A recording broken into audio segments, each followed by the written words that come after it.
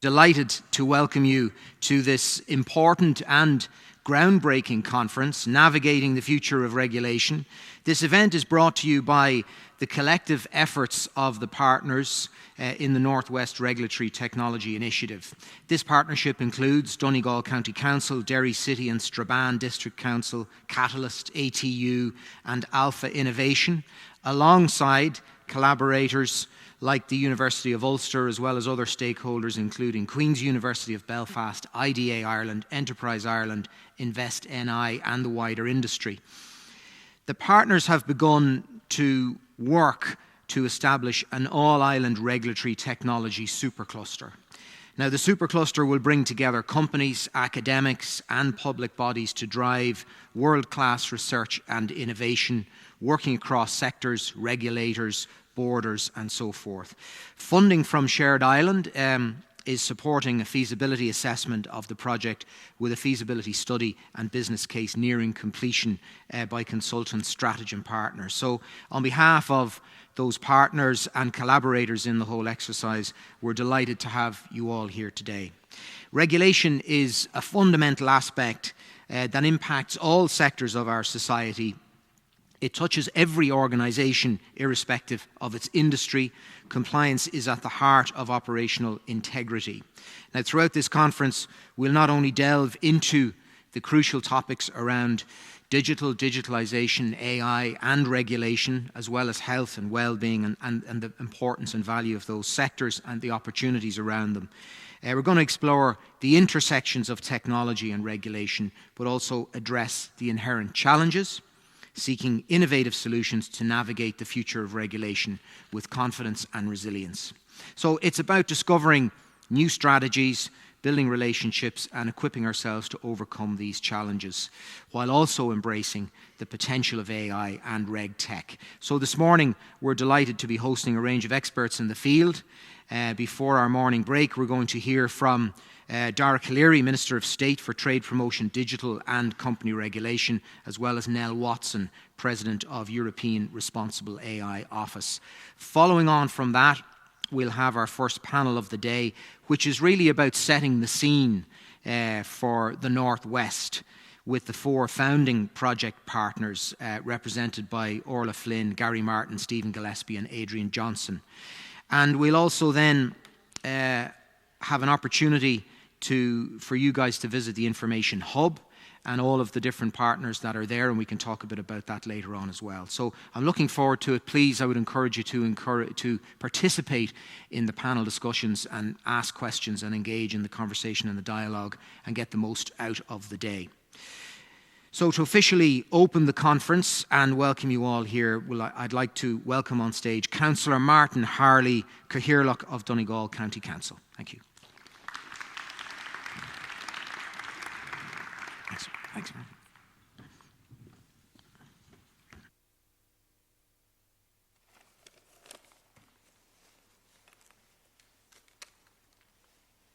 Martin. Good morning, everyone. Welcome here today. As Richard said, it's a very exciting future in this, and it's great to be part of it here in the Northwest. So, I'm Councillor Martin Harley, Cathaoirleach of Donegal County Council.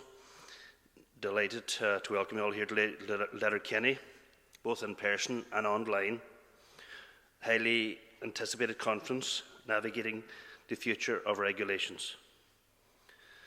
Today's conference provides a valuable opportunity to explore regulatory challenges that cross international borders and impact across all sectors, and to learn more about plans to establish the world's first multi-sector regulatory supercluster in the Northwest City region.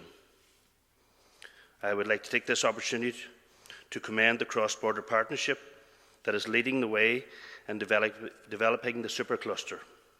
Donegal County Council, ATU, Derry City and Strabane District Council and Catalyst, as well as Ulster University, and working closely with the other stakeholders across education, public and private sectors. Hopefully you'll agree with us by the end of the conference that the Northwest is a compelling location for the world's first supercluster of its kind.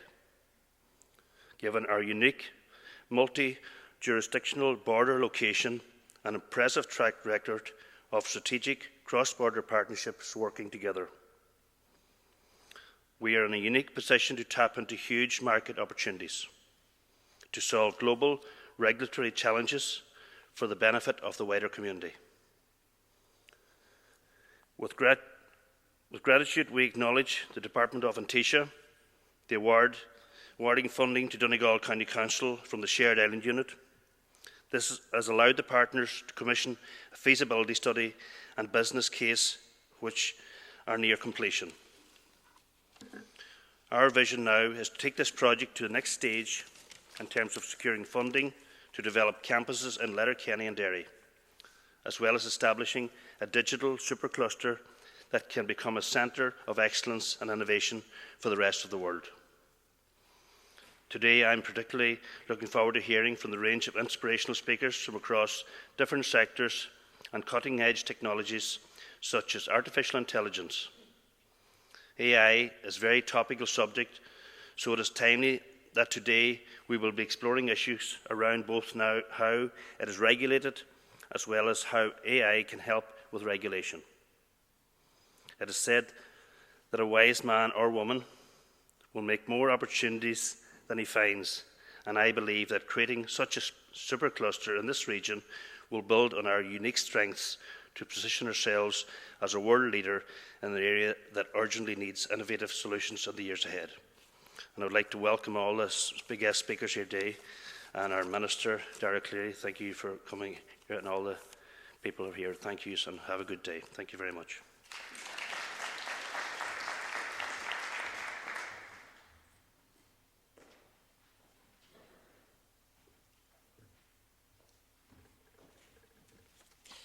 Thank you very much, Martin Cahirlock.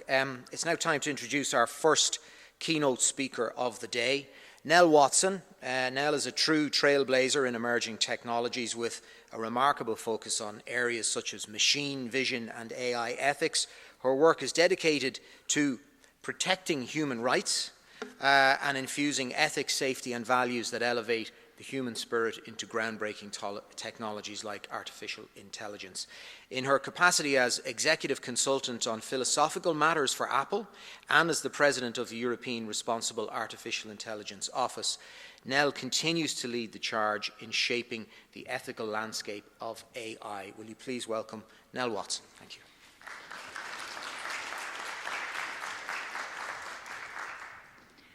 Good morning, everyone. It's an absolute pleasure to be here today. We certainly are in a very special time with regards to generative AI, this new wave of technologies which enables every one of us to use AI very practically for the first time. In many ways, this is part of a journey that we've taken of increasingly giving away our responsibility to AI, enabling it to do things for us. The very first kinds of artificial intelligence had to be hand-programmed. Every single parameter, every single position or state of a system had to be pre-calculated. Then, beginning in the 1980s, we started to experiment with machine learning for the first time, introducing computers to some data and asking them what patterns they could find within that data. However, for a long time we were limited by lack of computing resources, by lack of data to train these systems. However, around about 2010, we started to have significant advances in that space. We started to use 3D accelerators, GPUs, to help us with the compute problems. And we had the internet and smartphones to help us with data. And that enabled deep learning. Deep learning is really about finding patterns within patterns, being able to go very deep into a problem to recognize or classify something. But as deep as it was still narrow. It wasn't very flexible. You could train an AI system to recognize different kinds of buses but you couldn't use the same classifier to classify motorcycles, for example. However, just in the last year or two, we've seen the emergence of these new generative models, these foundation models, such as transformers and diffusion models. And in many ways, these enable us to rapidly reconfigure AI systems on the fly using nothing more than natural language. In many ways, these language models aren't just one intelligence. They are almost like a legion of different intelligences in one cluster. Imagine that you had a difficult problem to ask one of these systems. Maybe instead of talking to an AI, you could talk to a village of people, right? And the people in that village would do their best to answer that question. But answering a difficult question could probably be better done by people in a large city, right? Where there's more specialization and there's perhaps a greater wisdom of the crowd effect that comes out of that. And in many ways, these foundation models are quite similar to that, because as they get larger, new emergent capabilities arise as the number of parameters increase. And it's something that we can't really predict in advance. Every time that we roll out a new model, we're not quite sure what's going to come out the other side or what kinds of capabilities are going to be unlocked. We see this here in this visual example, how the same prompt of a kangaroo in an orange jacket standing in Sydney Harbour becomes progressively more and more sophisticated and accurate as the model size increases. Now we're starting to get agentized models, which can go online and access internet information, access API tools to do things in the world. And here we have a model which is ordering a pizza for someone online. So instead of you doing this for yourself, you can just simply tell the AI, order me a pepperoni, and you choose where it comes from and how it gets to me. These models are able to take actions upon goals. They can have a goal in mind and then work backwards from that goal to create the steps to go and execute it. And what's more is that these models are able to function by splitting themselves up, a little bit like Agent Smith in the Matrix. And so they can create other sub-goals and then delegate to those processes, right? So they can attack a problem from many different angles. In fact, we're starting now to get consortiums of these agents working together in virtual corporations. Systems such as ChatDev and MetaGPT are able to create an entire corporate environment with many different departments. So one department is creating code, another department is testing and doing quality assurance, another department is marketing. And putting it all together, by handing it across between departments, entire products can be created automatically. So for example, already these virtual corporations are creating things like video games by designing, developing, testing, and marketing all internally. When you're able to work with a problem from many different angles at once, it's actually able to make sense out of very chaotic situations. Things such as the reactions inside a fusion tokamak reactor, which is something that we can't programmatically create a program to solve for us because it's too complicated. But machine learning systems, modern and sophisticated ones, are able to do this for us. We're able to understand our biosphere and our weather in ways that weren't before possible. It used to be that we could predict the weather about 1 day in advance. Now we're getting up to about 5 or 6 days, thanks to these techniques. In the world of business and in public services as well, we're able to predict how different locations or different decisions will have different impact upon the public, or be able to create a slightly different yield. And in fact, we can tell these systems to optimize it for us and to present us with a small selection to choose from. Something else is that these models often get more attention than the data that is underlying them. But the data is fundamentally the most important ingredient. And that data needs to be reliable, it needs to be clean, and it needs to be in good order. And funnily enough, that's something that machine learning is now able to help us with as well. Here we have hundreds of different stock-keeping units that people have handwritten in different descriptions of different products. In this case, it's crates of Coca-Cola. But this machine learning system is able to clean them up for us so that we don't have to do very laborious data science to try and put these in order. And that's very important, of course, for reducing errors, improving robustness, and avoiding some of these biases, which can be problematic. In fact, machine learning can help us to refactor a very wide range of different processes. Often when corporations or departments merge with each other, there are different pieces of infrastructure that suddenly need to fit together. Of course, also there's often legacy systems, which were created perhaps a very long time ago and require maintenance, but that's expensive, as maybe those programming languages, etc., aren't so common anymore.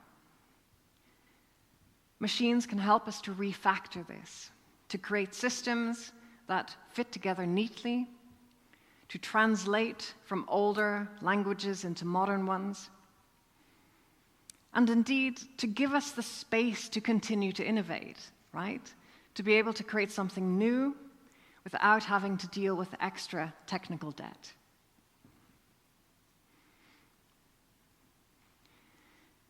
In many ways, machines are starting to act as a concierge service for our personal and professional lives.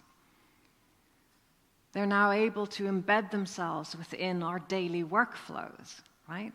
Within, for example, document creation, or in taking some information in a spreadsheet and automatically figuring out the best way to present that, to make a compelling case for something. In fact, we can even create plugins for these kinds of spreadsheets, specifying simply in natural language what we're looking for, and the system can immediately spit that out, and we can insert that as a plugin. In fact, we're now starting to optimize these algorithms to such a degree that they can run even on our own personal hardware. These quantized models work almost as good as really large ones, but they're only a fraction of the size. And so we can run these machine learning systems not in the cloud, but on our own devices. That means that you could be sitting somewhere far from reliable internet, but still be able to use these tools to, for example, cut somebody out of the background in an image, or figure out what's on your computer and how to work with those files to create a report automatically, for example. Now, one of the major questions when people see the advances in AI is, what is this likely to do to jobs?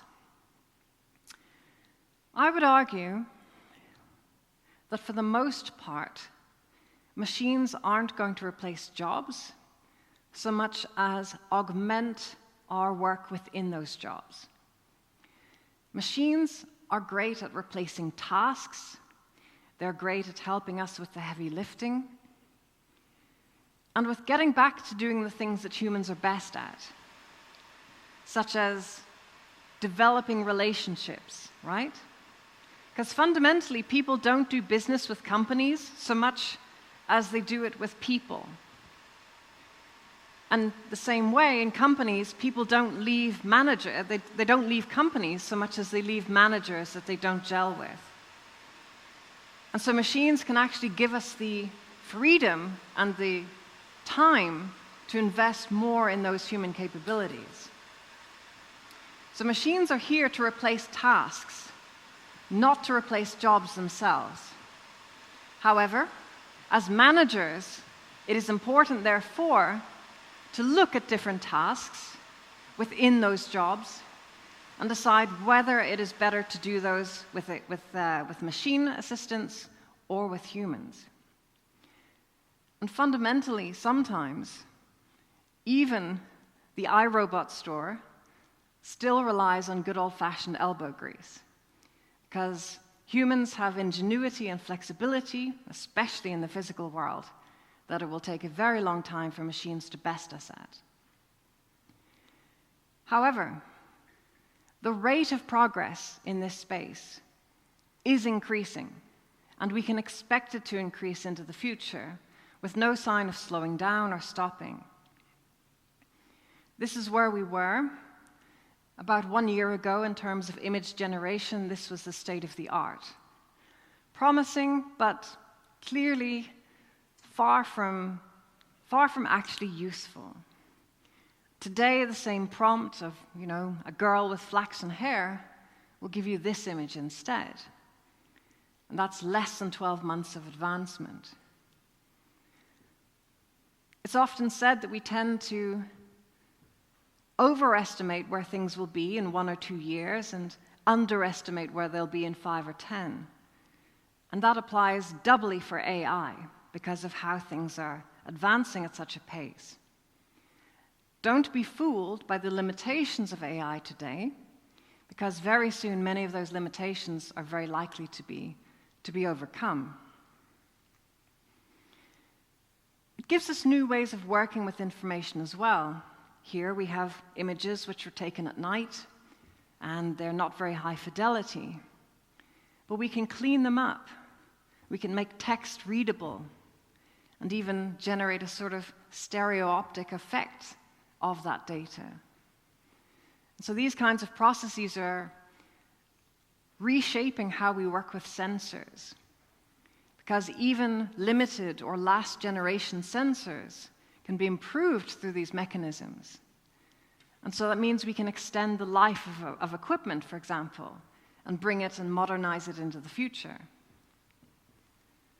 We can create all kinds of customizable content, not just automatically dubbing from one language to another, but actually changing the topic. Here, this presenter is talking about a range of different companies, providing a personalized advertisement for them, entirely algorithmically. In fact, we now have access to tools that only intelligence agencies or Hollywood, perhaps, might have had access to at great expense. Today, it's trivial to alter the motion in a scene, the actor, to even remove them from the scene altogether. And this is going to unlock so many new capabilities with regards to media. Like if you can dream it or conceive it, you can breathe it into reality. Of course, it also means that generative propaganda, possibly even the threshold of evidence in court trials, are all going to be impacted by this. And what's more is that we can render these kinds of scenes at incredible fidelity for very low computational cost. To do this kind of very high fidelity rendering, in real time no less, used to require incredible computing resources. But that's because you're trying to render every single ray of light in that scene. But it turns out we don't need to do that. We can simply deep fake the rendering, and that's good enough. And that means that this kind of very high fidelity 3D scene can come to even very modest hardware, like a smartphone, and not even a particularly fancy one either. These kinds of capabilities give us new ways of working with information, such as synthetic media or synthetic data. Here, for example, we have virtual examples of different products on a product line. And that means that we can now have a virtual version of something which looks identical through a camera to a real version. So this is reality, this is simulation, and they look basically the same. And because they look the same with this high fidelity, it means that a camera is able to immediately recognize if this kind of jam situation happens in real life, because we have this very rich synthetic data set to learn from. In fact, we're now starting to see synthetic personas, virtual people who can be asked for their opinions about things very cheaply and at great scale, so that we can do like virtual A/B testing or a virtual vox pop. And it's not going to be quite as accurate, of course, as natural data, but for many purposes it's already good enough. And it's a great first step in understanding how the public is likely to respond to a new product or potentially even a new policy. However, there are also caveats of this kind of synthetic data approach. A lot of human intelligence task workers who are given small tasks and a small amount of money for completing them, which is often used within generating data sets for machine learning. Often it turns out that they're resorting themselves to ChatGPT and sticking it in there to get the answer rather than bother to do it themselves. And this means that what goes into data sets that's supposed to be human ingenuity isn't necessarily anymore. What's more is that we're starting to see these kinds of problems within enterprises. We're starting to see the emergence of shadow AI, where people are embedding AI within their professional workflow, but there's no documentation of that having occurred, and there's no accountability for that either. And so if problems arise, was it that person's decision, or was it ultimately the machine? In fact, we're now starting to see companies like Microsoft starting to indemnify people who use these products and say that if your use of our products leads to a legal problem, we will back you up in court and pay the court fees, which is not necessarily the best answer or best solution, but it does mean that it's likely to drive adoption of these kinds of technologies further for companies or other organizations that might have some doubts.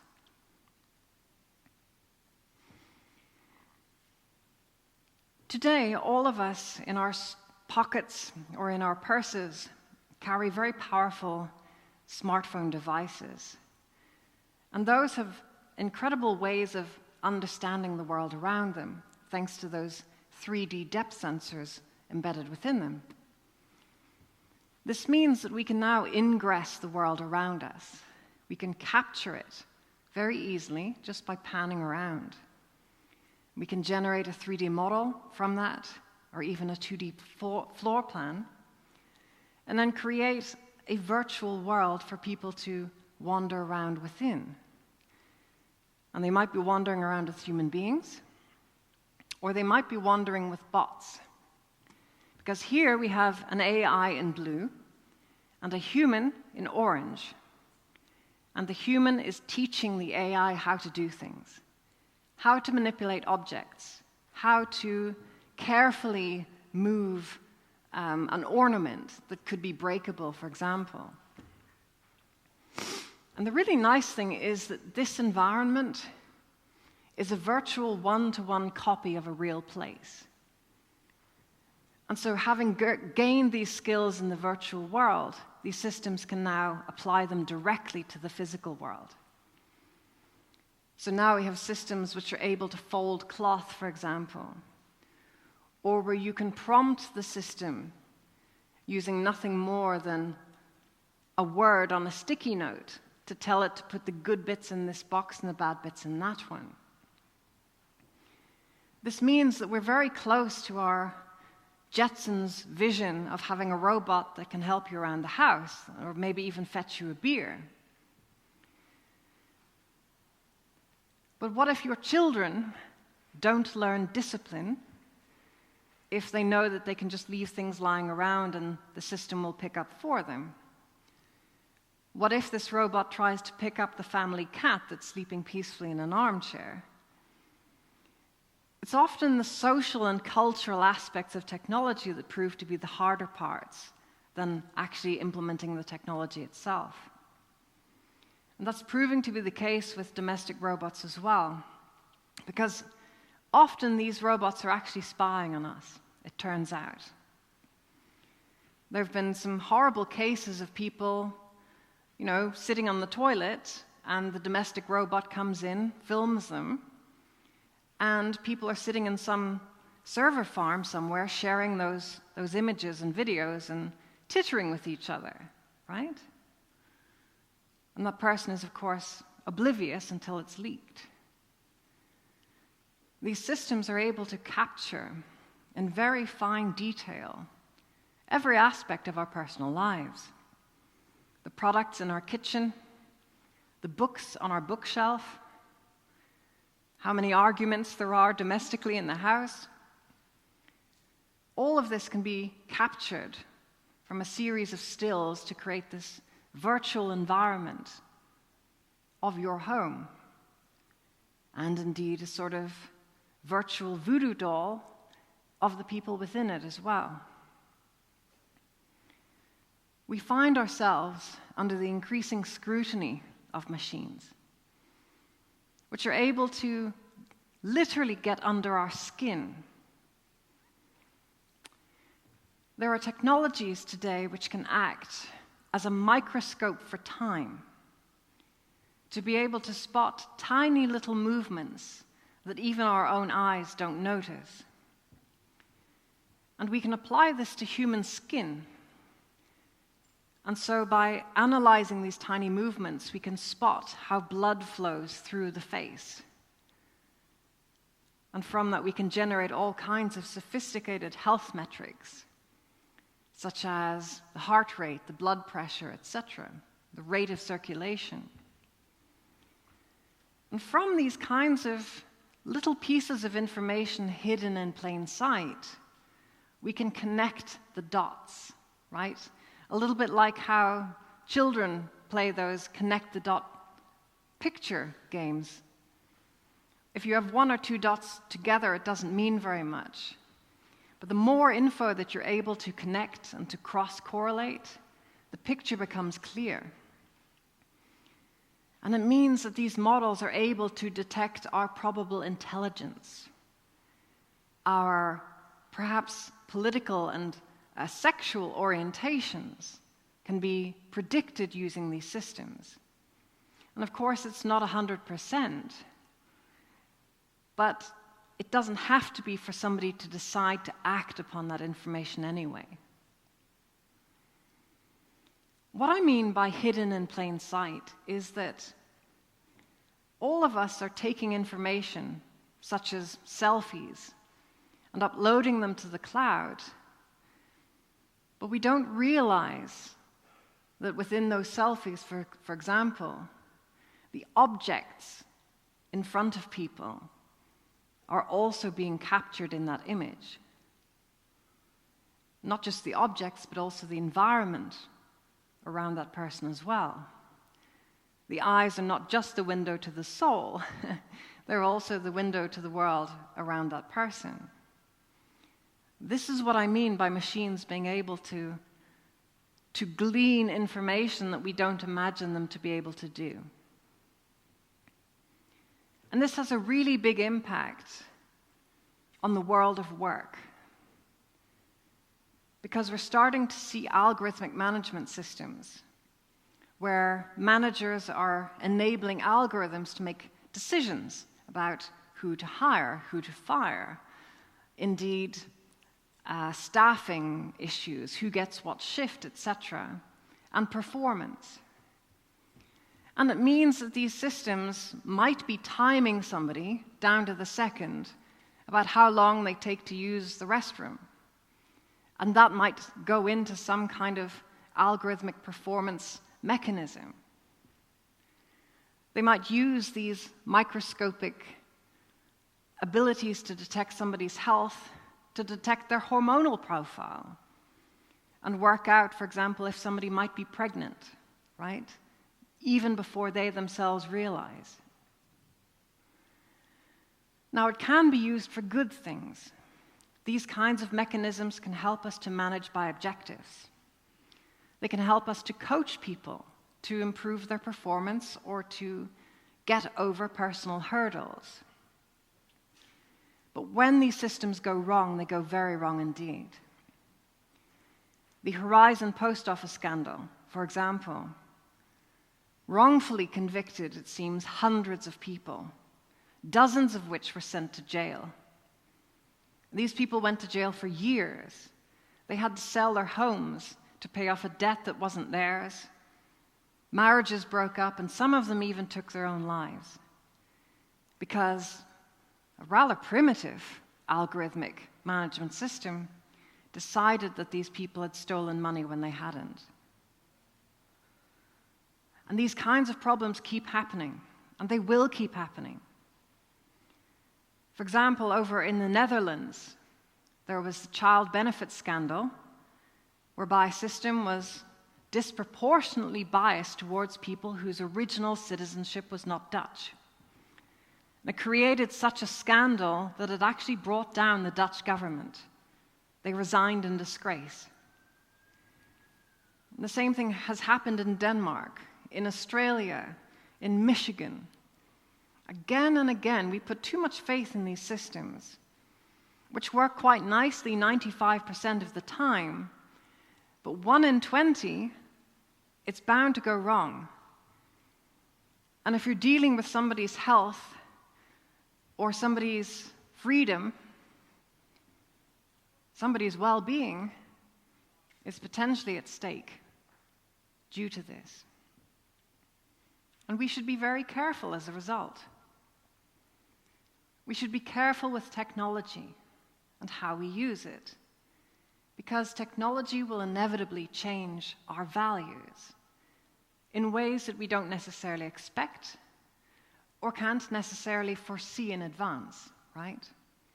They will change our values to a tremendous degree over time and take us from one place to another.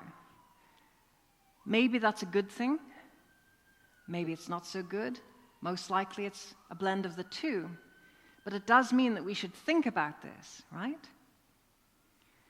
And the problem is that the people who are best suited to thinking about these kinds of problems have been fired recently.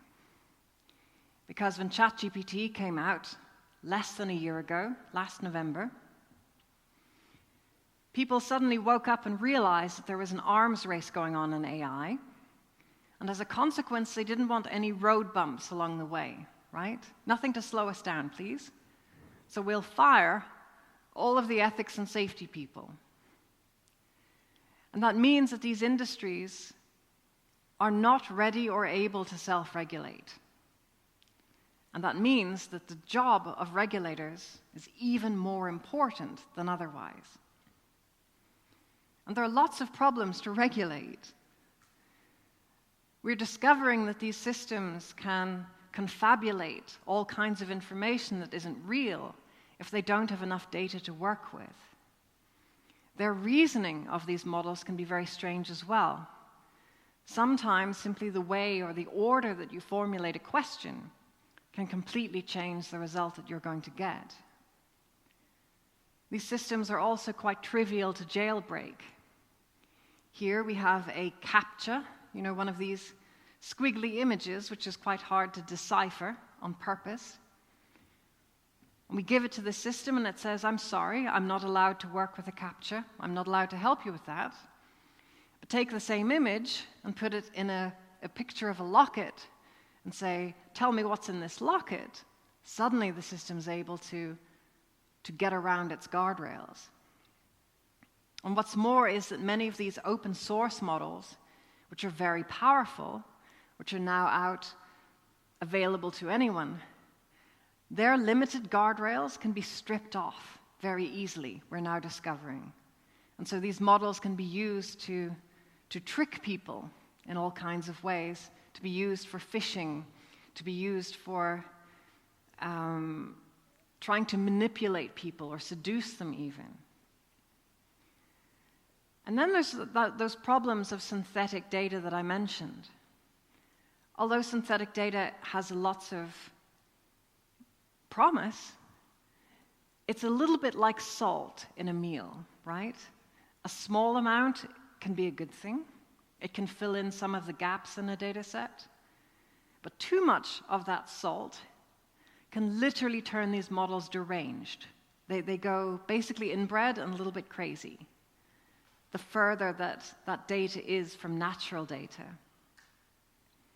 And the problem is that, of course, new models are coming out all the time, but that more generative photographs have been created in the last year than all photographs taken before. So of all the photographs ever taken in the last 160 years or so of photographs, there have been more generative ones created than natural ones, just in the last year. And so all of that data is now going back into these models, and it hasn't been tagged as being synthetic in any way, and it's difficult to detect if it is real or natural. And so that raises the question if these models are going to be a little bit more unstable or a little bit more crazy going forward. That's how Scrapey happened, right? BSE. Things eating things that were kind of their own species, right? We shouldn't make those kinds of mistakes, whether it's with non-human animals or whether it's with machines. And finally, there's the issue of machines hacking their reward mechanisms. In training reinforcement learning agents, we give them like a little smartie, like a little token or a little pat on the head if they do something that we like.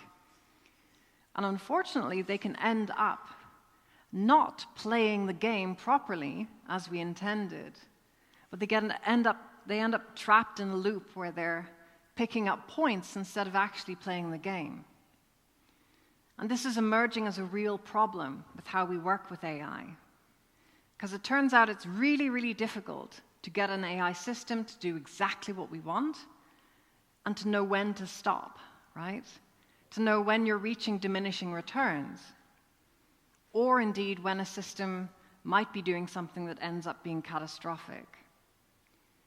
And catastrophes can happen not even simply by accident, but sometimes today by design. Because those agent-based models, which are able to take actions in the real world and to create sophisticated plans, can also be tasked with causing harm to humanity.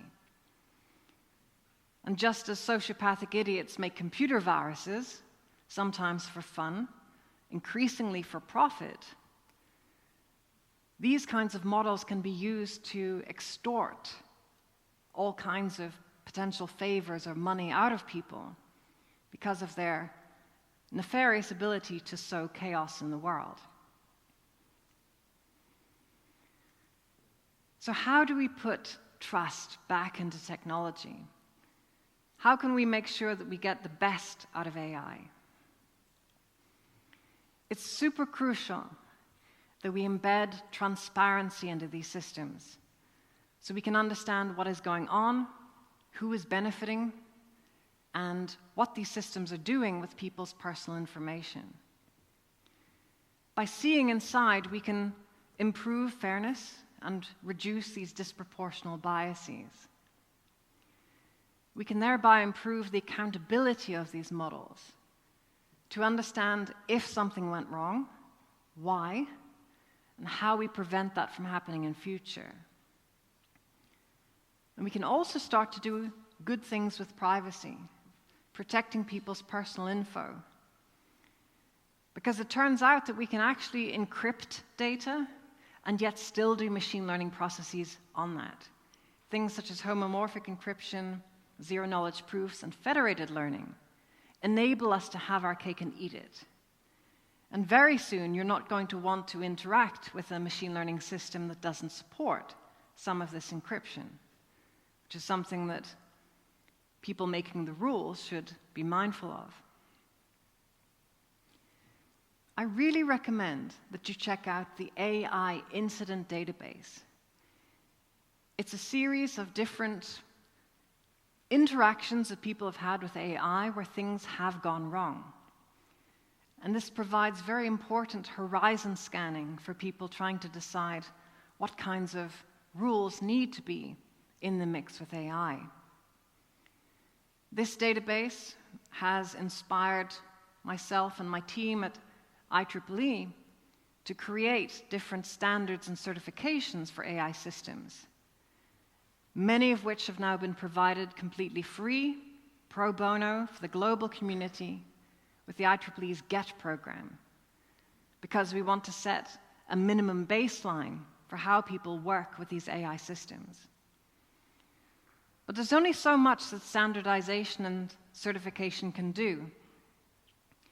It's nice because it's an international process which can help to align people in different jurisdictions.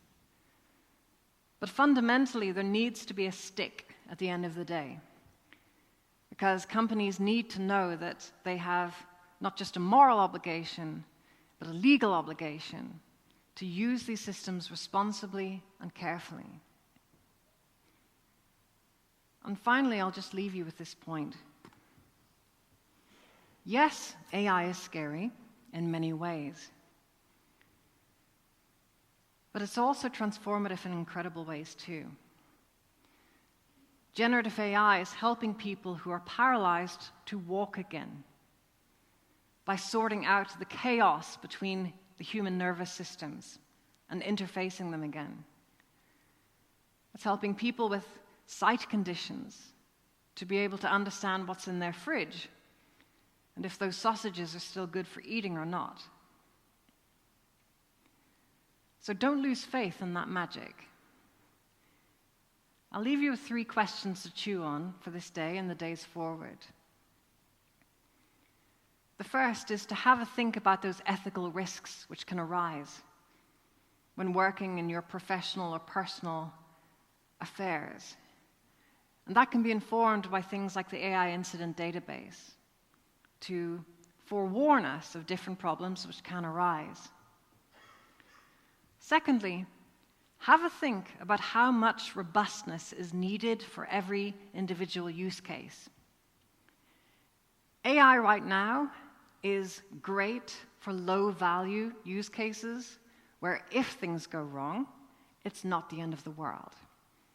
But perhaps we shouldn't use these kinds of mechanisms for high-value, sensitive, or mission-critical mechanisms, at least not for a year or 2, until our technology gets more robust and shaken down. And of course, we have the regulations behind it to ensure that. Finally, don't lose faith in the magic of AI. Because AI is in many ways the closest thing we have to magic in the world today. You are a wizard, Harry, or Harriet. So let's use this incredible power for good and not use it like muggles. Thank you so much indeed. That's all from me for today.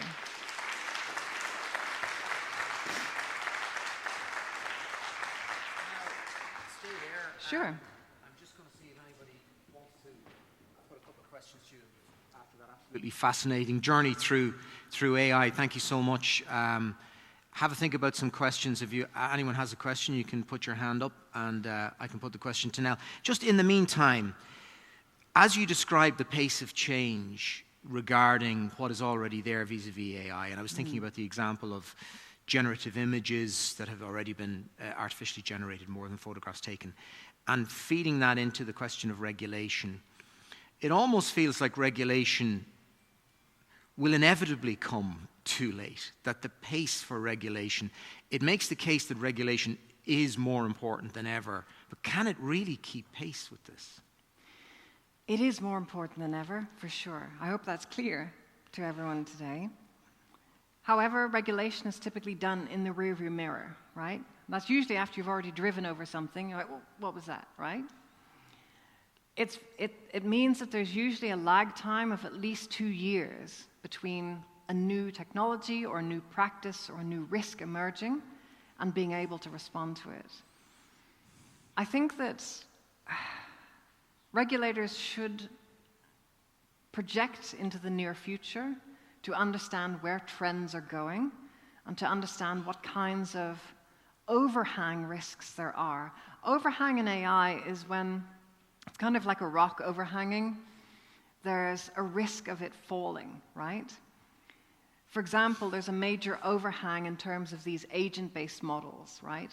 They're in their infancy, but we know that they're going to be very transformative very quickly. You know, those are the sorts of things that regulators need to be thinking about in the near future and kind of proactively pre-regulating their emergence, in my view.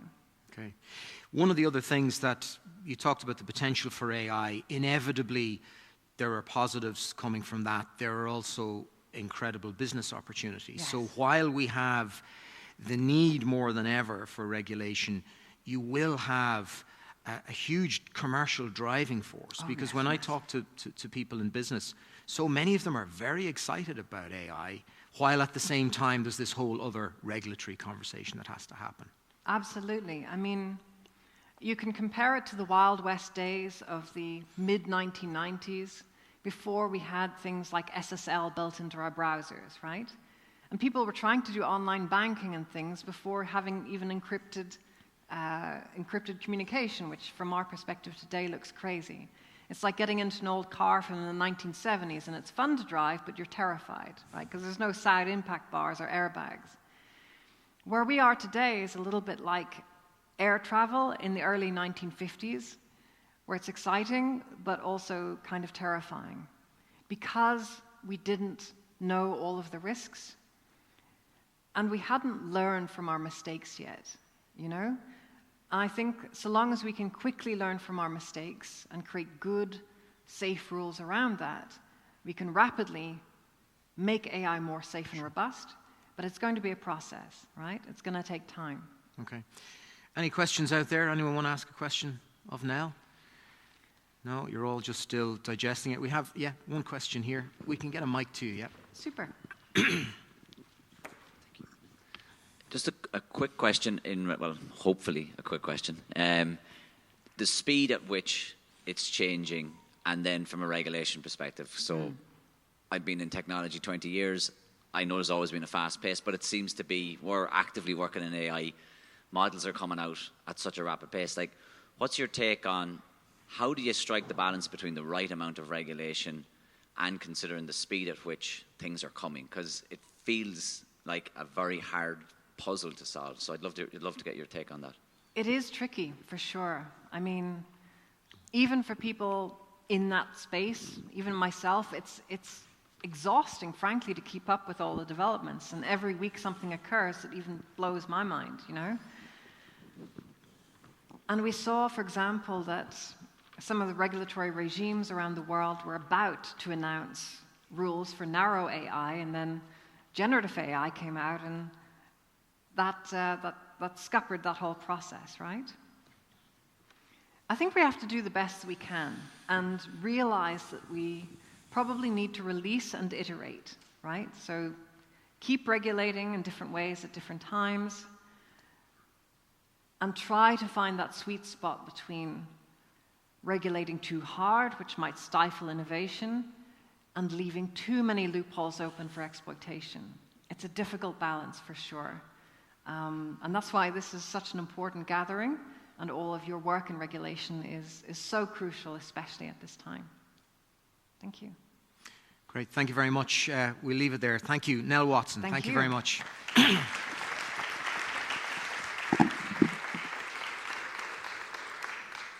Well, moving from AI, but also staying very much within the digital transformation space, and I'm sure our next speaker is going to have things to say about AI as well. So I'm absolutely delighted to welcome Dara Calleary, Minister of State for Trade Promotion, Digital and Company Regulation. Minister, thank you. Come on. Thank you, Richard. Cathaoirleach, Martin Harley, President Orla Flynn. Ladies and gentlemen, I want to thank everybody for organising this conference today. The ATU team, Donegal County Council, Derry City Council, Strabane District Council, Catalyst, not just for the conference, but for the ambition that you're setting out here today. The ambition that will be shared later in the panel, and that will be shared in the Shared Island report. And this is also part of an initiative that very much aligns with the North West Regional Enterprise Plan, with its key strategic objective to develop cross-border relationships with funding through that plan, but also with the Shared Island. I welcome everybody that's here. I welcome everybody that's online with us as well. And just after Nell's contribution there, thank you, Nell, because I think you've laid out a really good challenge as to why we need regulation, because there are so many people in this space that question the need for it, but you've struck a balance, which I'll come back to. But what you've really laid out is that we are at a crossroads in terms of regulation of emerging technologies, in terms of the speed of that regulation, but also that regulation needs to be flexible and needs to be as flexible as the innovation of the positive parts of the magic, but also of the nefarious parts. And that is why there is so much happening in this space at the moment. I think, reflecting on Nell's presentation there, the magic piece of AI and of technology, the extra information we get, the broadening of communications, the fact that we can be here in Letterkenny today and speaking to people who are joining us from literally all over the world. Nell showed you some of the healthcare opportunities. They're happening on an everyday basis in the most basic healthcare, as well as some of the most advanced healthcare. In education, there are positive things happening with technology and with AI, as well as challenging things. As Richard has reflected of, there's any number of business opportunities. And in government, we're using AI to get services to people, to get information to people, and to make our services more efficient. AI is even making your pizza delivery more efficient. So in every aspect of your life, AI and technology is going to be there. But as you have seen, and seen in a fantastically accessible presentation, there are a lot of challenges as well. And we have seen the use of social media and how it's disseminating disinformation and harmful content, particularly, if we needed to be reminded over the last 2 weeks, how that is negatively affecting public discourse and indeed electoral processes. And that is a global challenge that we are seeking to address, and seeking to address by regulation, but also through initiatives such as the one that we're launching here today. And I think, as Nell has reminded us, even for those in this space on a daily basis, our own personal and our own sensitive information, our own personal and our own sensitive data needs to be protected at every cost as well. And as we become more reliant on digital storage and on digital transmission, cybersecurity threats are not just something that's out there, they're something that's very much part of our daily lives and something that we are exposing ourselves to as well. And that frames the ethical dilemma concerning privacy, concerning data ownership, and that really surrounds the whole development of artificial intelligence. And we are keen and we will address those concerns. And that is why regulation and the notion of the Northwest as a regulation hub is such an intriguing prospect and such an ambitious, somewhat outside the box process. And the context in which you're starting your journey here today is multifold. At EU level, and the EU is being ahead of the curve in developing a regulatory framework for digital, and it continues to set global standards for groundbreaking regulations for online digital services and for AI. And Ireland is at the heart of those discussions and rolling out those initiatives. The new EU regulations are encompassing a spectrum of objectives around online safety and around bolstering it, around governing the handling and the movement of data, around fostering the ethical and safe progression of AI, around enhancing cybersecurity and encouraging competition within digital markets. I know GDPR can be frustration for many people, but it protects people, and that is an EU-led initiative. And there are many others that are in effect, but are at the very late negotiation phase.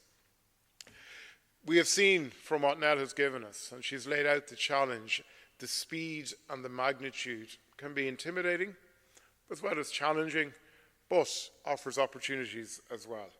And in terms of our national digital strategy, harnessing digital, we have made it a core objective to ensure that there is a modern, a cohesive, a flexible and a well-resourced regulatory framework in place here in Ireland. And it is fundamental to all of the other objectives within the National Digital Strategy. We are working to break down the silos within government so that we establish interdepartmental coordination and cooperation. That cooperation and coordination will identify the intersections and the synergies that are needed and that are there amongst the new digital laws that are falling under the purview of a number of different departments. Within my own department, we're leading a weekly interdepartmental group which is dedicating to all of the EU negotiations that are currently underway. And additionally, a monthly senior officials group on a cross-department basis focused on digital has been set up, and their mandate is to shape the regulatory framework to ensure a seamless and a consistent implementation of digital regulation across all departments and agencies. We continue to maintain an ongoing review of government resources in this space. We want to ensure that our regulators have the skills and the staffing levels for effective implementation, for proactive coordination, and in particular where those roles are intersecting. And that is challenging for us because that kind of staff and that kind of talent is very attractive to the private sector.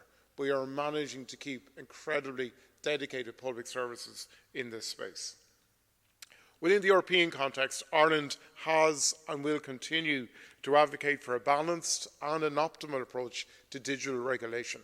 It's an approach that we seek to strike a harmony between the essential regulation that we absolutely need, but the right to nurture innovation and to foster competitiveness, particularly in a space like here, and I'm sure something that will be the subject of the next panel. You have seen this morning the pace of technology advancement, particularly in generative AI, can be concerning. And the forthcoming EU regulations, such as the EU AI Act, will be incredibly helpful in continuing innovation, but also limiting the potential risks involved. We are, on a daily basis at this stage, leveraging our internal capacity.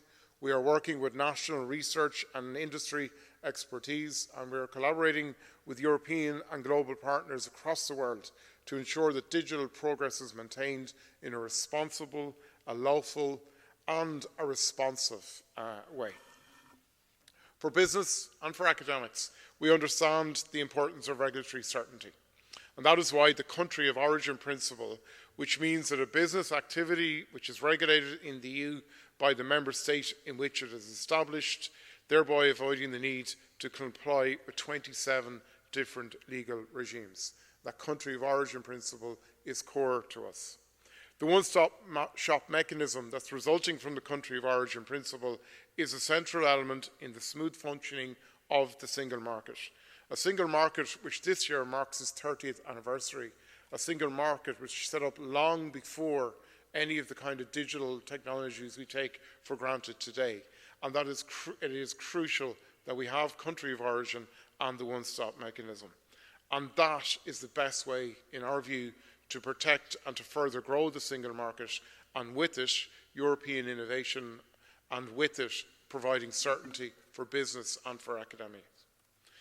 We have a huge number of technology companies that are headquartered in Ireland, and the retention of the country of origin principle allows us that Irish regulators have a preeminent role in the pan-EU digital regulatory framework.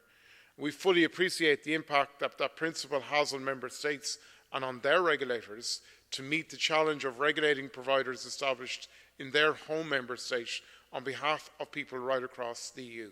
And we will meet that challenge. We will provide the necessary legislation and the resources. And our budget of 2 weeks ago has invested extra resources in this space to ensure the smooth implementation of such legislation here in Ireland. We are at a crossroads in the regulation of emerging technologies. And while a lot of work has been done so far, there is a lot more work that needs to be done and will continuously need to be updated. We cannot allow ourselves to become complacent. But if we strive and if we adapt and advance and be flexible, we will be ready for what is this rapidly evolving digital landscape. Our national digital strategy is underscoring our determination to be proactive, and it articulates Ireland's aspiration to lead in the digital domain, not just on the European stage, but on a global stage as well. And to realise this vision, we are committed to propelling the digital transformation of SMEs and to uphold Ireland's appeal as a hub for leading digital enterprises. This entails crafting regulations that stimulate innovation and competition while safeguarding the legitimate interests and formulating policies that equip citizens with essential digital skills to be actively engagers and to optimally utilise emerging technologies, but to be aware of their challenges and aware of each citizen's responsibility when managing their own data. And we will emphasise the robust connectivity for businesses and for citizens on an all-island basis, whilst expediting the digitalisation of public services. If we succeed in this, we will yield sustainable, high-quality jobs, we will heighten productivity, we will increase innovation, and we will ensure the delivery of superior public services. And that is why it's not just a technology ambition or a digital ambition, it is a climate action aspiration also. Our climate action plans are aiming to leverage digital transformation to address our climate challenge and our societal challenge that goes with that. Our green ambitions and our digital ambitions reinforce each other. So that is why a comprehensive focus on emerging digital technology is key. And our national digital strategy is crucial to realising this potential. So we are absolutely dedicated to establishing a modern, cohesive and well-resourced regulatory framework. A key challenge for future regulation of new and emerging technology is to reconcile three objectives in particular. To ensure that we can harness the societal and economic benefits they promise, while simultaneously protecting our citizens from harmful uses and abuses of that technology, and finally to foster innovation in these technologies in an Irish enterprise and academic context. All stakeholders, not just those represented here today, but those outside, have a role to play in developing and in navigating the future regulatory environment. And I really want to compliment the conference organisers on including so many voices in today's agenda. Your ambition is that this discussion on regulation isn't just for European capitals, it is for every part of Europe. And you're laying out an ambition to be at the heart of that debate here today. And we look forward to supporting you as you go along that journey.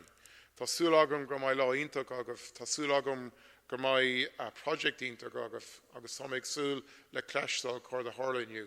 I wish you well for today, but I wish you well particularly for the project. And I do look forward to hearing the ambition. And I do want to assure you of continued support from government through Shared Island and through Regional Enterprise Plan as you proceed along this path. Gurmíl Magah.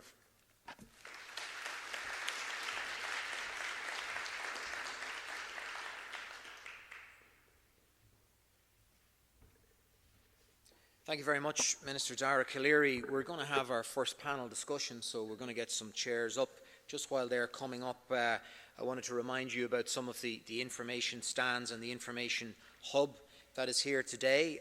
Feel free during the coffee break or after the lunch to engage in some discussion and conversation with people at the stands. The exhibitors include Northwest Tertiary Education Cluster, which brings together Northwest Regional College, ATU, Ulster University and Donegal ETB. There's also London Derry Chamber, there's Donegal LEO as well, the LEO there, and other project partners. So make the most of that opportunity to have a chat with those as well.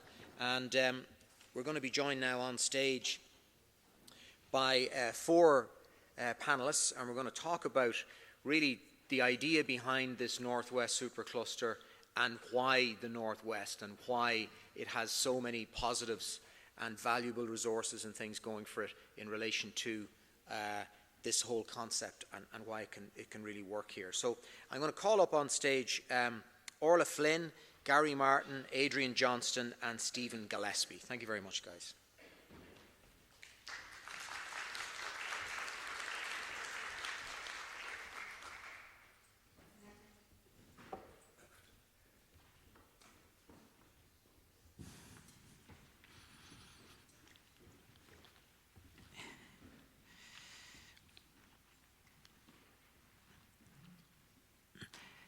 Thank you very much. You're all very welcome. I might just get you to introduce yourselves. First of all, maybe on the far side there. Adrian, tell us a bit about yourself and what you do. Hi, Adrian Johnston. I'm Director of Strategic Business Development at Catalyst, but also head of the Open Innovation team within Catalyst. Catalyst delighted to be here today to join the panel and actually with our partners on this project. Catalyst has been around nearly 25 years now. It's an innovation incubator that was established as part of the Good Friday Agreement, really to focus on the knowledge economy and driving economic prosperity through entrepreneurship. And over those 25 years, we've now established a presence in Belfast and also here in the Northwest City region, located in Fort George campus in Derry, Londonderry. Over that time, we have developed programs and support which allows 1,000 entrepreneurs each year to go through a series of programs and support, whether that be early ideation right through to scaling programs for companies to reach multi-million-pound market capitalization or accessing venture capital and investment. We have 1,000 entrepreneurs every year, and we have 140 companies that are located on our campuses between Derry and Belfast. Large multinationals such as Allstate, Aviva, right down to smaller SMEs who are working in the same spaces that the Minister has just talked around, IoT, digital devices, fintech, regtech, and other adjacent sectors as well. Great, thank you very much, Adrian. Dr. Orla Flynn.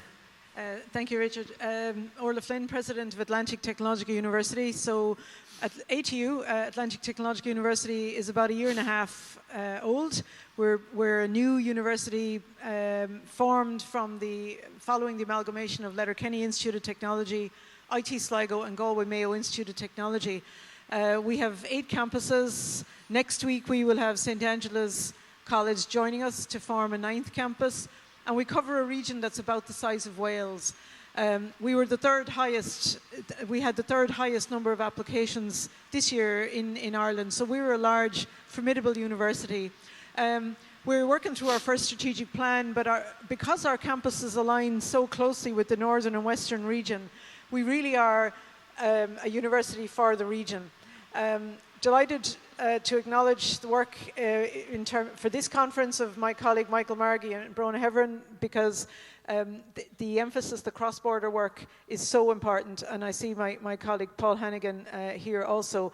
The work that we're doing here in the Northwest region is of real importance, not just for this Northwest City region, but for the entire northern and western region, stretching right across that Atlantic seaboard. Okay, great. Thank you, Orla. Stephen Gillespie. Good morning, everyone. So my name is Stephen Gillespie. I'm the Director of Business and Culture within Derry City and Strabane District Council. So I look after, on the culture side, I look after everything from events, marketing, tourism, and visitor attractions. So everybody will know we're all getting very excited about the oncoming Halloween celebrations, which are massive for us in the city. On the business side, obviously, economic development is at that core. And the reason we're here today is to talk about how we lever that region that we have in the Northwest, how we work with our partners, and how we generate real economic wealth for the region. So really excited to be here this morning. Great, thank you, Stephen. And Gary Martin. Good morning, everyone. My name is Gary Martin. I'm Director for Economic Development, Information Systems and Emergency Services in Donegal County Council. I suppose in the context of economic development, it's the reason why I'm sitting up here today. We work very closely with all of our economic development partners and agencies such as IDA, Enterprise Ireland, Udris na Gaeltacht, and indeed our own local enterprise office to try to, I suppose, activate and animate economic activity in our region on top of the work that most of you know that local authorities and local government carry out in Ireland. In the context of this particular initiative, we're the lead partner in conjunction with our colleagues in Derry City and Strabane Council under the Shared Island Initiative, one of 5, which Donegal County Council was awarded funding for from Shared Island, and which we're, I suppose, developing in partnership and collaboration with both public and private sector interests. And I suppose our objective, to be quite honest with you, is to get ahead of the curve. Our colleagues in IDA like to say that we've moved from textile to tech, I think, in 20 years. So what we want to try to do is want to try and get ahead of that next curve. And clearly this is a sector, as we heard earlier this morning from Neil, that is clearly one that is very much in front of us over the next number of years. Great. We can talk about some of the benefits and attractions of the region and what you're doing to build on that. But first, Adrian, when we talk about a supercluster, what is it? What defines a supercluster? It's a really interesting question, and I think you nearly have to go back to what's the definition of a cluster to even start on that. I suppose if you asked everybody in this room what the definition of a cluster was, you'd get 50 different definitions of that. We tend to think of a cluster, if you look at it, which was the original triple helix model of that, where you had most likely large corporates working with government, working with academic institutions to develop new innovations. That's around about the 1980s, and what was fundamental about that was it doesn't necessarily translate itself to new products or new businesses or new enterprises. Can lead to great innovations and great research, but not into commercialization. So fundamentally what started adding to that, and what we see within Catalyst, and indeed the cluster that we would develop, is that you start to add entrepreneurship into that. So how do you take some of that innovation and how do you develop that into new enterprises, new startups, et cetera, et cetera. Then you start to see the ability to attract investment into the areas of venture capital, getting access to venture capital. And that was one of the lessons that we learned ourselves as Catalyst over the 20 years, that you'll hear business clusters mentioned, and that's really geographic location where you have lots of businesses in one location potentially collaborating. But it's normally quite serendipitous, the relationships. What you need to be is a lot more intentional. And that's where you start to look at supercluster. A supercluster by its own definition is looking at industries of the future. It can't be just around a specific technology or a specific sector. It has to be quite unique. It has to build on the strengths of a region, but be ambitious on its global scale. So connectivity, and in the interest of where we sit in the partnership, a supercluster shouldn't see borders. It should be able to have global ambition but connect globally. It should have the ability to attract global talent based on the capabilities, the research capabilities that exist within a region, the industrial capability that exists within a region, and the access to some of those world-class innovators or SMEs or tech entrepreneurs that you might have within a region. So that's all very critical component parts of that. Has to be very high value in its impact. So by its own definition, it has to be sharing, it has to be collaborative. And I think that's what we start to see in this region that Minister Cleary just mentioned around the National Digital Strategy for Ireland. You need governments to align behind that in terms of policy and interventions. In Northern Ireland, you've got the 10x economic vision that the Department of Economy set out, which is ambitious in its scale, looking at how do you tenfold innovation in Northern Ireland over the next decade. And then I'm sure Stephen will, talking about the city deal investments which are happening here right across the greater northwest region. So you need all of those component parts of academic capabilities, entrepreneurship, policy behind government, investment, large industry, and the ability to attract talent. Okay, great. Orla, from an educational point of view and what the university is doing in shaping the talent pool and feeding into the needs of industry into the future in the region, just tell us about what you're doing and how that would fit in with the supercluster. Well, ATU, as I mentioned, has strong campuses right across the northern and western region. And I think just reflecting a little bit on the issue around clusters, many people would recognize the kind of medtech cluster that typically we associate with the Galway, the southern part of our region. So there's a lot happening there in terms of medtech and medical technology regulation. Certainly in Sligo we have strengths in financial services. And here in Donegal we have law, we have a law department, and we have a number of postgraduate programs around innovation. Right across the university we have strong tech and computing capabilities with particular strengths here in Donegal. And I do see Thomas Dowling there in the audience, who has shown extraordinary leadership in terms of the master's programs that we offer in cloud and AI and DevOps and so on. And all of those kind of programs are attractors for talent. So again, strong international and local participation on the programs. But it takes initiatives like this to help us retain talent in the region. We don't want to be educating people to leave the region, and that was a comment I think was made to me just last night. A big factor, and Adrian mentioned it, was the issue of research. And transforming the research landscape in the northern western region is going to be a big factor in the success of ATU, if we're successful or otherwise. We don't have any Science Foundation Ireland centres kind of north of that Galway-Dublin line. We don't have professors, and this is a battle that we're facing. We're thrilled to see the various stakeholders coming together around an issue to tackle a challenge of the future and to see ourselves placed right at the heart of it. So we would have ambitions in the research space and to grow this. We are founder members of the Northwest Tertiary Education Cluster, again ourselves, Ulster University, Northwest Regional College and Donegal ETB, and that provides us with an umbrella under which we can collaborate on a range of initiatives ranging from apprenticeships to skills right up to strong collaborative research programs. And we're again working closely with UU, particularly around a number of initiatives, including kind of joint professorships in the area. I'd like to see our government take a more proactive approach towards cluster policy, and I think at times we look at envy at the city deal arrangements in the UK. Why not have that regional investment? If it's not in a city, it could be in a region, as the Minister mentioned. But why not have that investment where we would really see this a cluster, a super cluster of this nature being proactively established, having the policy to support it, and driving on through developing the strong research centre that could well be the fuel for the success of this cluster. Sure. And Gary, speaking from a Donegal point of view, this is obviously a wider region project as well. But looking at the region and Donegal within that, what factors and attributes do you think the Northwest has that makes it the most suitable and advantageous for something like this? There's an old business proposition that reflects that you should only, I suppose, concentrate in the areas where you have comparative advantage and where you think that you can actually add further value to what you already have.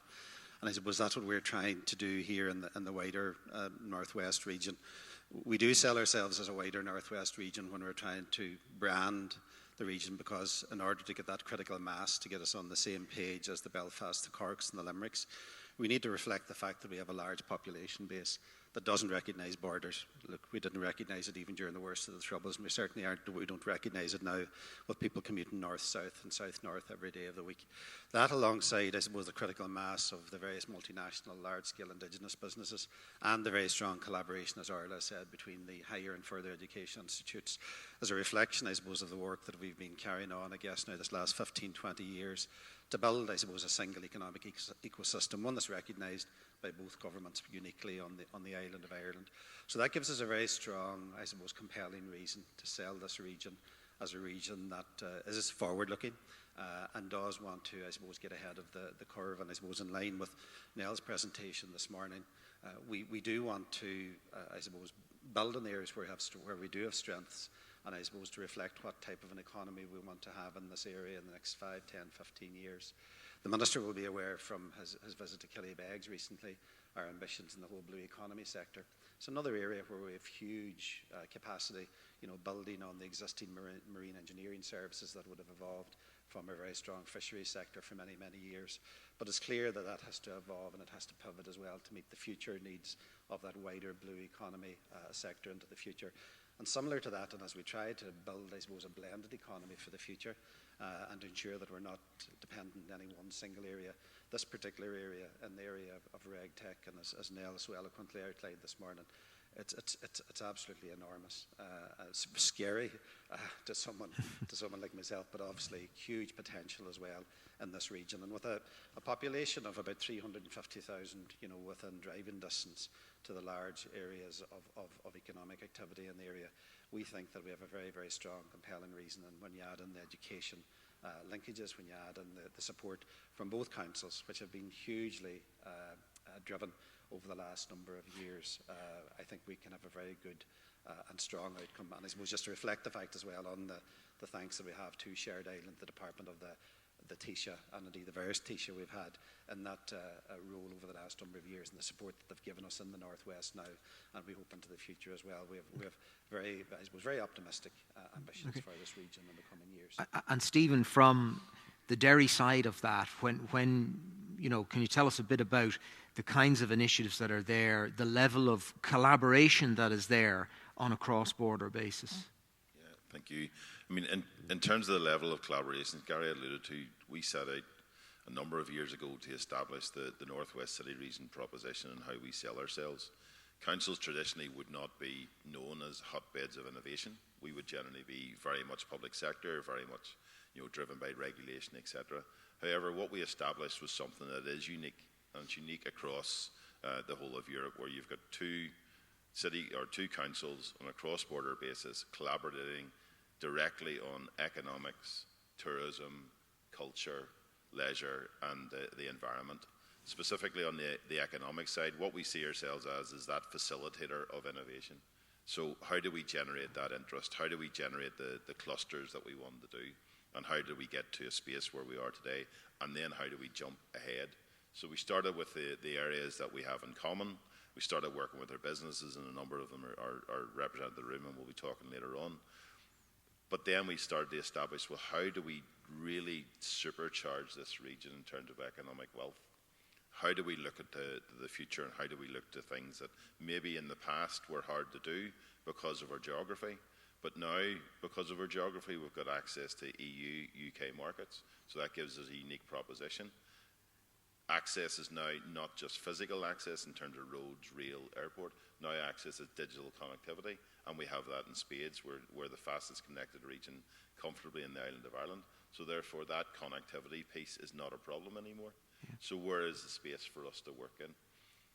Taking that innovation, as Adrian alluded to, on the Derry City side, we have a City Deal proposition, which is bringing a lot of advancements in terms of projects to the city, but that doesn't work unless we do it on a cross-border basis and unless we work very closely. We're very grateful to the opportunity to work with Donegal on at least 3 of the projects on the shared island, and a number of other projects with other councils. That investment in the region is vital, but the space that we're now into is saying we get that investment and we build those building blocks and we build our scale of ambition, but also how do we use a really fast-growing area like RegTech, and how do we get ourselves ahead of that, not just in the island of Ireland, but in Europe? Okay. And how do we build on that? We have the skills base, as Orla alluded to, in terms of the cluster with the skills side and the talent. That is vital to generating any sort of economic wealth. We're starting to build the companies and starting to bring them in. So the opportunities are there. Okay. The scale of ambition is there for us, and the foundation blocks are there for us to build on. Okay, I would imagine, Adrian, as well, if you could just paint a picture for us of what a supercluster or this supercluster might look like. Let's say this happens and it becomes successful and it grows.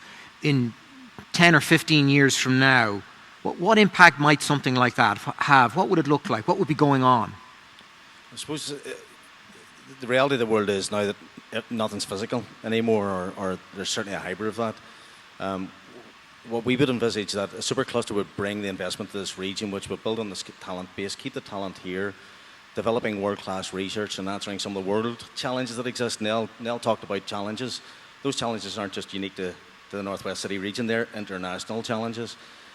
We work with companies on a daily basis who are innovating where AI is being integrated into their products and disrupting what they do, and AI is disrupting the industries in which they work in, which is going to be heavily regulated in the future. Having those organisations close to the regulators, bringing regulators closer to the innovation process, and being flexible with the innovation that the Minister talked about earlier, being able to influence on regulation, not just within Europe, but globally, sure, in the way that those regulations and policies are happening. So you're not just developing from the research the new products and services. You've attracted the talent. We've got large-scale international investment coming into the region, both in terms of FDI, but also capital investment for those companies. And you've got a stimulus here that's, ambition on a global scale, but being supported on a global scale by the work that's happening here, but virtually connecting to the rest of the world and answering some of those global challenges too. Great, thank you. Any questions? Anybody want to fire a question at the panel in relation to any of the stuff that we've talked about.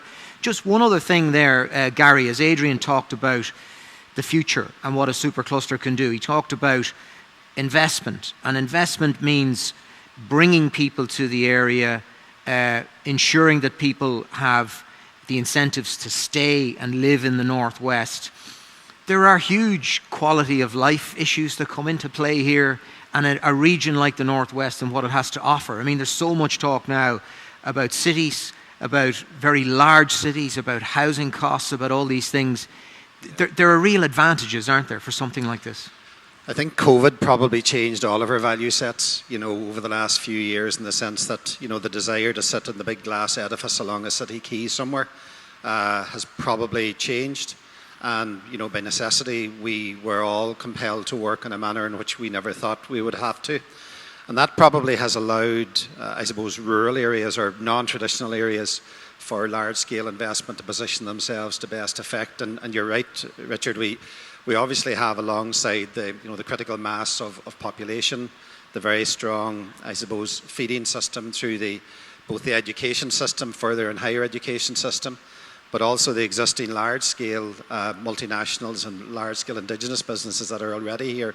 And they're not here because we're nice guys in the Northwest. They're here because the business works for them, and they continue to invest and scale on the back of that. So when people see that, then they start to take us, I suppose, seriously as a region that they can actually do business in. And then, as you say, when you blend in, I suppose, the rounded quality of life and the affordability issues, like a lot of us when we emigrated when we were younger, but you do like to come back, I suppose, to perhaps a more benign environment as you perhaps get a little bit older. And we think we have a great proposition in the northwest of Ireland for anyone. And anyone who has actually moved here from abroad, has reflected that to us. So alongside all of that, that's why we think that this particular proposition for this RegTech supercluster is ideally placed in the northwest of Ireland. Okay, great. Orla, yes, you want to come in there? Just to add some very brightness on the horizon for our future, Adrian mentioned the importance of entrepreneurship and supporting that startup environment, and everybody here will be familiar with the CoLab facility that we have here, and we really look forward to, again, working more closely, particularly maybe with Donegal County Council, but we are getting funding for under a KT Boost call administered through Enterprise Ireland for knowledge transfer, setting up a tech transfer office here, and that kind of activity is really going to support the agenda of the supercluster. Also through the European Regional Development Funding, again administered by the HEA, but with big input from the Northern Western Regional Assembly, a funding called TU Rise, which is going to see a big investment in our research function and helping us support bursaries and postdocs right across the region. So there's a lot of kind of very bright lights appearing on our horizon, and it's not that far away. All of this is coming in the next few months. Great. Well, you've painted a great picture of the benefits and the potential that are there. Thank you very much to our panel, to Dr. Orla Flynn, to Gary Martin, Adrian Johnson, and to Stephen Gillespie. Thank you very much, guys. We're going to take a coffee break so you can relax, get some refreshments, have a chat with people at the stands, and we'll be back at about 11:05. Okay? Thank you very much, guys. Thank you. Now, I hope you're all well refreshed with coffee and conversation and ready for our next panel discussion. And we're going to talk about health and life sciences. And I'm delighted to be joined by John Kilmartin, by Dr. Joanne Gallagher, and by Michaela Black, who's an AI professor at Ulster University. But I'm going to get you to introduce yourselves. So I'll start with you, John. Tell us a bit about yourself. Thanks very much, Richard.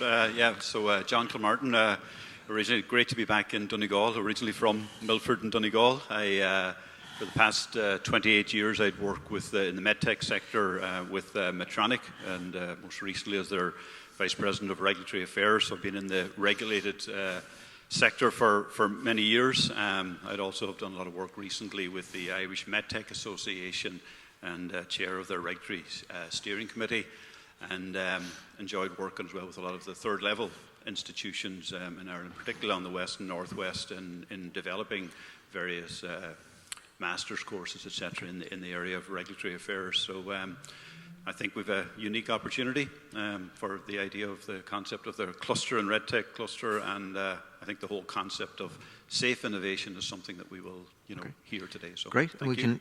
We can explore a bit about that. Joanne Gallagher. Morning, everybody. Thanks for having us here today. My name is Joanne Gallagher, and I'm the Head of Faculty of Science and Health here in ATU Donegal. And as part of ATU now, our Science and Health faculty expands all the way from Donegal all the way down to Galway. So we're part of a much bigger faculty in terms of our student number, our programme profile, and the capacity to deliver in the areas of science and health. I suppose personally, I'm a molecular biologist and a scientist by background, and I've spent probably the best part of 30 years in an academic environment with a few years in a regulatory role. So I worked with the Health Product Regulatory Authority as an immunological assessor predominantly in vaccine regulation, and sort of we have that insight into the regulatory environment and how it's applied in the health and life sciences sector. Okay, great. And Michaela Black. Michaela. Morning, everyone, and again, thanks for having us here as a contributor from Ulster. I'm currently a professor of AI. I lead a lot of research in the area of what I'll call responsible AI at all times, and it looks at solutions for a wide range of areas. So I've worked in telecoms, fintech, and more dominantly I'm working in health. I've recently developed 2 projects cross-border, one was funded by the lovely Shared Ireland Initiative. So we've looked at solutions of AI under responsible AI and ethics and governance for delivering platforms for the Health Trust in the South, HSE, and the Health Trust in the North. And we are more currently looking at the mental health of people across the island of Ireland in our Aim for Health project. So there's lots of stuff we've been already shown that we can do with responsible AI enabled. I'm also very passionate about getting skill sets and getting young people involved in computing and AI. So I led the development of the MSc Data Science in McGee, and also most recently our new undergraduate in AI has just been launched and taken students in. So we're doing quite well there. I continue to do my local work here, very much so. We've got the city deal, as Stephen mentioned earlier, and we're working very closely with both areas on that and delivering solutions in AI. And more recently, we're just about to launch a new AI centre that myself and Peter, who are here today in Northern Ireland, it should be announced in November. So be very keen to see how we can collaborate solutions on that. Okay, great. Thank you very much. John, I might start with you in terms of a question about, we're talking about tech, we're talking about regulation. In this session, we're talking about health and life sciences. Can you give me a sense of the scale of what is the highly regulated medtech cluster in Ireland? Sure, yeah. So I think, as you rightly say, it is a highly regulated cluster in Ireland, and with a great focus on the west and northwest along that western seaboard. It is probably a poster child in terms of an industry that has evolved and developed, and I think now we'll see today, the digital aspects of it is basically the new frontier for us. In terms of scale, I think Ireland is now recognised as one of top 5 global medtech hubs. First of all, there's over 450 medtech companies in Ireland, over 200 of which consider themselves to be digital, and that's growing every day. And I think what's amazing is that per capita, we have the highest number of people employed in medtech sector in Europe. So in actual fact, data from the Medtech Europe recently said that almost 1 in 100 people in Ireland, from the workforce is actually now directly employed in medtech. We export over 13 billion. And I think the nice thing about this sector is that historically it may have been the multinationals, the Medtronics, the Boston Scientifics, the Abbotts of the world.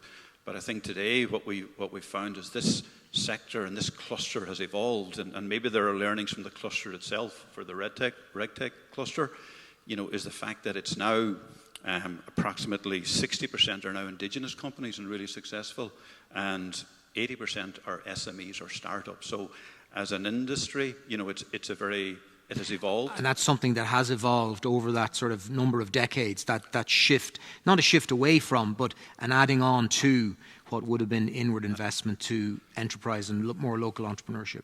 Absolutely. I think the industry started off, and we make no bones about it, very much as kind of some of the low-end manufacturing evolved into process development, evolved into R&D, and there's many competencies, in terms of shared services. So as I drove from Galway to Letterkenny, yesterday evening, in a way that's a microcosm of it. As I left Galway, you pass by the Medtronics, the Boston Scientific, through Tuma, Transition Optics, up through Mayo with Allergan, into Donegal with Abbott, etc. And what we don't realise is that, and probably because we're part of it, is that some of the facts: 80% of the world's stents are manufactured, here in Ireland. 40% of the world's contact lenses. So in those traditional devices, we're a huge global player, and I think as we now move into digital and AI, that hopefully is where the future is. Okay, great. And Joanne, when you look at it from the point of view of the pharmaceutical industries in Ireland, again, from a regulatory point of view, how are they regulated? And what would you say about the scale of that regulation? So there's a very large-scale pharmaceutical industry here in Ireland, with the top 10 global pharmaceutical companies represented here in Ireland. So the scale of the industry is worth about 80 billion annually. And last year alone, there was 42 billion worth of exports of medicine from the island of Ireland. So it's a huge contributor and a very valuable industry in the country. It's underpinned significantly by the fact that it is a heavily regulated environment, and the fact that it is heavily regulated ensures that we can deliver on quality, safety and efficacy, which is essentially what underpins regulation. You want to ensure that the medicinal products that you're producing in the country and selling to others around the globe are of sufficient quality, that they're safe for the end user, and effectively they do what they say on the tin, and that they are efficacious for those who are taking them. So in Ireland we have a competent authority who is the Health Product Regulatory Authority, or the HPRA, and they work very closely with within the European framework with the European Medicines Agency. And again, all of their work is underpinned by the European directives, which are then transposed into the national laws. But they work hand in hand at both a national authorisation, so they authorise all the products that are sold here in Ireland, and then across Europe they work with the MAA for what we call centralised applications, which means that you can get a product authorised for sale all across Europe. So then at an international level, predominantly the regulator that we would most be familiar with is the FDA, and that's obviously the Food and Drug Administration in the US, and about 50 of our top pharmaceutical companies are also authorised by the FDA. So it's a very regulated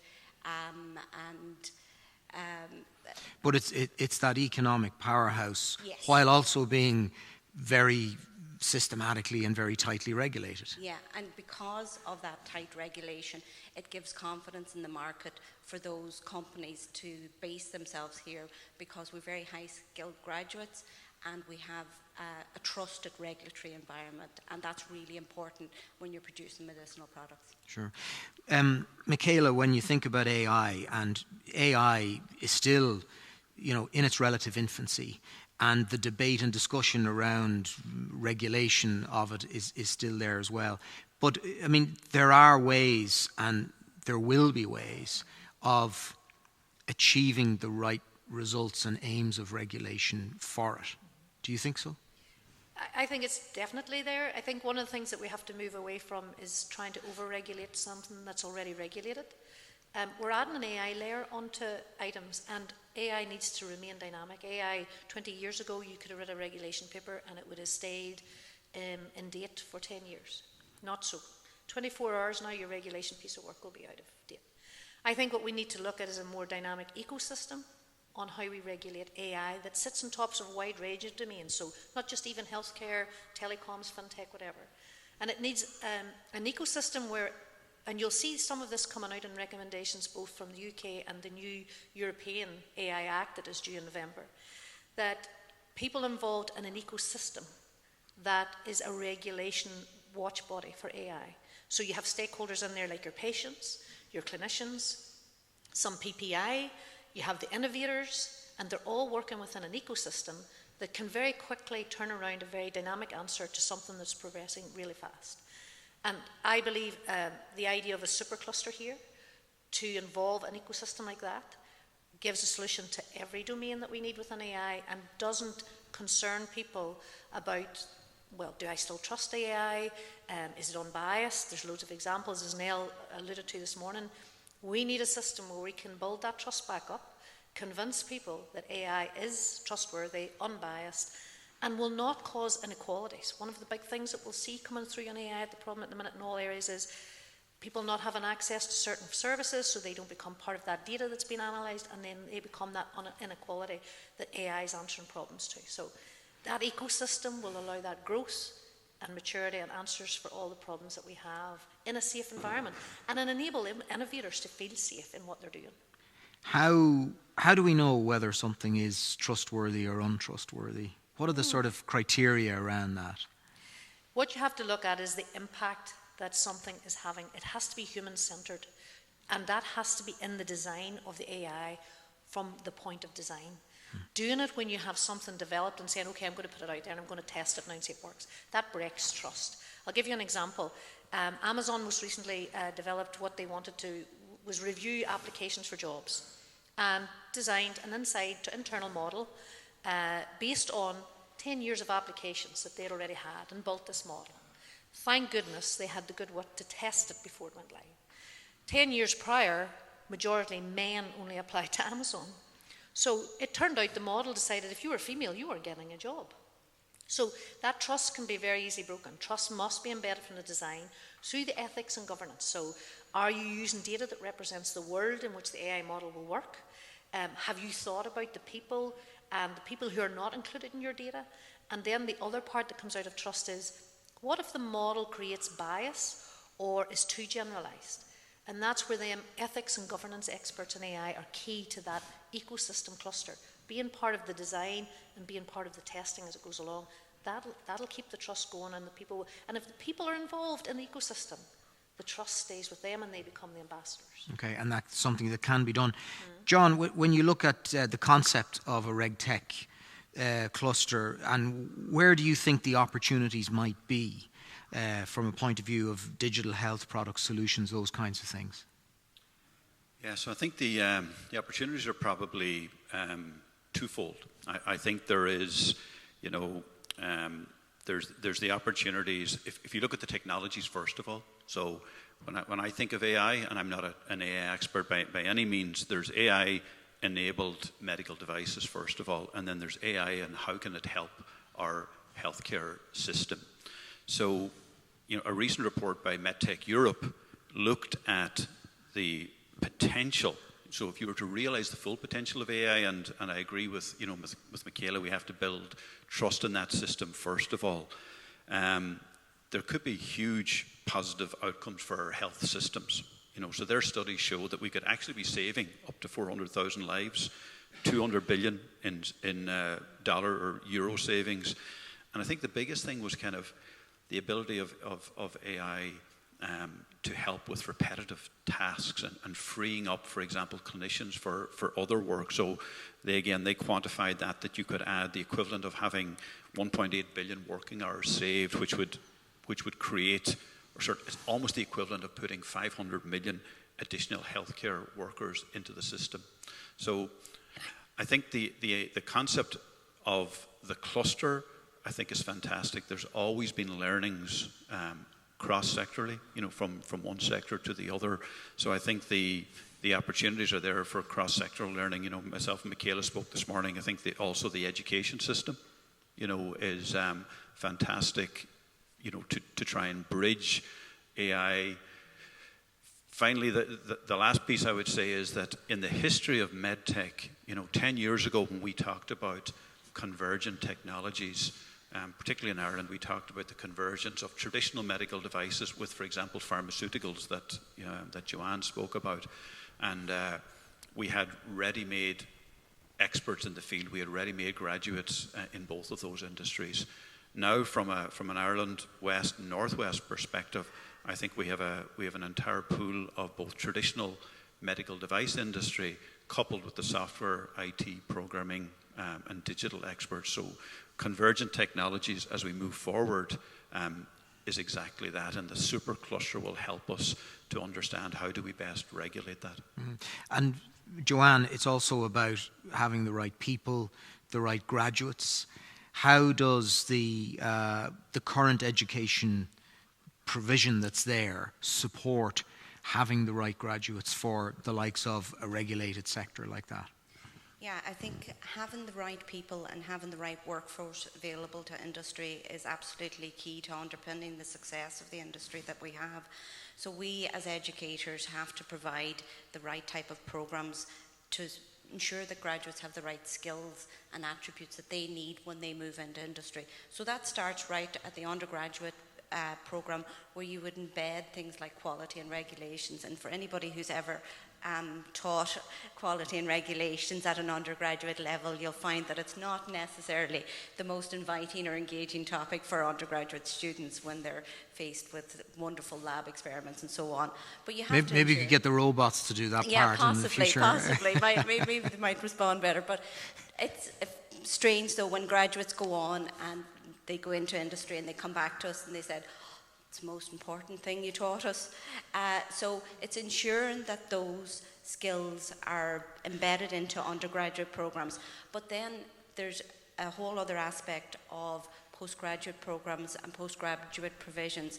And these very much, all our undergraduate programs are developed in conjunction with industry to ensure that we're meeting the needs and requirements of industry, but particularly our postgraduate offerings, where people then can upskill and continuous professional development, engage in those areas to ensure that when they have a need in industry, that industry can come to us as education providers and we can be agile and respond to those needs so that we can design programs in conjunction with industry. And sometimes it's in response to government calls like the HCI programs or Springboard programs for continuous professional development, upskilling, or it could be bespoke programs for industry. And to have that ability to actually engage directly with our industry partners and look at the skills that they need and design a program around that. And that's how you would see it evolving then into the future as well, as these sort of new products come along and new issues around compliance as well. Absolutely, and one thing Michaela mentioned there was ethics and trust. And again, these are things that we need to embed into our programs, and we need to embed into how we design curricula that would deliver regulatory information in an ethical framework as well. So having that one-on-one collaboration with industry and identifying, and as Nell said this morning, technology is moving faster than regulation, and we have to be responsive in terms of industry probably is moving faster than education at times, and likewise vice versa. So we have to have that open dialogue to ensure that we can design our programs that suits industry and provides the education requirements. So it's a real collaborative effort. Michaela, you talked about a collaborative effort as well when it comes to AI and it comes to regulation. How can ethics be embedded in the AI? So the new AI Centre that I talked about, due to be launched, one of the things that we've already kicked off on is developing with our industry an ethics and governance module. How do we speak to our industry partners, and how do we come about with an ethics and governance module for their employees? So looking at what our students need is one area, but looking at what are the needs of industry, what types of data are they dealing with, what is their consent questions, what are their ethical issues. So having that co-partnership with our industry, enabling them for us to design the module and then being able to go out and deliver that module for the industry is going to be a big key skill upgrade for the AI Centre. And with that, we also then have the graduates. So we have undergraduates at second year, and I'm fortunate enough to have enough research partners who can come in on a weekly basis and talk about where ethics and governance cause them issues. So these people will come in and talk around that and show the students live in front of them, when you're dealing with data like this, did you think about X, Y, and Z? I fell into this trap, we got this issue.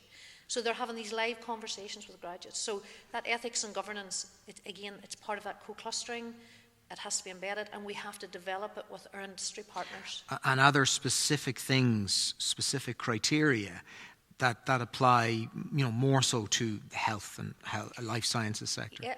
If I take just health and education, so Education Authority in Northern Ireland is the biggest employer in Northern Ireland, over 8,000 people. They never had digital data.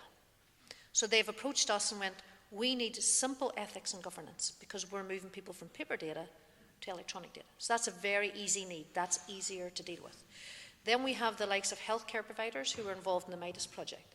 One of the biggest problems we had for them was consent. They were the gatekeepers of healthcare data, but they hadn't the consent to give it to us. So how do we work out an ethical and governance framework around them with the north and south health providers so we could use that data ethically to solve big health questions and also buy in that public trust? So it's very different at different levels. Small, medium companies will have different problems than the very large providers. But it is all doable. We've done it in different sectors, and we know we can do it and still keep the trust in that, and keep the people centred to that trust is the key thing as well. Okay, great. I want to throw it open to the floor. If anyone has any questions they want to ask of the panel. Any questions? You're all just thinking about it there. Just one other question, John. When you look from the years of experience you've had with the medtech sector, when you look forward over the next 10 or 15 years, where do you see the new innovations being, and what part do you think things like AI will play in that? Yeah, so I think like everyone here this morning listening to Nell's presentation, we all think we know a little bit about it, and then all of a sudden you see the presentation this morning, you think, my goodness, we only have a fraction of knowledge at this point. I recently listened to a podcast where Dr. Edward O'Neill from the Department of Health, I think in Northern Ireland, and a gentleman called Alex Volbrecht from MedTech Europe spoke. And they talked exactly about this. They talked about, what is the future? So I think there's probably two parts to it. There's AI-enabled medical devices. And Joanne, you spoke about FDA. So, at the moment, most of the devices that FDA have approved at this point in time are radiology devices, so imaging. So there's been huge advancements, in imaging. And in many ways, Dr. O'Neill talked about the fact that cancer detection from radiology or histopathology slides can be done much better, with greater accuracy, through AI than by human or clinicians. Obviously needs to be backed up by humans. So I think the other area that they spoke about as well was obviously AI can consume huge amounts of data and can recognize patterns, better than humans can to a large degree. So he gave an example of how in the emergency rooms in Australia, that helped them to kind of automate blood pressure readings, temperature readings, pulse readings, and it alerted the ER team to earlier interventions when there was going to be sepsis, in the population. And then I think finally, then obviously all of the apps. If we look at that, and again, Alex Albrecht spoke about the fact that combined with some of the AI algorithms, it has the potential to reduce hospitalization. So he talked about cardiovascular disease, which is probably one of the most prevalent, in Europe. And in reality, that kind of earlier diagnosis and prevention could lead to kind of like something like 1.8 million reduced number of deaths in Europe. So that is probably just the tip of the iceberg. I think we're here talking today about things that we envisage, but I think, if we were to sit here next year, and that's probably one of the advantages of something like a RegTech cluster, to your point, Michaela, I think this is going to change so fast. So if I look back over the past 25 to 30 years and the rate of transformation of convergent technologies, I think what we're seeing now, if I take even all of the startups, if I take bioinnovation, ATU, accelerator hubs, etc., the reality is that a huge proportion of those traditionally were medtech devices, things like stents, heart valves, diabetes pumps. But as we go forward, the majority of the entrepreneurs who are young, fantastic entrepreneurs are looking at medtech solutions rather than medtech devices. So I think that's where the industry will evolve to, Richard. And Michaela, what's your sort of final thought on the potential of the cluster, the value that it could bring as well? I think just because of the area that's just been mentioned, that it's so fast-paced moving, it's so changing. Again, as Nell mentioned this morning, the diversity of the technology is there. I think an ecosystem within this cluster would very much sustain as much as we need the growth. We need to keep the growth. We've already shown the potential in the north and the south, but it's keeping that trust and keeping that patient center. There are examples, and Nell alluded to them. There will always be actors of AI who will work beyond the regulation. Let the legal system deal with them. As long as we encourage adopters to adopt AI for the right reasons and we help keep them safe, that's our focus for now, and let the legal system deal with the other actors. Okay. And Joanne, finally, from an ATU and an educational perspective, looking ahead at this plan and this vision and this proposal and idea, how do you feel about the ability of the education system to step up to what would be required to really make that happen and for it to flourish? Yeah, well, I think it's really important that we keep pace with all the developments that are going on, and I think having agile curriculum design is really important in terms of being able to be responsive to changes in the technologies as they advance, but also cross and interdisciplinary program provision. You know, if we look at, say, for example, one of the tasks that regulators have to undergo is pharmacovigilance. So they have to monitor medicines once they go on the market. So in order to do that, they have to examine large amounts of data. So you're looking at collaboration then between the data scientists and our computer scientists, along with our regulators, in terms of actually being able to get the information, parse the information, and come up with meaningful outcomes from it. So you can be able to be alerted early to maybe potential adverse drug reaction and be able to react to that more quickly. So having that sort of knowledge, joined up thinking in our curriculum design can embed that into our programs so that going forward we will be at the forefront of reacting to technologies as the advances happen. Great. Thank you very much. Unless we have any quick questions, we might have time for a question. Anybody want to ask a question? No? We have one over here, yep. I think we can get a mic. Yep, there's a mic coming to you now, this lady here. Thank you.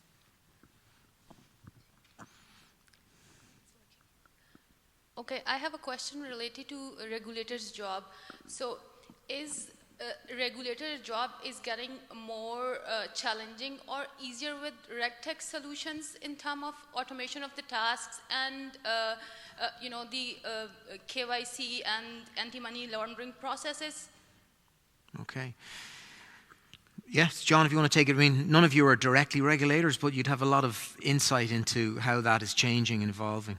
Yeah, so I think the regulator's job is getting more difficult, for sure. And who is the regulator? You know, Michaela, you spoke to, you know, obviously you've got in Europe the AI Act coming into effect, and I think then you also have sectoral regulations, and how do they interplay in such a way that, you know, you have strong regulation, we have safe, innovative solutions, but you haven't stifled innovation. I think that's our biggest challenge, and the biggest challenge for regulators. And I think what they're doing, if I take, for example, US FDA, which is a very large regulator, you know, they recognize that their current infrastructure is not adequate. So earlier this month, in October, they've created a digital health advisory committee where they can bring in the expertise. So rather than them looking at traditional devices that their experts are, you know, biomedical engineers, clinicians, etc. So recognizing that they need to bring in experts from the other disciplines. So very, very difficult job for regulators. And as Joanne said, in the history of regulation has always been reactive versus proactive. I think we'd be naive to think that, you know, that regulation will keep up with technology. It will always be chasing. And I think the benefit of a cluster or a supercluster is, you know, can you get an advantage in that chase? Is there some way you can hang on to those coattails so that you're at least not letting that train run away from you? Okay, great. Thank you very much. I'm going to have to wrap it up because I'm conscious of time there. Thank you so much to John Kilmartin, Dr. Joanne Gallagher, and Professor Michaela Black. Thank you very much, guys. Thank you.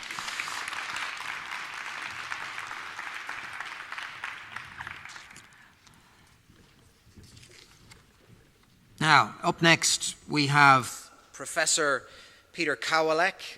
He has a distinguished career spanning academia, research, and deep engagement with industry. Professor Kowalek brings a wealth of knowledge and expertise to the stage. Currently serving as the Director of the Centre for Information Management at the Loughborough Business School, Professor Kowalek has established himself as a prominent figure in the world of information management. He also holds a visiting professor position here at the Faculty of Business, Atlantic Technological University in Ireland. Will you please welcome Professor Peter Kowalek? Thank you.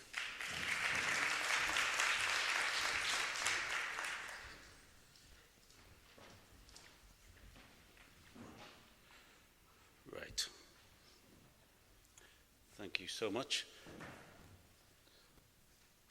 Thank you so much. So, right, we're ready. So, my pleasure to be here. When I eventually, in a long time hence, write the story of my career, you'll be in the first sentence. Absolute pleasure to be here, to be back. And that's my way of excusing myself for putting on my visiting professorship here at Atlantic and your logo, and putting on my host institution, Loughborough, and forgetting their logo.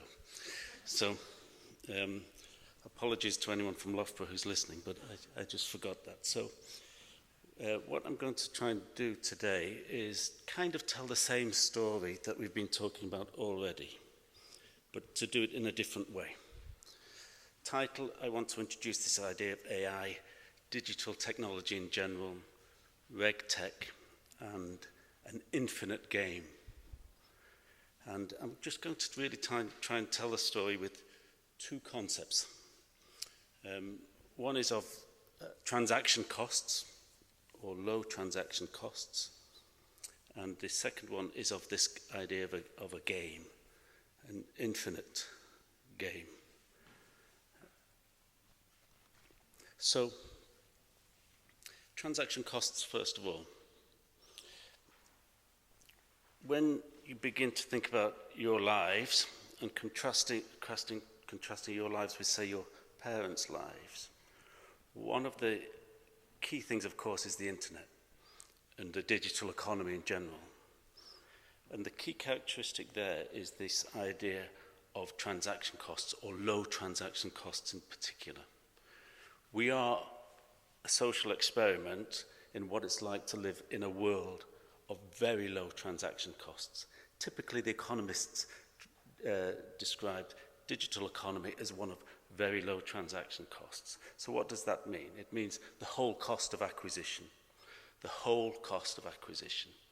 Okay, that still sounds very dry, but what does that actually mean? It means that whatever you want, whatever you're seeking to do, whatever you're seeking to do, to innovate with, this is something that can be procured by yourself or created by yourself cheaply in overall terms of effort. Overall terms of effort. So it's not just the price. It's not just what you pay, but it's how you find out about something, how you compare it with alternatives, how you fully research it, how you maybe pay for it, etc. And the digital economy has made transaction costs kind of across the board reduce markedly. It's made things cheap in overall effort. The way I normally tell this to the students is I sort of joke with them, and I talk about when I was a student, if I wanted a textbook, then I'd have to go to the shop and I'd have to look physically on the shelves and compare one with another, and maybe walk to a second shop because the first shop was too expensive, and then leave the second shop and go back to the first shop because it was actually cheaper than the second shop. And I say, I'd spend a whole day buying a textbook, and they would just laugh, because they lie in bed with an iPad, and they click whatever, and so on. And they're just kind of characterizing this world of low transaction costs, which has happened around us as we've been, in a sense, trying to innovate other things. So something like Amazon, then, if you think about it, It's just living there and it's existing because it's supplying low transaction costs into consumer markets. And we sort of like it and so on. And we're all we're all participating in it, and we also kind of see its effects. Like I think most of us would confess to buying more than we ever intend. You know, the package turns up, so did I really order that? Why? You know, that's the kind of world of low transaction costs, which is fascinating. It's a very important idea. It's a basic idea. You know, again, in the kind of digital theory, they say they're heading to zero. It's a kind of shorthand. It's a heuristic thing.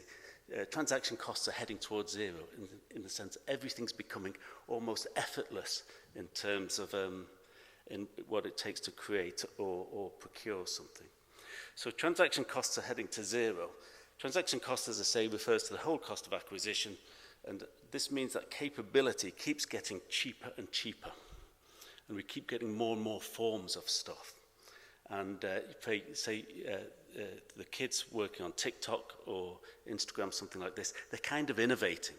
They're doing something that, again, when I was a kid, creating video was a high-skill task, and they're doing it 15 times a day. You know, doing it 15 times a day in more and more different forms. So this is the kind of new world which we've created, all this kind of cheap capability. ChatGPT, as Nell was telling us earlier, the large language models, less than a year old, already revolutionizing things. I can, somewhat suspiciously, sort of vouch for the fact that students might be using these things in some of the assignments I see. Either that or my teaching is getting better and better, because some of the submitted work is suddenly on a kind of curve upwards. And I thought, what's happened in the last year? Did I really refine my technique? Or is it maybe down to something else? But again, that's just a story of low transaction costs. The costs of, in a sense, acquiring those first paragraphs has become cheaper. We can get our first paragraphs more cheaply, our first base knowledge, our first draft of an assignment more cheaply. Even more fundamental is the way in which the large language models will write code for you. And that's really interesting, that it will write code. And that's a capability that is now becoming kind of much more mainstream because of things like ChatGPT.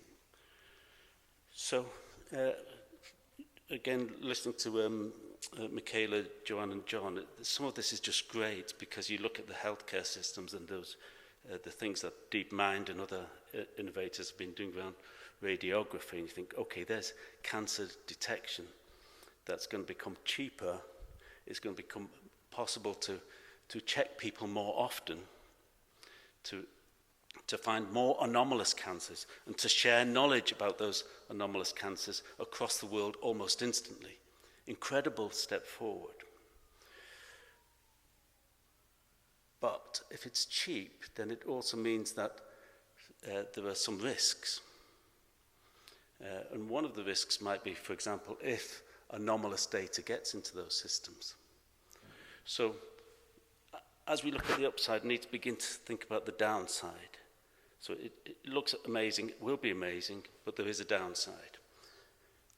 So we might talk about cancer, we might also talk about ESG, AI regulation of ESG, and the way in which algorithms can be checking around meeting climate challenges, etc., and so on and so forth. Amazing world, but there will be a downside as well as an upside, because the capability is cheap and the capability can be used by anyone.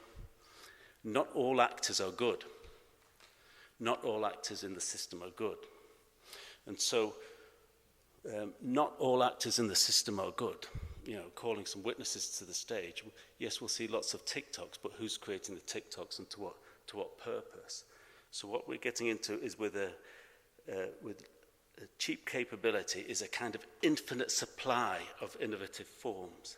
There will always be something new. So when we're talking about regulation now, we need to begin to think about, well, what do we mean by regulation? Do we mean a slow, safe process of jurisdiction, of control, of maybe parliamentary or departmental control, or do we mean something else? Because if we mean something bureaucratic, it might not be quick enough for what begins to happen out there. Not all of the forms of innovation are or will be good. Not all of the world that we've seen grow up around us has been as helpful as, say, an Amazon delivery. There have been many other things happening. So we're into this kind of infinite supply, and this infinite supply means that RegTech is an infinite game. It's a game we'll never win. We will have to play it, but we will never win. So a finite game, game theory, a finite game is something like chess or soccer, the Rugby World Cup or whatever you've been, the sports are kind of good examples. In the sense, there's a defined set of rules and a defined outcome. An infinite game, there's no defined rules and there's no defined outcome. All there are other competing interests trying to raise each other's costs. And our job in RegTech is to raise the costs of the malign innovation. Simply put. So there's two ideas in this presentation. One is transaction costs, the other is the infinite game. Now I'm covering both of them. Simon Sinek has a nice video, if you're interested in the game theory, he has a nice video about the idea of an infinite game where he talks about the Vietnam War, and he says, in the Vietnam War, the Americans played a finite game, and the Vietnamese played an infinite game. It's a very nice example, because he's saying, actually, almost every single battle was won by the Americans, but they lost the war. And that's the difference between a finite and an infinite game. And where, with an infinite game, you have to stay in that game and raise the costs of the other side. So we're now actually trying to play a game where we're pushing back on some of those low transaction costs and to raise them for the malign actors that we find as quickly as we find them. So the purpose of RegTech is to increase the transaction costs of malign forms of innovation in an infinite game. That's what we're trying to do here. And we have to figure out how to do that. Where will we do it? How will we do it? What form must it take? So, who's on the other side? Now, typically we can talk about the regulators, and we have some kind of conception of who they are and what they are, and they're probably living in institutional forms in pretty handsome buildings in capital cities. We can also talk about businesses who are absolutely key in this space. I mentioned Amazon, for example, absolutely key in this space. But we should also talk about organized crime. Something, in a way, I never wanted to have to say. But I took on a doctoral researcher who was very senior in UK policing, and he's opened my eyes. And the trouble with these cheap capabilities is anyone can use them. And some of the key pioneering work we've seen, for example, with facial recognition AI, has been led by organized crime rather than by the state. In other words, so the criminals have been quicker. And then you get hybrid forms of all of the above. So you kind of get innovation not just in the tech, but in the organizational structures around the tech. And any data that can be leaked from anywhere can be used by someone. Somebody will find a purpose and a use for that data. So when we are gathering data, for example, in a smart city, think about the other side. Who might use that data for what? Whether it be just like a fraud scam or phishing attempt or whatever. But there's a kind of a huge low transaction cost economy growing on the dark star as well as on the bright star. And again, our job is to kind of bridge the two. These are some headlines which I took off of different news feeds. And for example, it's talking about ChatGPT, that nice tool that looks after student assignments, could make bioterrorism horrifyingly easy. or crime tutorials via ChatGPT. AI has ideas for everything from murder to drug deals. Again, great presentations earlier. I think it's been a fantastic day so far. Hope I'm not spoiling it. I mean, Nell's stuff was amazing. And the girl with the flaxen hair. You know, you saw that picture, the girl with the flaxen hair. And then have a look at The Guardian today, The Guardian, London Guardian today, and you'll see a headline which is saying something like, you know, child abuse images threatening to overwhelm the internet. Something like that on the Guardian today. So there's an upside, but there's a downside, and RegTech stands in the middle. And if we are RegTech, suddenly we're being commissioned by the world to do one of the most important jobs that there could be. So say here that viewed this way, looking at the low transaction costs and the idea of an infinite game, RegTech suddenly becomes, in a sense, the most important agenda of all. Software engineers will basically begin to talk to you these days about RegTech as an architectural concept being the most important layer. Or you look at the work of Sir Tim Berners-Lee, kind of known as the founder of the web. What he's into now, effectively, with his Inrupt technology, is RegTech. He's saying, we've got to find ways of tying this down. We've got to find ways of tying this into the kind of real world. So RegTech becomes the most important topic, the most important piece in the architecture, the most important piece of thinking we need to do about organizational forms as well as the architecture itself. And it has to sort of happen here, my view. I think we've heard some great evidence from people as to why the supercluster idea is really very good. And I've heard the idea of the kind of cross-jurisdiction element to it, for example, or the well-being element, and these things are all really important. But another important point to raise from my side, and it is another lecture in a way, and I won't do it now, I promise, but is innovation, profound innovation happens outside of the normal centres. And that's true at firm level or national level or global level. Profound innovation always builds its own culture. So it's one reason why this wouldn't be as good if we were in London. It would be better here. You will build a better culture of more profound thinking if you build it here. So the supercluster idea is brilliant. Love it. But building it here makes it even more special with the history that's here, but also the opportunity for new cultural thinking.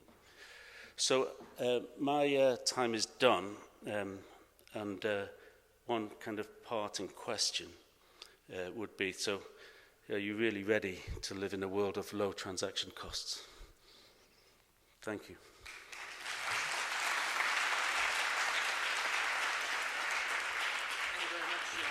I'll get a couple of questions in. Has anybody got any questions that they want to ask Professor Kowalek? Yeah, we have Michaela here has one. We can get a mic to you here, Michaela. There's one on the way, yeah. I love the idea of the low transaction cost and the impact that that's having on misuse of AI. And one of the things, my first question was, okay, so how do we raise that low cost transaction cost, and what is the impact to that to socially deprived areas, which we have a lot of in this jurisdiction?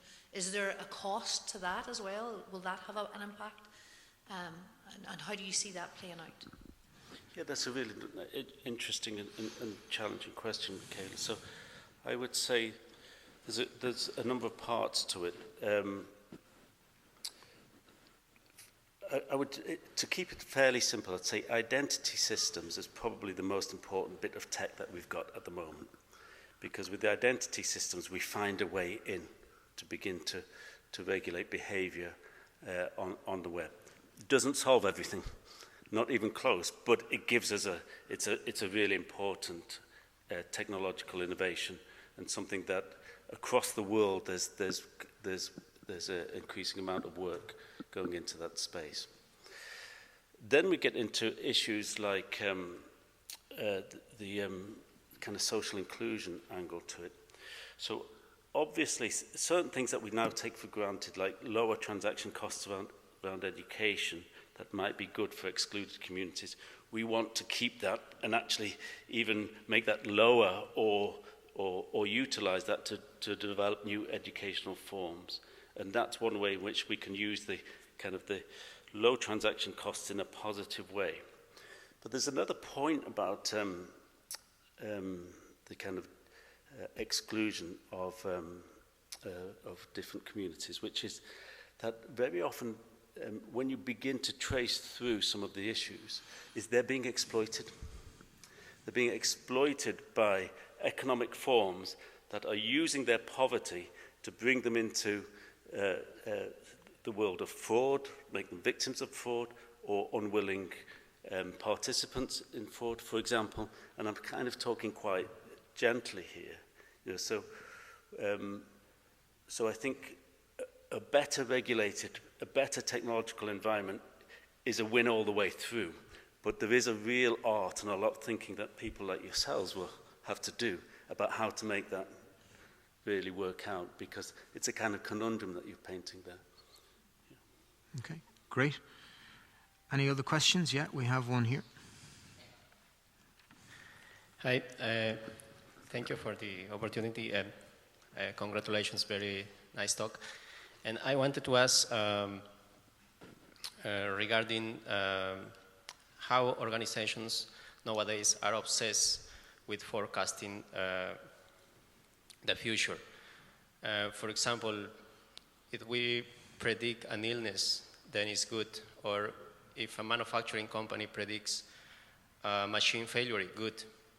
But when organizations want to predict when a customer wants a product, I don't know how good it is, because organizations are using our information that is in social media or our information regarding transactions.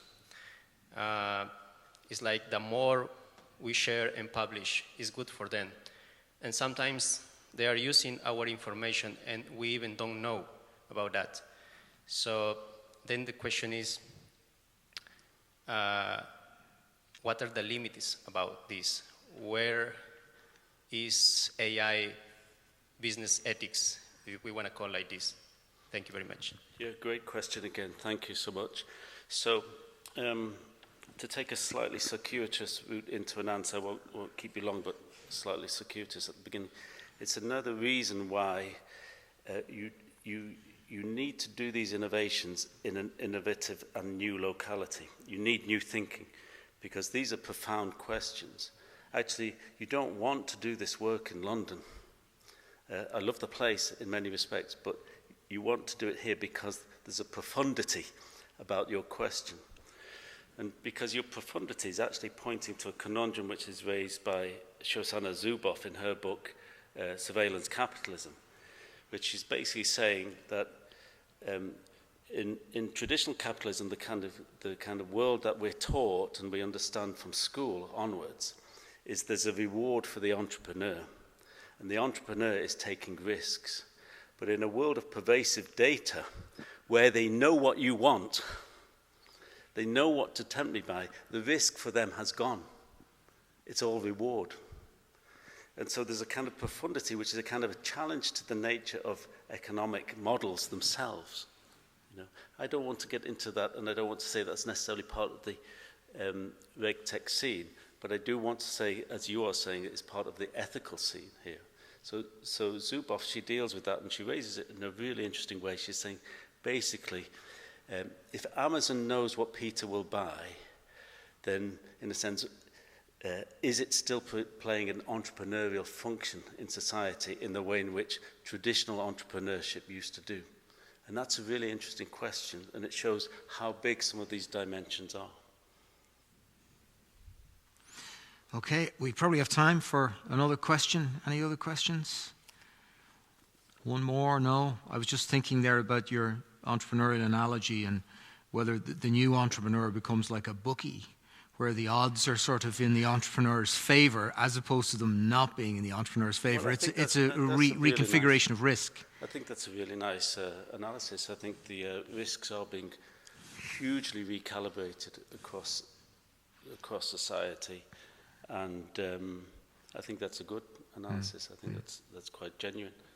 If you possess the data, then you're at a huge advantage. You know, if you possess the data, and if you possess the data and you can present it in a way in which it's one click to purchase, it's an even greater advantage. Okay. And if you possess the data and you know that at 8:30 in the evenings, Peter's already probably consumed 1 can of Guinness and is more inclined to buy anything that you present to him, that's even better.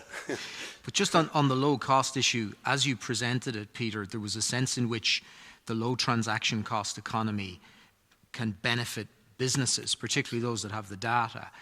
But we consumers are signing up to the low cost economy in our droves. We're giving away our data. We want this stuff. Okay, that's another point that I should have raised. So thank you for that, because this is why Tim Berners-Lee says actually what we're operating at the moment is what we call an attention economy, in the sense that all of the platforms are trying to get our attention and, in a sense, to package it and to sell it on. Attention economy. What Tim Berners-Lee credited with being the inventor of the World Wide Web, and now in some ways despondent at the outcome that he sees, he's saying we need to change it to an intention economy whereby we use RegTech to control our data. We gain the ability to control our data, and we declare our intentions to the platforms rather than them coming to us. And that inversion is probably the first and most important step we can take on this path. Okay. Great. Thank you very much, Professor Peter Kowalek. So it's time for a well-deserved lunch break and a chance to refuel for the afternoon ahead. After lunch, we'll be delving into financial services and the role regulatory technology plays in the industry, taking the lead from Nicola Anderson, who's CEO of FinTech Scotland, through her keynote address, and then also she'll be chairing a panel on financial services, which I think will be absolutely fascinating. And after that, we'll hear from Dr. Ray Nulty, who will provide us with invaluable insights into the supercluster, ESG, and AI, broadening our understanding of these complex topics. And to conclude the day, we'll hear from some of the partners and some of the stakeholders, some of whom we've heard from, others that we have yet to hear from, to get their takeaways from the day and their assessment really of what we have heard. So I think it's going to be a really exciting afternoon. And we'll see you after lunch. We'll be back here at 1 o'clock. Thank you very much.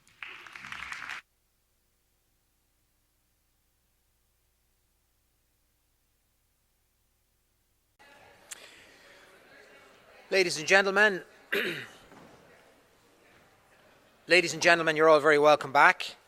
I hope you had a good lunch and are looking forward to this afternoon's sessions. And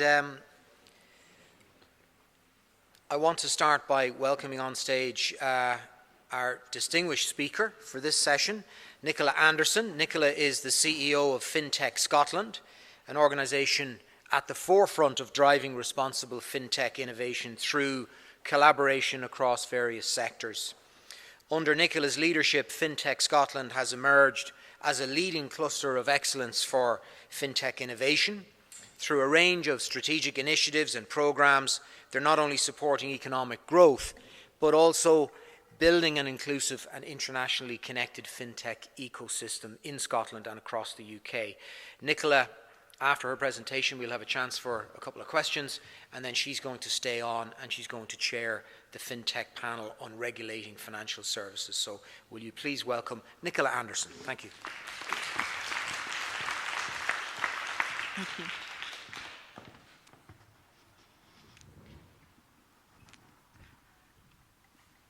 Good afternoon, everyone. What an absolute pleasure it is to be here today. And for those of you amongst the audience, you will quickly hear I do not have a Scottish accent. I'm originally from Northern Ireland, a Tyrone woman, perhaps we might be more commonly known as, And I'm absolutely delighted to be here this afternoon and indeed all day today to be working with you and talking to you about as you develop your supercluster and indeed hopefully setting a scene for more collaboration between Scotland and what becomes your supercluster. So thank you so much for inviting me and for having me here today. I'm going to talk to you a little bit about the FinTech Scotland cluster, perhaps share some lessons there and some learnings as we've developed the cluster, what we're here about and how we're thinking about that as the future. And in full disclosure, before I get into that, let me set the scene. I am an ex-regulator. So I joined FinTech Scotland in 2018, and I was on secondment at the time from the Financial Conduct Authority, where I spent 13 years or so as a supervisor in the Financial Services Authority and Financial Conduct Authority, thinking about the supervision of many of those large and small institutions. So the topic of RegTech and financial regulation is a subject that's really close to my heart, and I'm delighted that you're focusing on that here as your supercluster develops. So as the team asked me to come today, they asked me to give some insights into what we're doing at a cluster, to talk a little bit about the innovation that's happening in Scotland and in FinTech, to talk about the collaboration that we're developing and how we hope to see more of that progress, and then to touch a little bit on the work that we ourselves are doing on financial regulation and innovation in financial regulation. So that's what I hope to spend the next 20 minutes or so talking to you about, and then I'll be happy to take any questions as you have them. So let me set the scene then as we think about the FinTech Scotland cluster. Financial services in Scotland has a strong heritage. Indeed, Scotland will talk about innovation in financial services dating back in the 1800s. They'll talk about being credited with the first banknote, if you like, and they'll talk about even being credited with the likes of the overdraft facility and the first types of savings and investment facilities. So financial services in Scotland is a really strong sector and a really important sector to the Scottish economy. And in the UK, Scotland, Edinburgh and increasingly Glasgow presents the second largest financial services centre outside of London. So it's a really important topic and a really important sector. And as they looked to the development of that sector and what the future of that sector might look like, technology became a really important contributor as we think about that future. And so the financial services sector in Scotland, the Scottish Government, and the universities, particularly the University of Edinburgh, started to think about what did they need to create to allow it to leverage innovation, to think about the adoption of technology in financial services, and how could we grow and create and maintain that position of economic strength for Scotland. And so FinTech Scotland was created, bringing together industry, bringing together public sector, and bringing together our academic institutions, that triple helix, if you like. They all identified that a leadership organisation would be required to help them collaborate, to help them convene, and to help them build that strategy. And so that leadership organisation that was born is FinTech Scotland. And we are the cluster management organisation in helping Scotland's FinTech cluster grow. We've been established since 2018 and continue to grow since. And in the UK, the Khalifa Review identified Scotland as a progressive and established cluster. So we have the foundations there, and I'll talk to you a little bit about how we've grown and thought about those foundations over time. The UK Review of FinTech actually looked at clusters right across the UK and indeed identified the fantastic cluster in Northern Ireland developing too. So as a Northern Irish woman, I'm very excited about that and the opportunity that that presents for more collaboration. So let me share how we think about the cluster then in Scotland and FinTech Scotland. The component parts, if you like, we think about them in three distinct areas, and then we think about the cross-section and the opportunities and the initiatives that we need to drive to build connection and connectivity. So we think about innovation and the innovative community of FinTech entrepreneurs. In 2018, when FinTech Scotland started, there were 26 of those businesses in that community, and we talk about community very deliberately. What we are not is a trade association or a membership organisation for that community of businesses. But we're there to create that connection, that network, that lessons, and those opportunities to help those entrepreneurs grow. The second component of our cluster then is our strategic collaboration and our strategic partners. So we think about the heritage that we have in financial services and the foundation that we have there, and we invite those large financial institutions, professional service organisations and others who have a strategic interest in seeing how the financial services sector grows to get involved and participate. So there were 5 of those organisations committed to the development of the cluster in 2018. And as I stand here today, there are around 34 committed to developing the cluster. And we use that word committed very deliberately, as we've learned about cluster approaches over the last 5 years or so. That term committed participant is really important, and something we've learned actually from the European Union as we benchmark ourselves against other clusters across Europe. The final component then of our cluster, as we think about the opportunity that it presents, is really thinking about that inclusive environment. How do our academic institutions play a really important and strategic role? How do our regulators get involved? How do our consumer groups get involved? How do we involve that broader voice? So we're building diversity and we're building inclusion into our approach to developing a cluster. So we stand on the principles and the objectives of innovation, impactful collaboration and committed participation and inclusion. And it's on those bases that we've started then to develop what we are now growing and becoming the FinTech Scotland cluster. So if I start then and take you into that role of innovation and share a little bit more about that community of entrepreneurs. As I said, just over 220 at the moment. Investment into FinTech in Scotland over the last 5 years has been in excess of £1.3 billion, really leveraging that aspect of community and indeed starting to see those businesses support and scale. We have around 47% of that community now at that scale-up stage. That's a significant shift in the last 5 years. So we continue to see that community of businesses range from start-up to scale-up to established, and even 1 or 2 unicorns now starting to progress within that community. And deliberately using the community word so that they learn and they share from each other. Many of those businesses are developing B2B propositions, and so it's really important that we think about their route to market and supporting them in that. And the other point that I wanted to make about that community of entrepreneurs is the purposeful intent in which they address the issues and the problems.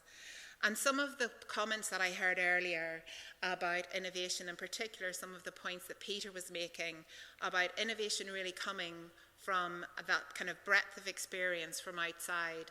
Many of those contributors and business owners, entrepreneurs in that community have come from the world of teaching, have come from the world of building, have come from beyond the financial services sphere, who know the issues that they as a consumer of financial services are facing and have wanted to create a solution to address that. And so we've welcomed them as we think about that community of innovation and community of entrepreneurship in Scotland. And they are working with all of the technologies that you would start to think, and we've talked about all across the morning today. AI, data ethics, all of those principles are there as we think about the foundation of capability that that community stand on. And they're using that type of innovation and that type of technology capability to apply into the financial services sector. And so we're seeing them reinvent the world of financial services, which I think actually personally, as an ex-regulator, is very exciting.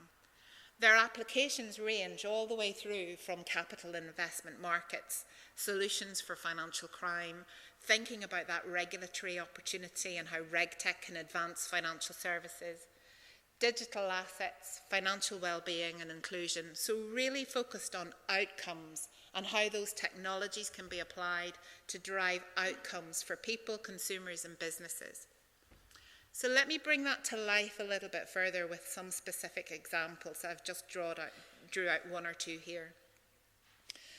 So taking that range of community, Level E, who I've put up there as a specific example, is using AI in the investment and asset management sector to really shift and democratize the opportunity that asset management presents.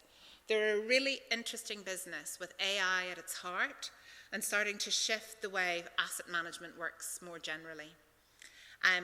Definitely please have a little look at what they're doing and the opportunity they present.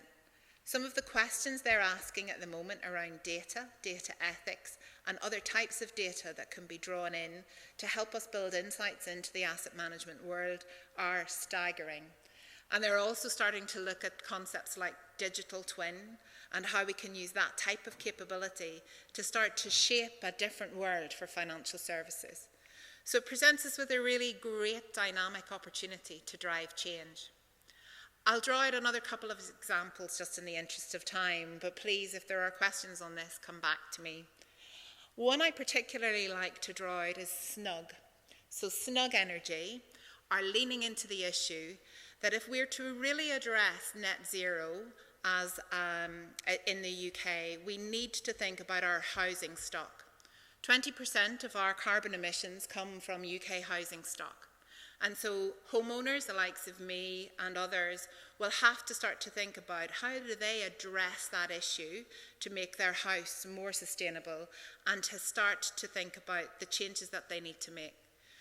Where I could start, I wouldn't have a clue. I have an oil-based central heating system in my house, similar to many in Northern Ireland, and what that landscape starts to look like would be really difficult and complex to navigate. So Snug Energy, a simple app, starts to help me with that. They're working with the likes of TSB and NatWest to help their mortgage book customers address that type of issue. So really innovative solution, purposeful outcomes that help us solve problems and help the impact for people. The final one that I will mention here is Initio AI. AI, deliberately using AI to help vulnerable customers address indebtedness. So they will help someone really understand their income, their expenditure, and fill out those difficult forms that can often be time-consuming and really complex for an individual that's vulnerable in that scenario. They've moved that time commitment down from something like 8 days to 8 minutes, and their capability can recognise all sorts of tones and acronyms that an individual will make. They'll use examples like, if someone says, I spend a pony on such and such, the AI capability is able to say, okay, so you've spent this much money, recognizing that term. And then in turn, the AI capability will also be able to say, if I spend X amount on my pony's food, they're able to distinguish the difference. It's really interesting, really great capability. And that's what makes this fintech community exciting. We need to wrap our arms around this type of ingenuity and really support that as we develop good outcomes for people, businesses and consumers, and our economy, I should say. So I've given you a flavour of our community as we stand here and know that we have confidence in that entrepreneurial and innovation capability.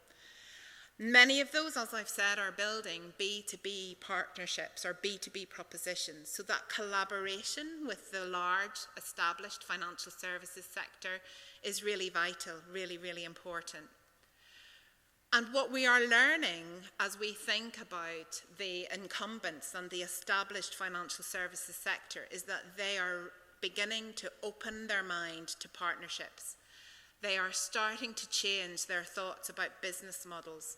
We will start to see banking business models in the future that are ecosystem business models. They will be involving fintechs as they think about the services that they will offer their customers. Many of them have innovation initiatives already underway, and we encourage this and work with those large institutions to develop that opportunity and that proposition. So we talk about working to help drive responsible innovation. And that responsibility starts with really drawing out some of the problem statements that these institutions have and they want to see innovation or solutions help to solve. And so they will publicly now publish some of these problem statements that allows our innovators to make applications or to develop solutions that support. And it works really progressively in a number of ways.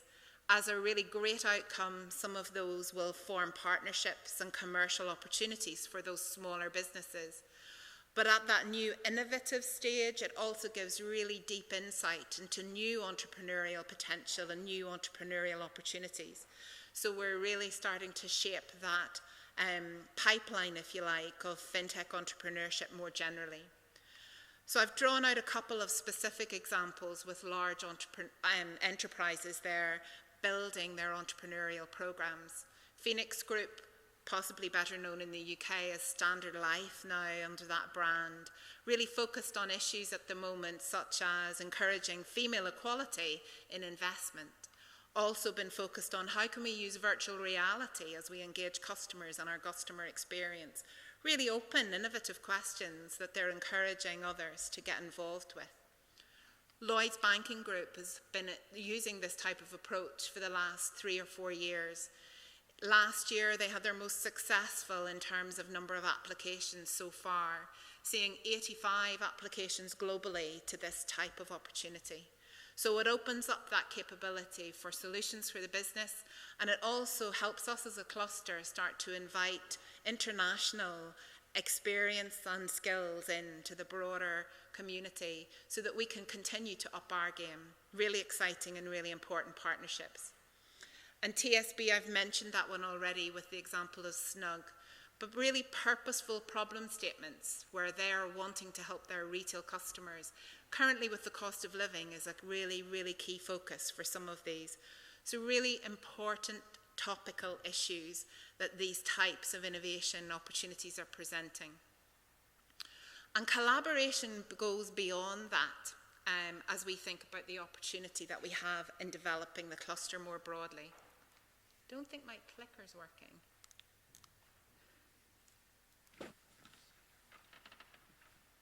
There we go. Thank you. And I've just seen I've got 2 minutes. I can talk very quickly. When we think about the opportunity that fintech presents, we also wanted to look beyond the financial services sector. Our chairman, Stephen Ingledew, has a really, really interesting phrase. He says, fintech is much too important to leave up to the financial services sector on its own. So we need to look beyond what we're doing just in financial services. And we have that great opportunity as a cluster management organisation to connect with other clusters then across Scotland and indeed across the UK. Space is a really interesting one for us in Scotland. There are more satellites, hardware satellites, the size of maybe a wine bottle, produced in Glasgow than anywhere else in Europe.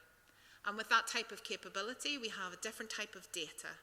And with that type of data that those satellites can capture, Earth observational data in particular, we can start to think about how we apply that in financial services and how we can think about addressing the ESG agenda.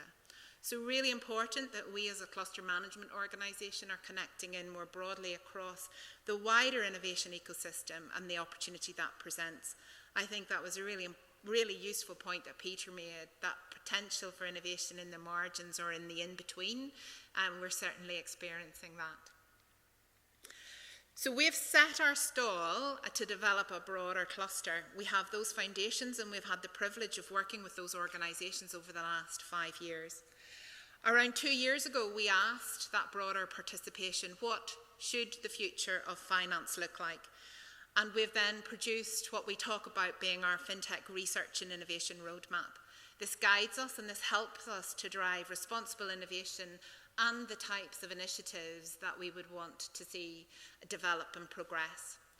So you will see that one of the pillars of that work was financial regulation. We heard loud and clear from the industry that they want to see more innovation in financial regulation. And indeed, as we look at those other pillars, open finance data, payments and transactions, and climate finance, regulation and data came into all of those. So it presents us with a really, really great opportunity, and I'm hoping an opportunity that presents for collaboration. What we heard from the industry when we asked these questions is that as we focus on financial regulation innovation, it would be useful to do so in the framework of how can we simplify compliance, how can we think about the future of risk management, and how can we think about the future of oversight, the future of regulation and the role of regulators. And so we're crafting an agenda that will help us to do that. We're establishing a financial regulation innovation lab, and that will launch later this year. We have the funding secured from that by one of the UK government's Innovation Accelerator programmes, where they recognise Glasgow as a potential area to really delve and develop that opportunity. So in collaboration with the University of Strathclyde and in collaboration with the University of Glasgow, we will start to build this. And really importantly, those financial institutions that I talked about who are committed participants, such as JP Morgan, Morgan Stanley, Barclays and others, are all contributing to what we can hopefully progress. We will work with the regulators, thankfully, very much engaged in what we hope to achieve. And indeed, the regulators, I think, across the UK, we can be particularly pleased that they are wanting to see more innovation. And we'll touch on that in the panel discussion, I hope, later on. What we've heard from our industry research so far is that the lab should focus on AI, the lab should focus on ESG, it should focus on innovation to help financial crime, and it should focus on consumer duty leading to financial inclusion. Anybody in the room that's aware of the interests that the topic consumer duty has presented in the UK will know that it's certainly an area for us to leverage.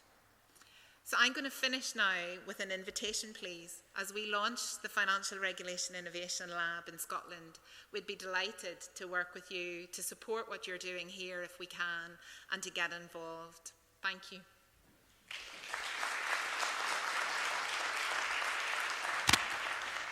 Very much. Nicola, just a couple of questions. I'll throw it open to the floor while people are thinking about questions.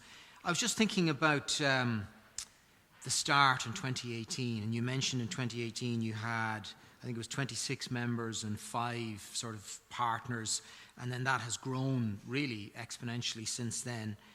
What has been the most difficult or challenging part of growing that in the space of just a few years to the scale that it is now? Well, that's a great question, actually. So we talk about committed participation. The FinTech Scotland team, I should say, as a leadership organisation, we're 6 people big. And so there's a limit to what 6 people can do. So as we've thought about growing the cluster, we've really had to think deliberately about commitment from those partners. And so being action-orientated is really important, and being action-orientated to the extent that those partners are committing to really helping boost the cluster. Because, yeah, I was going to ask you about that, because that was another point, still on the same answer, though, about committed participation. What does that mean? What does that look like as opposed to half-committed participation? What does it actually translate into? So we look at that in terms of action. So the examples that I shared perhaps are one of the best ways to bring that to life. So the Lloyd's Innovation Lab, the Phoenix Innovation Lab, the TSB Innovation Lab, those are all specific examples that have been born because of the FinTech Scotland cluster and leveraging the capability and then indeed the connection. Because the one thing that I perhaps didn't touch on is how important it is to connect internationally and across the UK. And the cluster allows us to do that. So those action-orientated, focused discussions are really, really valuable. Sure. You also mentioned it's FinTech Scotland.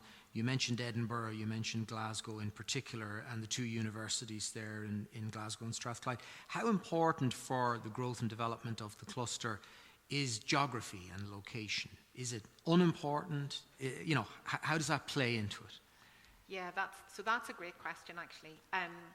We've focused, the majority of the FinTech community and the financial services sector are either based in Edinburgh or Glasgow. So that access to experience, to expertise, and to connections and to people is vital. But we cast our mind broader than that, particularly as we think about the future of finance. So regulation and RegTech's a really great example. We've seen some really interesting developments in the oil and gas sector, as an example, out of Aberdeen, that had we just been focused on that corridor between Glasgow and Edinburgh, we may potentially have missed. And knowing that capability in another regulated sector that can easily be deployed then into financial services is really important, because that will help us then just generally accelerate and to learn.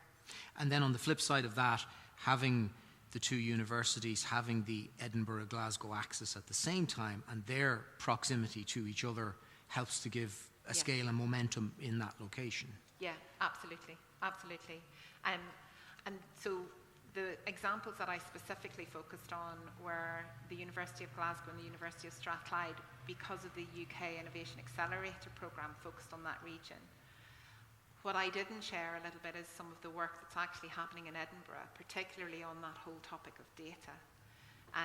So the University of Edinburgh supports one of the city deals that has established Edinburgh and the regions to hopefully start to become one of those data capitals of Europe. And data, AI, data-driven innovation is a significant part of that. And I'm hoping, as we've heard today, with some of the lessons and some of the experiences across the Northwest region, that we could maybe do some connections on that. Okay, great. Any questions from the floor? Anyone want to ask Nicola? We have one question here. We'll get a mic to you. Yeah, it's coming now. Nicola, my question is related to the how would you define a fintech cluster, being a cluster organization, and like how would you differentiate it from the companies from the related industry, like financial industry or IT industry? Thank you. So let me see if I've understood your question. So as we talk about the FinTech Scotland cluster, those three wheels that I shared with you were an effort to bring to life the variety and the diversity of contribution across that cluster. So the community of entrepreneurs, the established financial services sector, the universities, the policymakers, the consumer groups. So we talk about that breadth as we think about the cluster. And in so doing, recognising that breadth, there's been this concept in Scotland that a cluster management organisation is required that is independent of all of those organisations. So we're an independent organisation that works collaboratively to convene that variety of important contributors as we think about the future of finance. So it's important that we maintain relationships across that variety. We're listening, we're curious, we're challenging a little, and then that helps us to shape and steer a strategy that everyone can buy into and we can help progress in an independent and collaborative way, particularly as we think about technology and the technology applications. Because whilst we've heard so much today about technology and where it can take us, we are in no doubt that there are collaborative aspects that we need to lean into as a fintech cluster, as a fintech sector, where we'll go further if we're collaborating at a much early stage in understanding that technology. It's not about competitiveness at that stage. Okay, great. Any other questions? Might have time for one more? No? I think that's it. Nicola Anderson, thank you very, very much. And you're going to be staying with us, and we're going to call up the panel now that you're going to chair. Will you please welcome Chris Jessup, Chair of FinTech NI, Gary Layden, CEO of Instech, Rory McGrath, RegTech Consultant with Corelytics, and Joe Dunleavy, Global Head of Innovation with Endava. So if you can make your way up, don't worry, there'll be a chair here by the time you get up. It'll be there. Yeah, get them over there.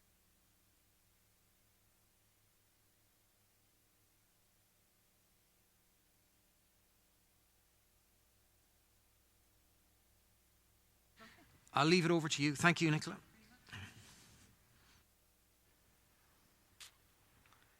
Great.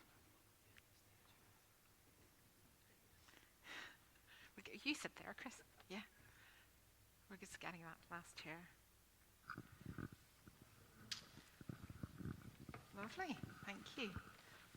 Wow, as if you haven't heard enough from me, I get the opportunity now to allow this fantastic panel to introduce themselves, and we'll have a broader discussion now about the opportunity of regulating financial services. So shall I hand over to you, Chris, to start the introductions? Introduce yourself, and perhaps you could give a couple of remarks on what you think the opportunity is as we face into the future of regulating financial services.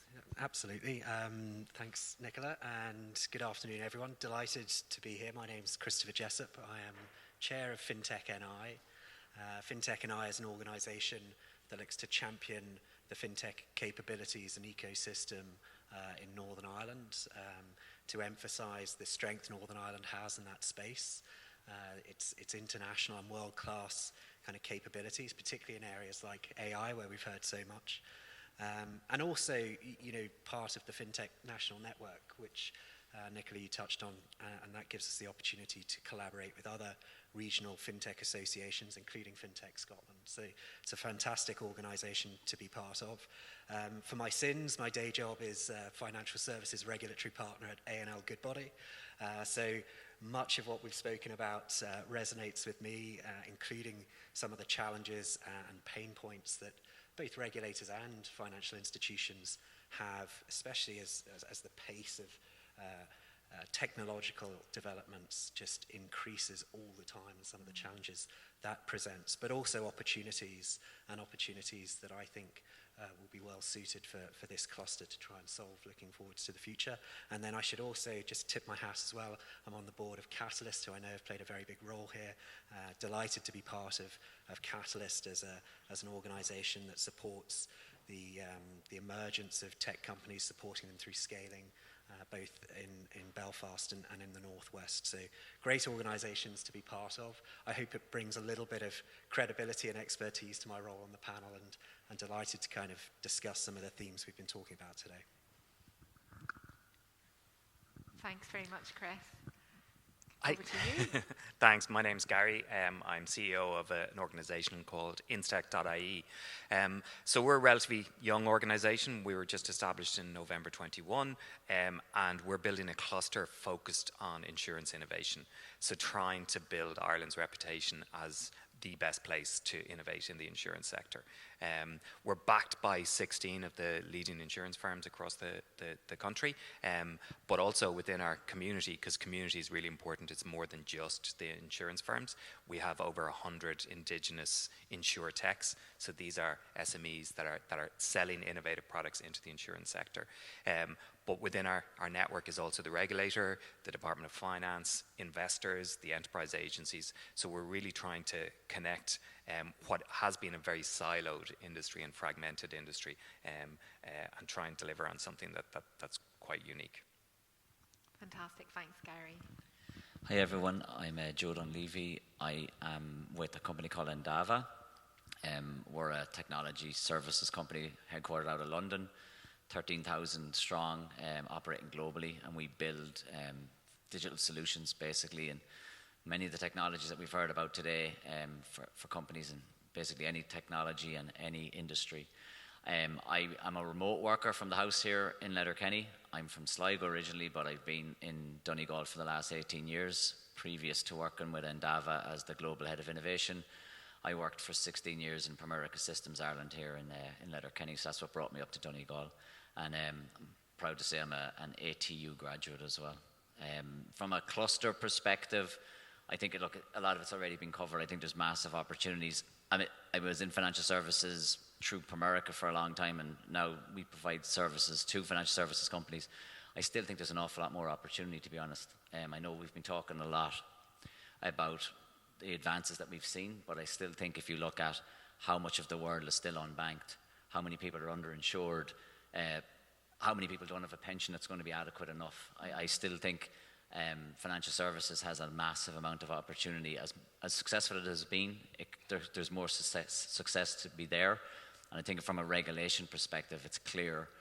Regulation of AI has already been discussed, but regulation of financial services is a really, really important topic, particularly when you think about decisions made around suitability for a mortgage and stuff like that. Accessibility to financial services is still a global challenge. So I think regulation plays a part in keeping companies honest, but it also plays a part in the side of the consumer, which I think is a really important part. Absolutely. Thanks, Joe. And Rory. Thanks, Nicola. Yeah, my name's Roy McGrath.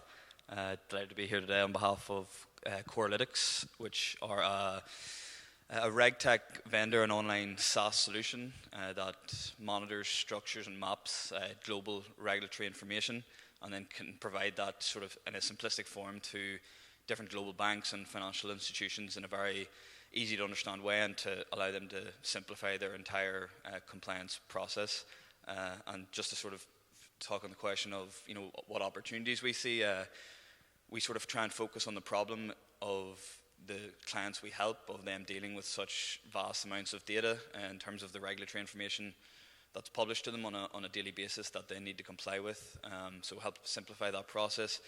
And then also just to speak, we were established, Corelytics were established in 2013 as a spin-off from UCD's innovation hub called CDAR.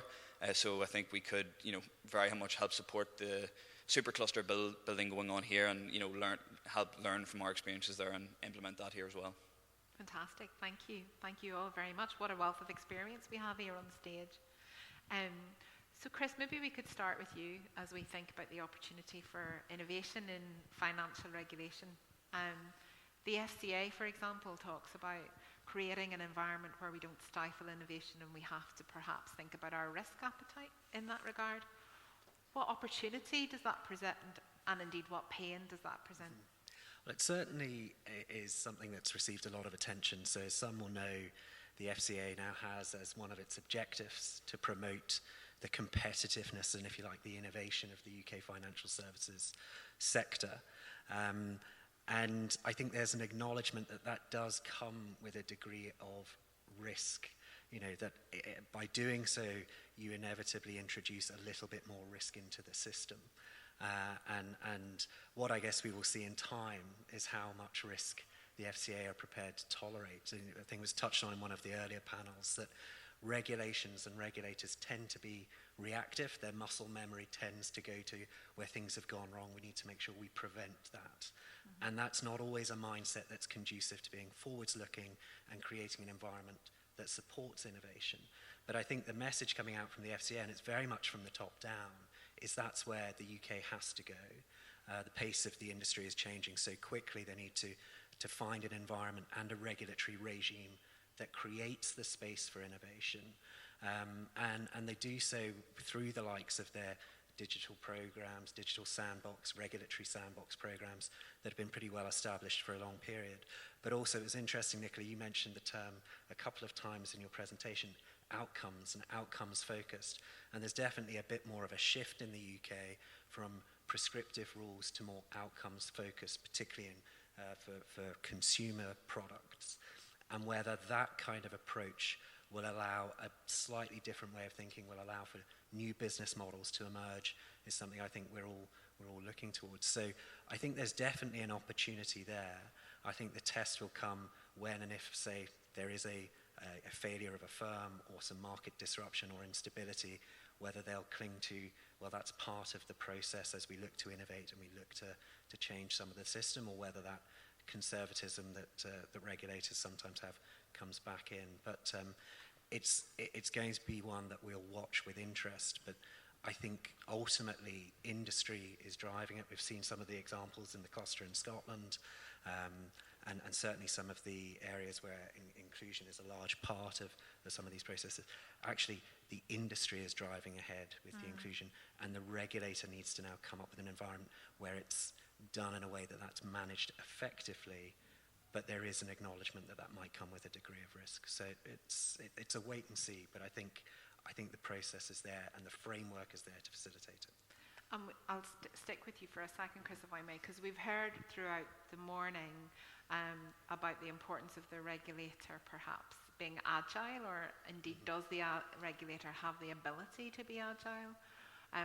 What would we need to see to really support agility and regulation in financial services? I think there are a couple of key aspects. One is investment in resource, and that can be a challenge with regulators, but there is a commitment to invest in their understanding of some of these new technologies. So that's one thing that is absolutely necessary. But two, and again, it's been a theme, I think, throughout a number of the discussions today, collaborating with industry, collaborating with the academic sector, participating in clusters such as this, in the forums that you're developing up in Scotland, and the Regulatory Innovation Lab. To me, it is those aspects that will allow the regulator to keep up to speed. I think the phrase that was used in the earlier panel was hanging on to the coattails of the innovation, and I think it's those kinds of forums that will allow the regulator to do it, but it also creates a natural engagement, a two-way engagement with the regulators that can be so important for both industry and the regulator themselves to have a full understanding of what the objectives are, what the outcomes that the regulator wants to see, and what the areas of innovation will deliver and have the potential to deliver. Yeah. Gary, I'll come to you in a second as we think about the kind of the opportunity in Ireland. But Joe, if I come to you initially, with your global perspective, your global experience, thinking about the complexities perhaps of regulation across the world, what practical things would help as we think about the future of financial services regulation? Yeah, it's a very detailed question, so I'll try to be as brief as possible. I mean, from a global perspective, many countries of the world still look to certain countries for, or in this case Europe, from a guidance perspective. Financial services in the United States is still the same way, whereby if you're a financial services startup company, you are only regulated to sell in a state, and each state is on an individualized basis. There's no such thing as federal regulation from a financial services startup ecosystem perspective. So that's a fundamentally different place than where we are here in Europe, where you get the ability to create a company in Ireland and then passport into the rest of the European Union.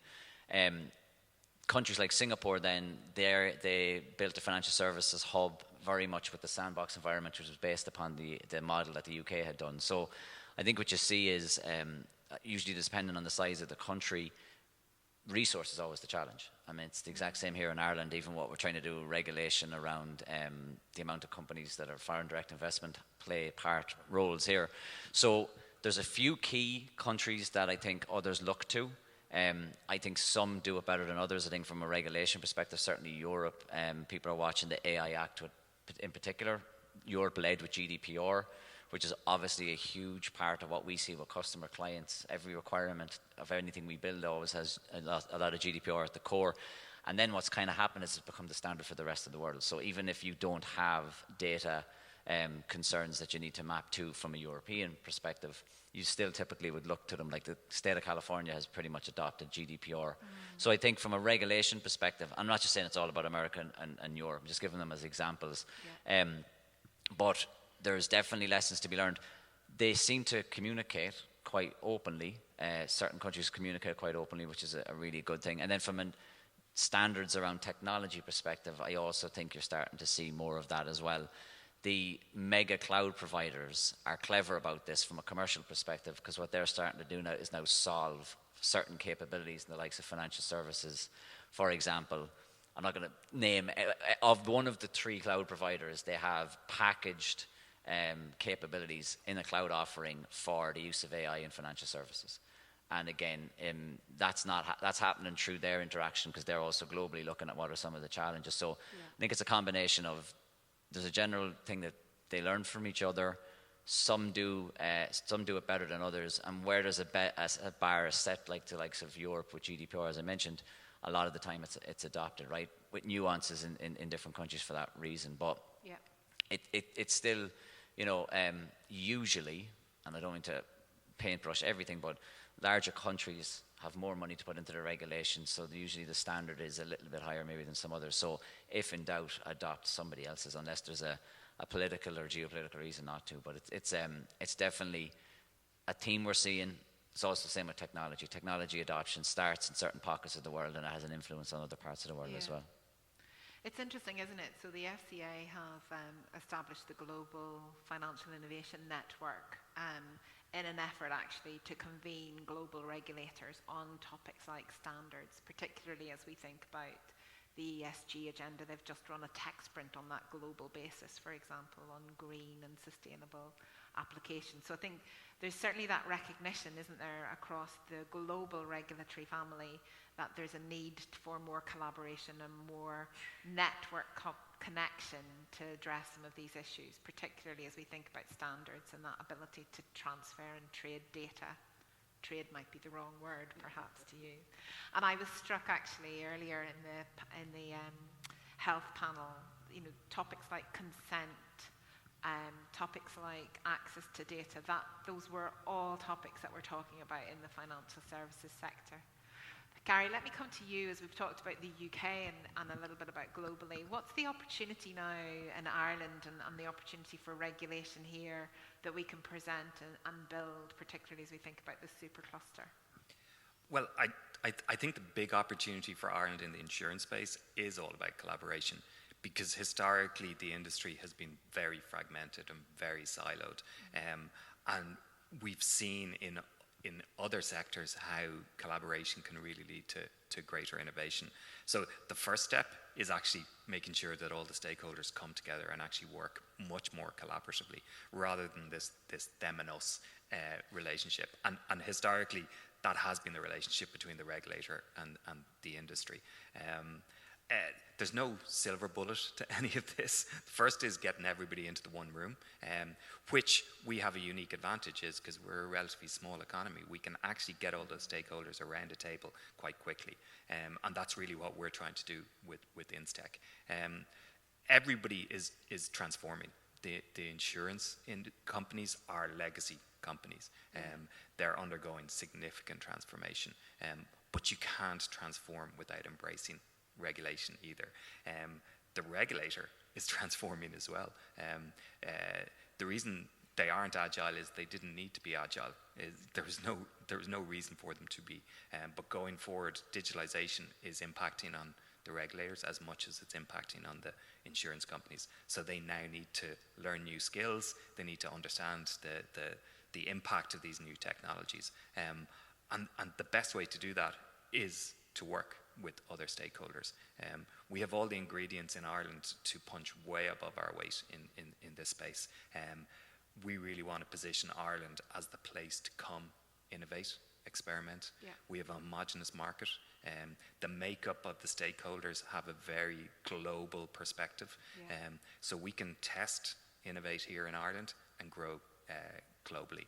Be that as an insurance company, securing more investment from group, or piloting new initiatives on behalf of group, or our indigenous insurtechs who are securing business early with big insurance customers and then growing from Ireland internationally.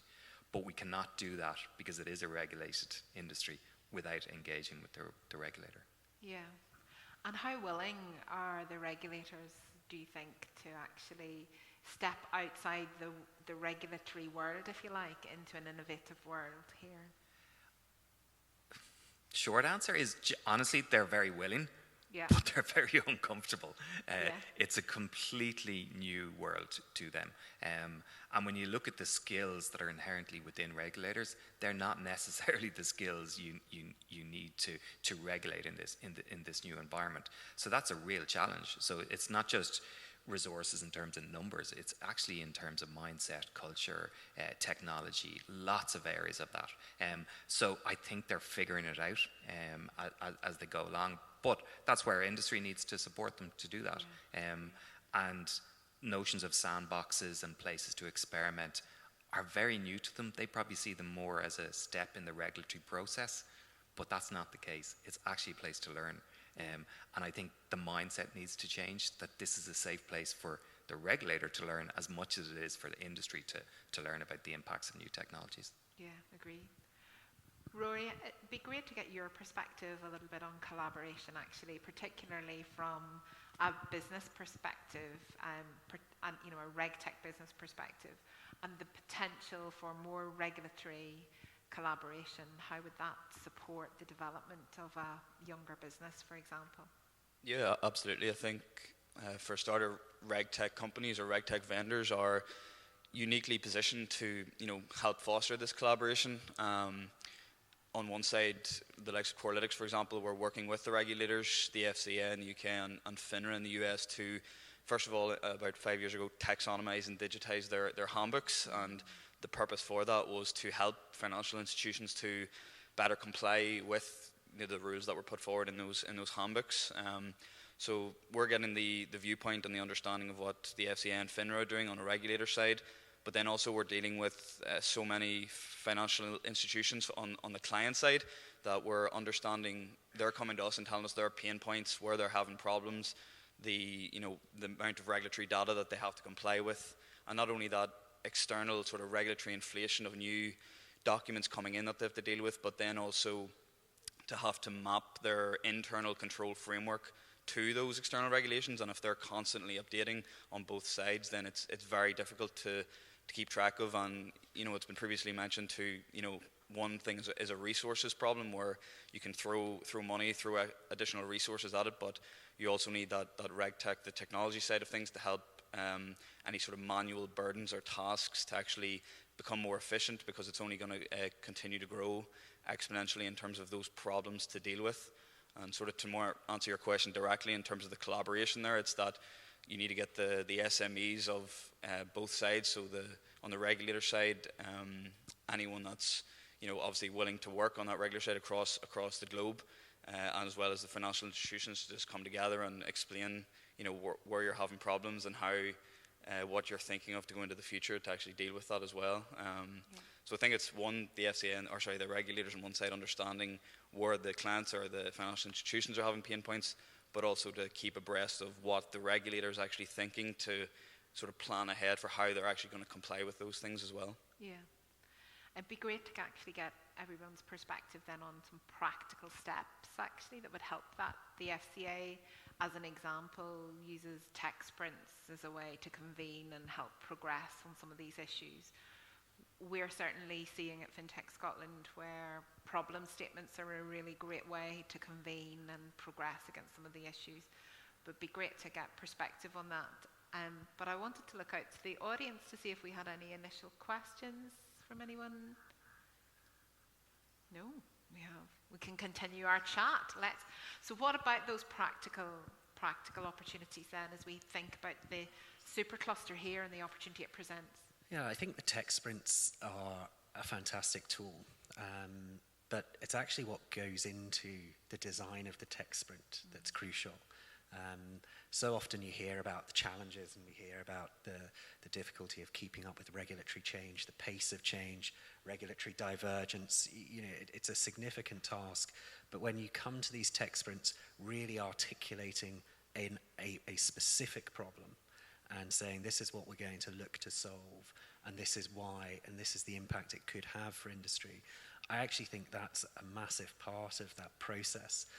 It's the engagement that goes into the tech sprint in terms of defining what the problem is and why it's such a kind of roadblock for either the regulated firms or the regulator themselves. So that engagement in and of itself creates a discussion, and I think that then helps this idea of collaboration. So an incredibly useful tool, but the build-up and the thinking that goes into them is often as instructive as the event itself. Yeah. And I think it's done wonders, some of the tech sprints in the UK, and now you're seeing that on a more global scale, and then when you get that through either GFIN or the FinTech Bridge with Singapore, hopefully things that might come out of the joint working group between the European supervisory authorities and the UK regulators, all of those different forums will help, I think, to identify common problems. And there's one thing that is undeniable, and that is the kind of the interconnectedness of the financial services sectors, be it the UK and Europe or further afield. And so these are common international problems, and I think actually that's where this supercluster has great potential. It's looking at problems that are international in scope, and they're often common across the different sectors. Yeah, agree. Yeah, so I think when we talk about RegTech, we kind of automatically start looking to the regulator a lot. And I think what's really important is actually to bring the compliance teams within, from my case, the insurers, into the innovation conversation much, much earlier. And I think getting them engaged and showing leadership to regulators as well is that actually we're innovating in what we believe is a compliant way. But too often the compliance people are brought in after the fact. You know, a functional unit got all excited, built a great, what they think is innovative product, and said, oh, before we launch it, we better run a past compliance, who just say no. Whereas, you know, that cross-functional collaboration from the outset is really important. And I think that's a big cultural shift, but I think it's one that's really important. And a cluster helps that happen and enables it. Yeah. Joe, what's your perspective on it? Yeah, I couldn't agree more with what Gary just said, particularly when I was innovating in Prudential, you know, getting all stakeholders at the table at the start is super critical, particularly because there's an education gap. Not everybody, like everybody thinks they see it from their own viewpoint and that everybody is in agreement with that, but often it's not the case. Like legal are going to see it differently than the compliance are going to see it. So I mean, completely at the start, trying to get the right stakeholders involved. But also, and I thought just upon what Chris had mentioned, what are you trying to solve as well? Like, because the challenge is, it's a very, very meaty topic, financial services. The rules around pensions versus banking are sometimes very, very different. So when it comes to a cluster perspective, it's ideally keeping in contact with other clusters because you can carve out the challenges so that maybe there's certain areas of geography even or focus on certain areas. But having it's a simple thing, the communication channels open so that first of all you know what you're trying to solve, and second of all, to Gary's point, you have the right people involved as well, because I always feel like you know, everyone expects compliance to say no, but the reality is, in fairness to them, if they haven't been involved from the start, they have like very little of the information compared to you. Yes. Whereas if you bring them in at the start, there's a certain amount of buy-in and skin in the game from inception as well. So I think it's a really critical thing. And the final thing I'll say is storytelling and sharing the message. I mean, it's phenomenal how many companies we work with from an innovation perspective, and they're doing all this really great work and nobody's aware of it. It's, you know, like in fairness, I was talking to Gary, and I'm not just going to big him up because he's here, but the reality is he sends out a newsletter which I follow, and it touches upon what they're doing right now, what they're doing next, interesting partnerships, and a couple of interesting articles in the insurance innovation space that might be of interest. A little small thing like that is phenomenal for sharing your story, but it also means that other people can rely on it to try and keep in contact with what you're doing as well. Because usually we're all mad about AI and technology, but a lot of the time it's the simples. Getting the right stakeholders in at the start, understand what we're trying to do, and communicating it in a good way. It's still the old human stuff that AI is not going to solve that usually is where, I didn't realize you were working on that, Gary. It's mad to say that, but I still find it's the fundamentals. Yeah, I agree. We've learned that certainly in the FinTech Scotland cluster, is that the opportunity to convene is really important, but you need an independent person that leads that convening, which you'll experience possibly. Yeah, actually, we've kind of adopted that phrase of the neutral convener, and it's a really important value for us, is that we sit in the middle and we bring in all these people, very similar to yourselves. It needs someone independent to manage that and facilitate that. Absolutely. But Rory, what's your perspective then as we think about the opportunity? What practical things, tech sprints, APIs, others that we can start to really consider? Yeah, I think fully agree with everything that's been said so far, from the collaboration perspective, from the communication perspective as well, and definitely getting the right people in the room, so the compliance level staff, the legal staff, to actually be able to communicate exactly what their problems are, that then the regulators on the other side understand that. So I think initially the communication in terms of the problems is initially what, you know, the practical listening element of it, to understand what that is.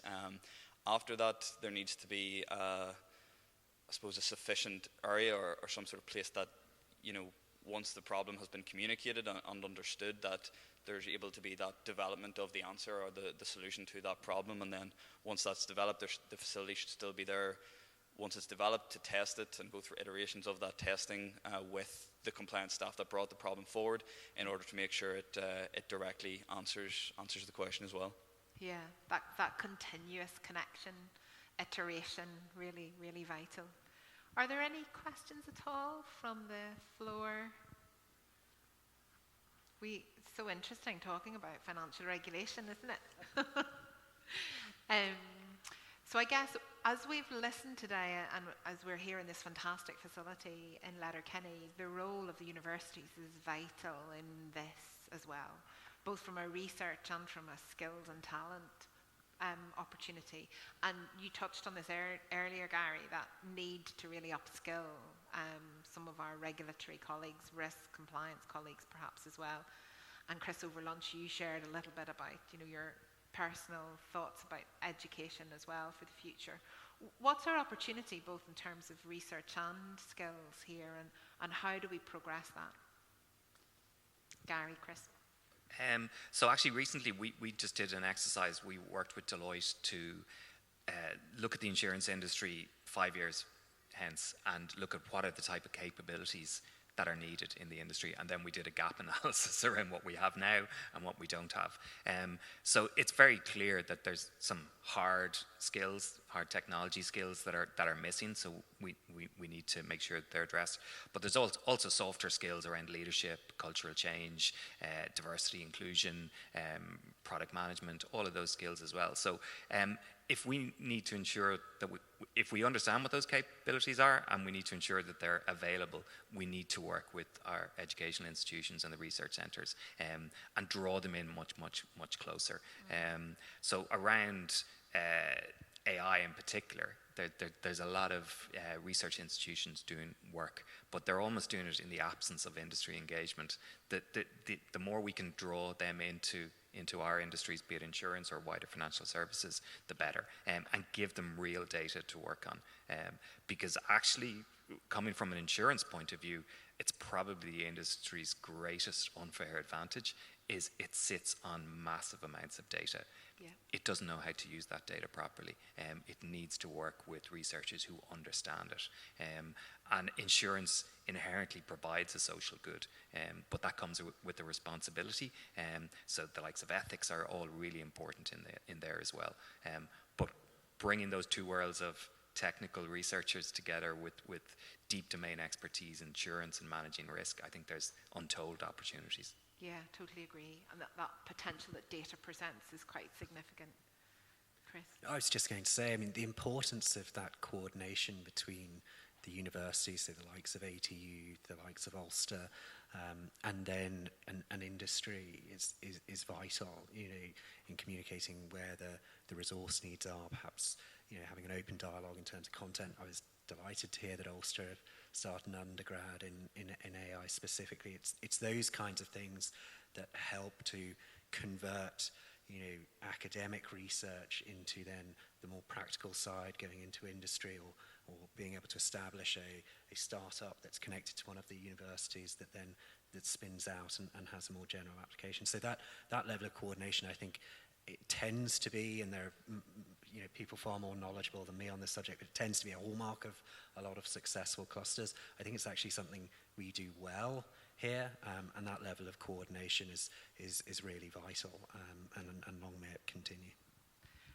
Roy? Yeah, if I could just add to what Chris and Gary were saying there, from what we're seeing at the minute in the industry, especially in financial services with the introduction of AI, is a lot of financial institutions are replacing their more manual efforts with AI to perform simple tasks, and that's replacing that entry-level compliance legal position.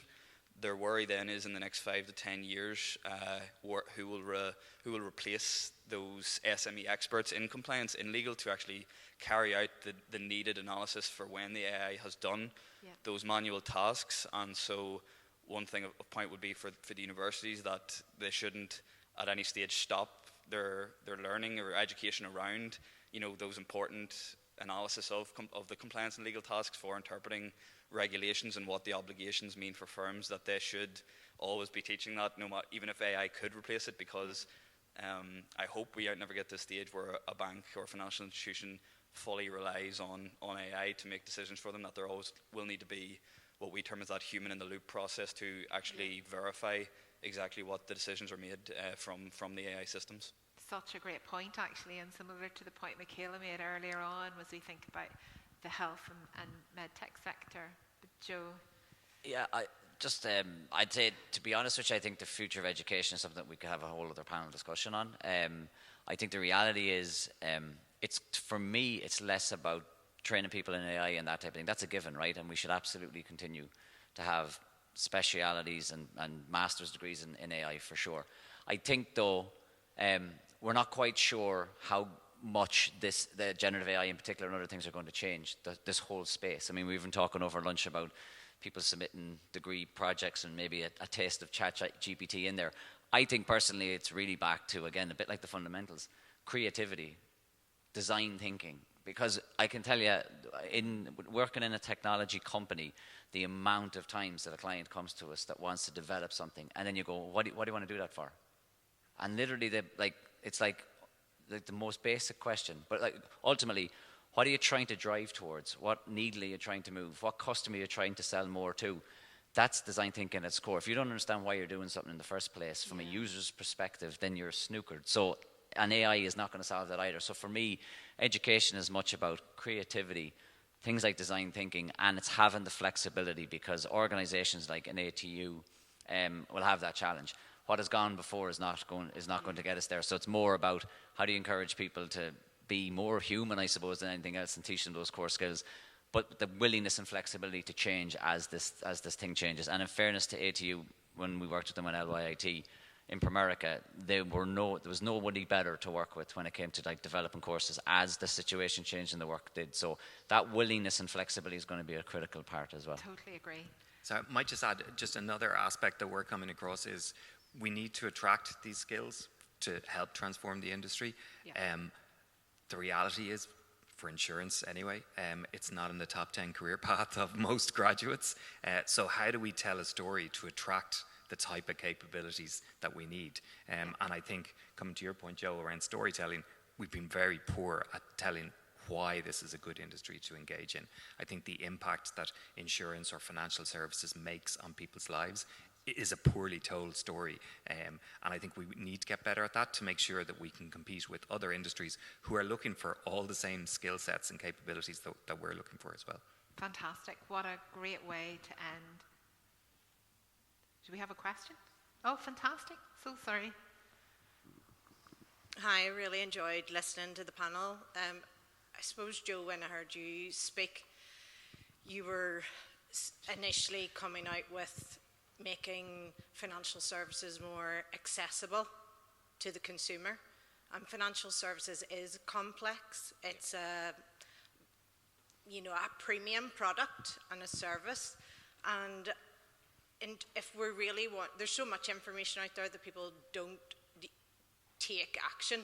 So if we are wanting to affect behavioural change and get consumers, not even worried about getting more people into the sector, what would be your key, simplistically, as to how could we innovate to get individuals thinking more about how they connect with their money?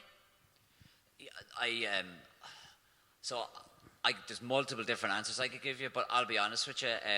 Looking at the way people communicate and how we now consume information, and particularly looking at different demographics, I'll be honest with you, I would think you would have a far better chance. I'm not going to name any influencers here in Donegal. There's only a handful. I'm not going to give them that. But to be honest with you, financial services, a bit like what Gary was saying, it's the storytelling. Life insurance is a perfect example. It is a boring product. I worked for a life insurance company for a long time. Even they said it was boring, even though they won't say that, right? But it is a boring product until you lose a loved one to an accident, and all of a sudden a family goes, and my God, aren't they thankful for having that? Or you hit retirement and you have money to enjoy your retirement years. I think it's about the storytelling, because I think financial services is a generally boring topic. It's the value it gives you in your life when you have it. Everyone's happy to have insurance when something goes wrong. Everyone's happy to have a nice pension when you retire.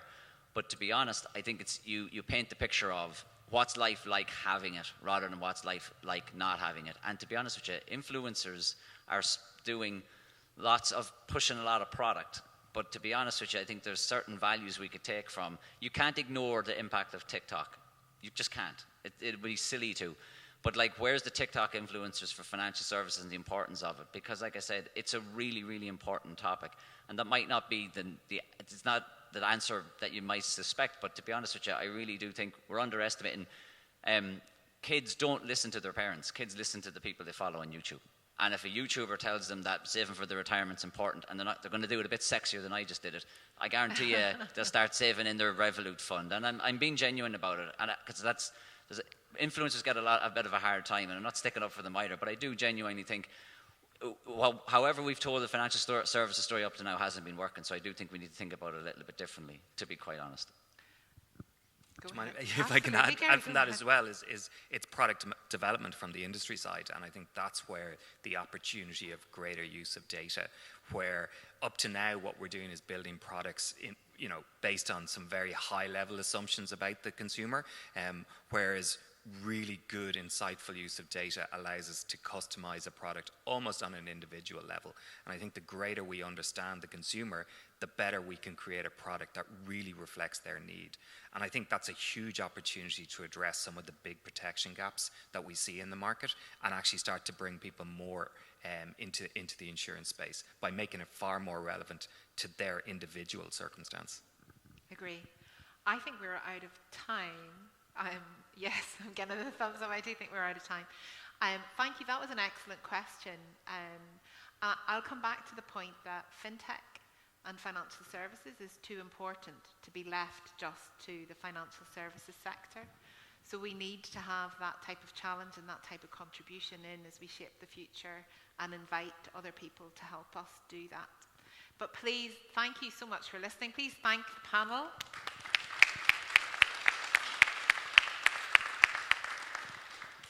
Thank you. Thanks very much. Thanks very much.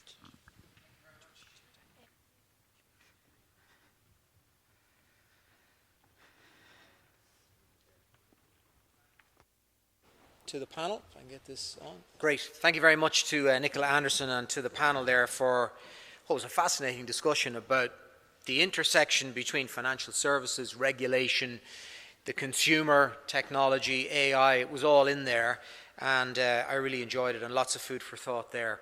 I'm delighted to introduce our next speaker, Dr. Ray Nolte, who will be providing valuable insight into, I suppose, the intersection of the Supercluster and ESG.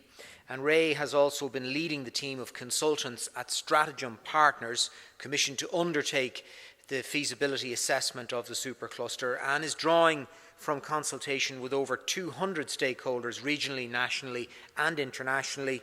He's over 35 years of rich experience as a management consultant. Will you please welcome Dr. Ray Nolte? Thank you.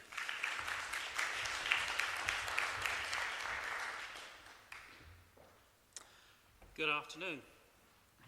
I'm going to talk about ESG and ESG regulation and its impact on the supercluster. And as I talk about this subject, I'd like you to think about your own situations, your own organizations, and the implications of what I'm going to talk about for you. So when we look at ESG is environmental, social, and governance, or we call it sustainability. Going forward, it's a little bit like AI. It's a very scary issue that we need to consider. And we're all aware of the issues associated with climate emergency. But very often when we talk to other organizations about this, for example, if you talk to the World Health Organization about it, they will see the climate emergency as a health emergency. Or you'll see all the social issues associated with these particular change drivers, like population migration, conflicts, wars. They all have big social issues associated with it. Again, if we look at some of the climate dynamics that are going to happen, we're talking about the Gulf Stream disappearing in 20 to 30 years. What's that going to impact? How's that going to impact Ireland? We'll be on the, it'll be a bit like Northwest Canada. What's it going to do to fishing stocks? What's it going to do to agriculture? What's it going to do to tourism? Maybe there'll be some skiing in the Dublin Mountains and the mountains here. But, overall, it's a really complex issue of interconnected issues. And a lot of people really don't understand that, ESG has become an overarching regulatory issue, and that G in ESG stands for governance. And that governance includes things like cyber risk, it includes things like AI, etc. So what we're seeing now is an expansion of regulation there. Financial services has been there for a while, and it's been dealing with a lot of these very complex requirements around it. And now we have these regulations coming in, CSRD, and it's supporting ESRS, which is coming in very quickly. And it's going to impact lots of organizations. So effectively, what we're going to have is organizations which are typically reporting under ESG, and not necessarily under a mandatory regime. We're now going to 50,000 organizations in Europe alone, not including UK in this, who will have to report underneath this regime. And that's very substantial. Now, the issue here is that as we look at this, we might be part of an organization which isn't impacted by it, by this reporting regime. We may be ATU, for example, or we may be Queen's University, or we may be a smaller manufacturing organization. But the issue for us is that very often our customers are asking us to actually deliver them information on our ESG standards, our progress, because they're mandated to report on this. And if we don't report on it, we're going to lose business. So we've worked with a lot of reasonably large, medium-sized organizations, if you can call them that, who, for example, one of them works with Amazon. And Amazon have said to them, I want detailed environmental product declarations, detailed product life cycle analysis. Now, this is at the product level. This isn't at the organization level. And I need it now. And unless you can provide it for me within a reasonable amount of time to the detail that I need, we need to think about our relationship. So, the loss of business, the loss of revenue for organizations is really a big driver for this, which is directly be driven by, in some cases, regulations. So sometimes regulation and customer requirements are actually interchangeable. So very often as organizations, we have to think about what are our value propositions around ESG. So how can we add environmental, social dimensions to what we're doing? And frankly, what we fail to do in this world of ours, despite our focus on sustainable investments, to support innovative organizations of a certain level to develop innovative products in particular areas. And so a lot of time, organizations like mine are helping organizations, really innovative organizations who are working with universities to actually raise finance for something where they can't do it. So that part of the system isn't working as well as we'd like. And from a risk register point of view, we need to be thinking about this in a very holistic way. And we're working with auditing firms who are going to be charged with auditing these returns, and they don't know what to do. We're working with some of the largest state agencies, some very large universities, some very large organizations, and their interpretation of this is actually quite limited. So I might be a university which is offering fabulous courses in ESG, but I'm actually not eating my own dog food. And I'm not actually really thinking about the scope of this. Recently, we did a review on behalf of Enterprise Ireland, and because our organisation is Swedish, we gave them some comparisons of what's happening in the Nordics. So if I look at Business Sweden, when Business Sweden looks at ESG, they look at it from the point of view of what impact do we have, or what negative impact do we have on the planet? Not just Sweden, but the entire world that we trade with. What is our responsibility there? So this upstream, downstream value implications of this are really wide. So I'm being asked to comment on my impact on my supplier, of my suppliers, my suppliers' suppliers, my suppliers' suppliers, down to the nth degree. And I'm also being asked to comment on the impact on my customers. So if I'm a financial services organization, and these guys are really caught in a hard way here, what are the impact of my lending on my customers? And I'm supposed to bring back information from them. And it's hard enough from large organizations, but getting information in unstructured formats and different levels of quality, which I must stand over as a financial services organization from a plethora of organizations is extremely complex. So when we look at ESG, we need to look at it from a series of dimensions. It's not only the impact of us on the planet, on society, and our profit, but we're also looking at it from how we manage our organizations, our strategy, our governance, our business model, our quality, our management systems, our human resources, our financial resources, etc., and around a range of internal dimensions as well, how we perform, how we operate, our own culture, the capabilities we have as an organization, how we develop business, as I mentioned, our suppliers, but also our partners, and how we engage with our communities. This is a very, very wide issue.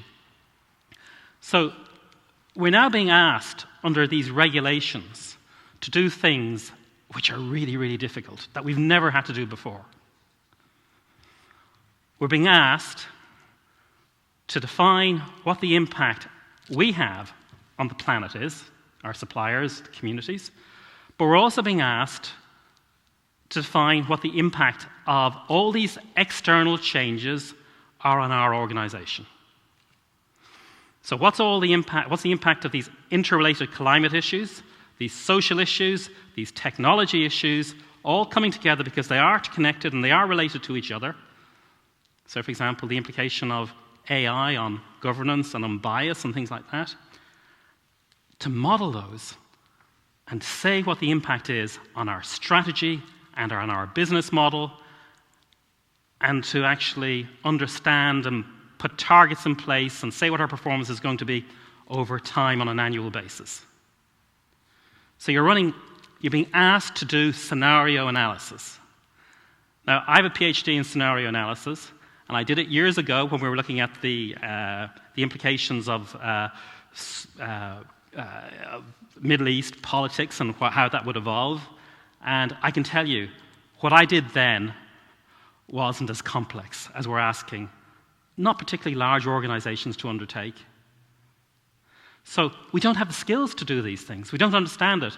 And this is probably some of the reasons why a number of MEPs were pushing back against this regulation.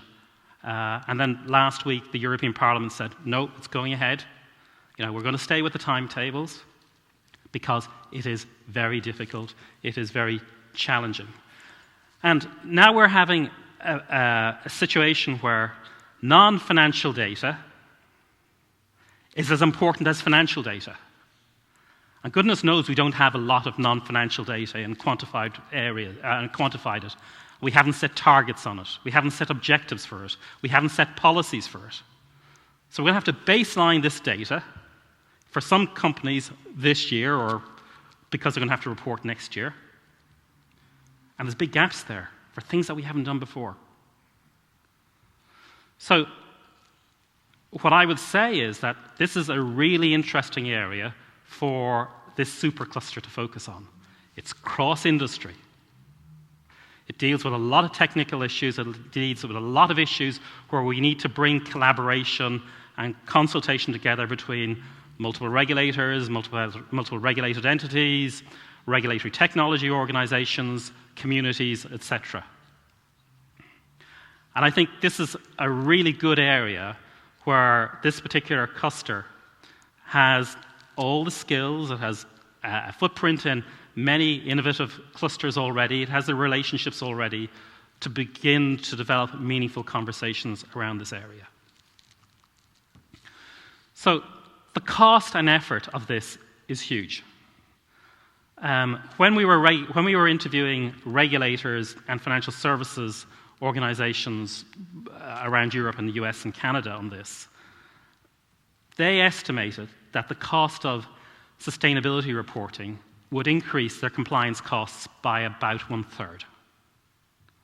When you think about it, the cost of regulation of financial services is around about €1 trillion. So you're adding another third onto this. So this is a multi-trillion dollar or euro impact on cost. And if somewhere like the supercluster, and don't forget nobody has developed a regulatory supercluster anywhere in the world. If you can take a half a basis point off the cost of that, which is trivial. Or invest, €1 billion into a supercluster like this, which is trivial again in terms of the overall cost. The opportunity is huge. And organizations are really, really worried about the funding of this.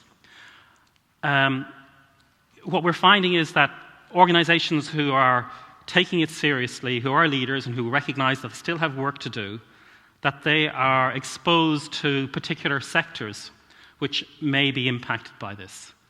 So one of our clients, for example, 25% of their business is in the aviation leasing industry. I'd be worried. They are worried. And many of us are actually exposed to these types of sectors. And this is a big issue across multiple sectors, multiple things that we do that impacts our own businesses. So, for example, we're looking at, in this supercluster, building 2 facilities. But if we actually look at the cost of building those facilities and some of the traditional technologies and materials that go into it, which are incredibly carbon rich, there are big issues there. And some of these infrastructure projects that we have, they're in industries which have had low capital investment and produce huge amounts of carbon, and actually they don't, when you talk to them, they say, yeah, we can reduce our carbon maybe by about 20%, but after that we haven't got a clue, because the science hasn't caught up. We're talking about situations here where we were working with the World Trade Center Association and we reviewed all their facilities around the world. And certain areas of the world, if we don't, and we know we won't hit this 1.5 Paris agreement in terms of climate increase, if we hit 2%, Mauritius disappears. If we hit 2.5%, and by the end of the century, there's certain parts in the US which will just be uninhabitable because you're actually going to have, over a third of their days over 50 degrees. You just can't work in those temperatures. So this is a scary thing. This is what policymakers want to impact, and this is what regulators have a very important role in helping us to address. And when we look at some of the issues associated with this, there aren't many regulators who have common international standards on it.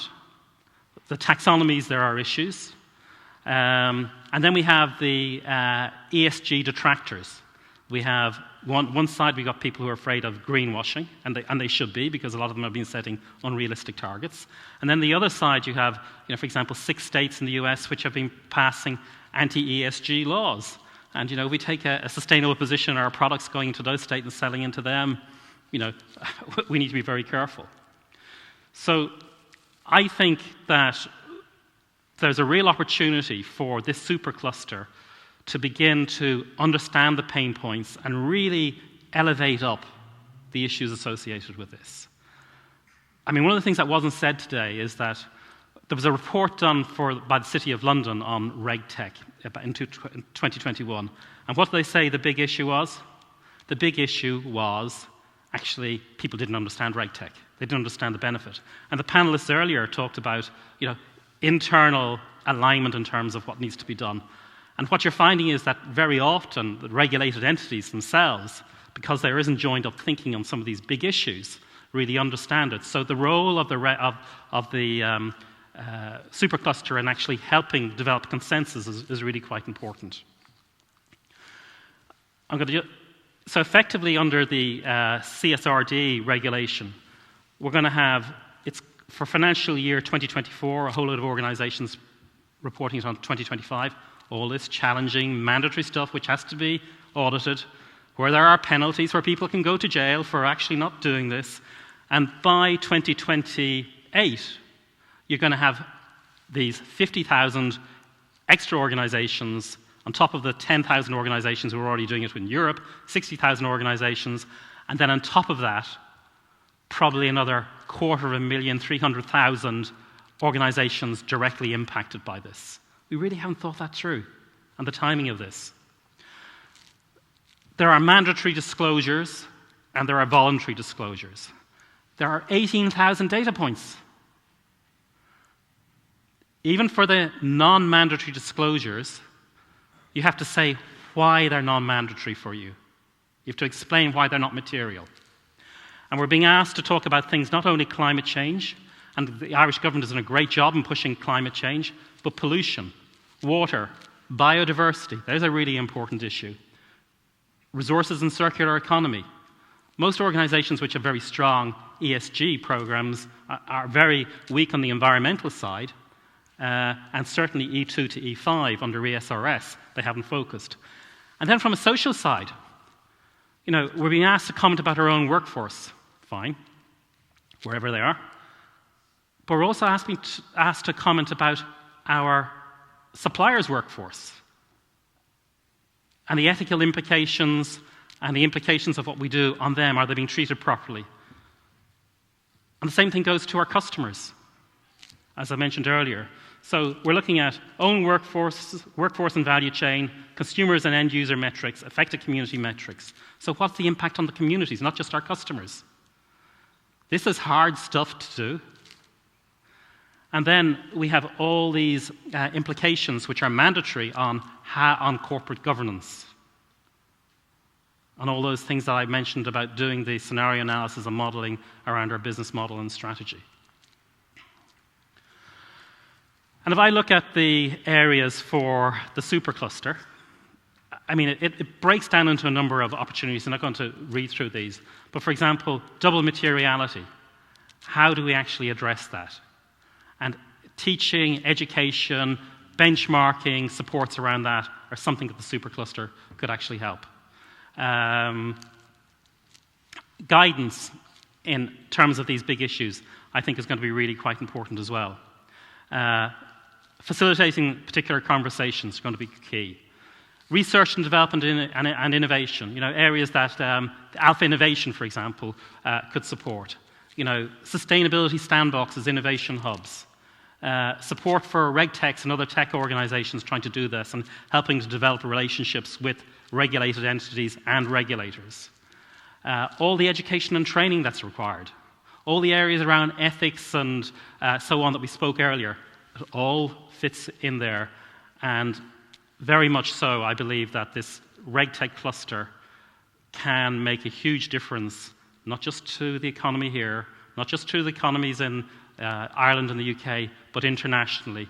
And by taking smart specializations like ESG and like AI, I think it has a very important role to make globally. Thank you.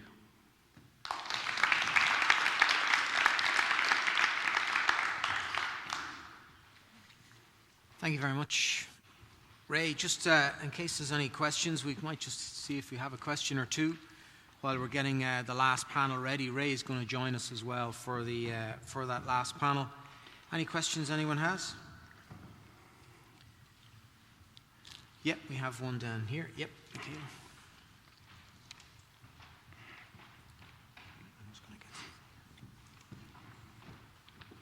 Go ahead, Michaela. So we talked a lot this morning about trustworthy data, fake data, and I can see something as onerous as this and something as difficult opens up potential for fake data from companies under the regulation and the auditing. Do you see that as a problem that needs to be addressed and looked at? Yes, I do. So, for example, a lot of organisations that I'm working with have decided they want to take an exemplar position on this. And so you can get into that trap pretty quickly. And then you have, we've seen, for example, in Germany, organisations being raided by the police for effectively producing marketing information or claims in their prospectus that they are actually achieving these things when they're not actually doing it. And then also, if we're using particular technologies like AI, and we're actually creating bias in some of our decisions in terms of employment or in terms of where we do business or whatever else. So there are a whole load of issues for fake data in this, either intentionally or unintentionally. And I think, for me, that seems to be one of the big drivers for the organizations that we're working with in terms of actually trying to address this.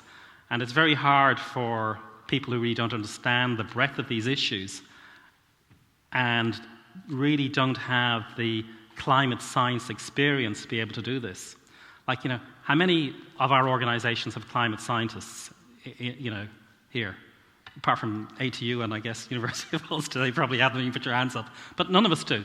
Like, how many of our insurance companies, our banks do it? Very few. They're getting there, but they just don't have that data to do it. Great. Any other questions there? I was just thinking about the example you gave, Ray, about quality of information and misleading statements. With the 18,000 data points, do a lot of them end up being guesstimates? Would the police raid you for a guesstimate? Well, here's the problem. You have to have a policy first, and then you have to do your data analysis, and then I'm asking my supplier to provide data up their value chain, and then I'm expected to make sure that the information is audited.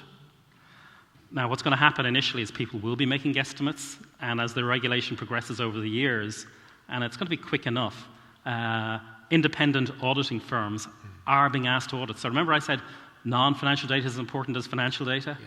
That's to be audited, and that is to appear in your combined annual report, sustainability report. They aren't two separate reports. They're going to be one report, and there's the same onus and regulatory precautions to be taken on that. Okay, great. Thank you very much to Ray. Have a seat, Ray, because you're going to hang on for the last panel. I'd like to welcome back on stage just to get some final insights, really, and a last bit of a discussion around the supercluster and what people have learned from the day and what the key takeaways were. So I'd like to welcome back Nell Watson. Ray Nolte is here. Dr. Orla Flynn from ATU President. Professor Michaela Black from Ulster University. Anne-Marie Conlon will also be joining us. She's Head of Economic Development at Donegal County Council. And we'll also be joined by Sylvester Clancy, who's Executive Director of FinTrue. So have a seat, guys. Thank you. I'm going to hold on to this one. Thank you very much. Well, for some of you, you're very welcome back, and for Anne-Marie and Sylvester, you're very welcome to the panel. I suppose just reflecting really on, and I might start with you, Orla, reflecting back on the key takeaways for you that have come up and been talked about and discussed today, because we've looked at quite a few things in detail as well. What are the big takeaways for you? So I think the big takeaway for me is some reflection on the notion of clusters and the composition of successful clusters, and that relationship between education, business, and particularly the emphasis on startup and entrepreneurial supports. So that's a kind of a more generic one about the concept of the cluster. In terms of RegTech specifically, we've had some really interesting speakers today. I had to miss a chunk of the day because I had my finance committee of my own governing body, which was absolutely all about compliance and implementing regulation. It's part of our daily lives. And again, Ray's presentation there at the end made me reflect very much on our own compliance, the sustainability agenda, and how we can ensure that we're moving forward in the right direction. And I think you talked about the cost of compliance becoming an increasing factor, and certainly that's something that we as an organisation have seen increasing cost of compliance across a whole range of areas, procurement, and it's just one that's impacting people, but compliance in equality, diversity and inclusion, compliance around sustainability, biodiversity, and these are the sheer breadth of areas where compliance is becoming an increasing part of our lives. Huge food for thought for me today. And then maybe the final piece then is around the research and the skills, and I think the last panel had some really interesting reflections, and I think Gary mentioned something there about getting compliance teams involved earlier in the process. So from a project management point of view, from a training point of view, even thinking internally, we've often gotten wrapped in the knuckles because we didn't involve the procurement team, the procurement specialists earlier in the process. So I think there's an awful lot there about our own skills and upskilling our own organisations. So the role of the cluster in upskilling organisations as well as driving new innovations, I think, is going to be huge. Yeah. And Ray, we just talked there, and you talked about ESG, and one of the things that you use that really as a sort of an example of an area that, you know, where the compliance duty that's coming down the track and is already down the track is huge. When you look at the supercluster, even just beyond the ESG part to other areas, one of the great things about it as a concept, as an idea, is that international nature of it, that so much of it is international, isn't it? Yeah, that's correct. And you know, most of the organizations that we deal with or want to deal with are international, and organizations are becoming bigger and whatever else. And I don't think we really realize, and some of it came out in the sessions today, that there's a huge disconnect between industry, regulation, and regulators. It's not intentional, but you know, very often regulated entities are very wary of buying regulated technology, because if you get it wrong, you're really in the you know what. And there's a lack of trust of those regulated entities in terms of software providers and whatever else. And then a lot of the issues, as was mentioned as well in the last panel, is that internally compliance and regulatory processes need to be transformed and integrated as part of the overall processes within the organization. And on an international basis, that's probably even more so, because you're dealing with many different regulators, non-standard processes, non-standard regulations, etc. And I think, you know, the regulators in the world, while they all talk about interoperability, they aren't actually sharing data with each other, or not enough. And, you know, we can get hung up with certain types of regulations, certain types of industry regulators, but, you know, very often the skills required in a particular type of regulator aren't necessarily the skills going forward. So there's a lot of changes, a lot of requirements, and I think there's a lot of international learning and good practice that can be developed. Okay, great. Sylvester Clancy, you might just introduce yourself, tell us a bit about yourself and the company you work for. Sure, no problem. Hi folks, my name is Sylvester Clancy. I'm an Executive Director with Fintru. I'm also a proud alumni of ATU Donegal, so I'll get that out there. I guess, look, this whole thing is really, really interesting for me, both personally and as a company. Fintru, we are a RegTech company. We were founded 10 years ago by Dara McCarthy. We're headquartered in Belfast, but we employ 1,400 people globally now across our international locations, including the Northwest and Letterkenny. I guess what we do is, look, very much what was discussed today. We are a RegTech company that provide technology-enabled solutions, particularly in the client lifecycle management space, that really ensure the integrity of the global security market, okay? And I think the key things for me and what resonated from the conference today is the technology and people together. You know, as Ellen spoke about earlier, it's not all about the robot or the technology. In actual fact, if you bring those two together, you'll scale your organization, but We've lost that mic there. We might be able to do a swap. It's okay, guys. Take two. So look, that's sort of where we're at the minute. Our core products are KYC, legal compliance, and risk. Something resonated me with as well what Peter mentioned earlier about the infinite game versus the finite game. In terms of financial crime, which we're involved in, a recent Europol survey estimates that 4.1 billion was seized in Europe in 2020 from financial crime.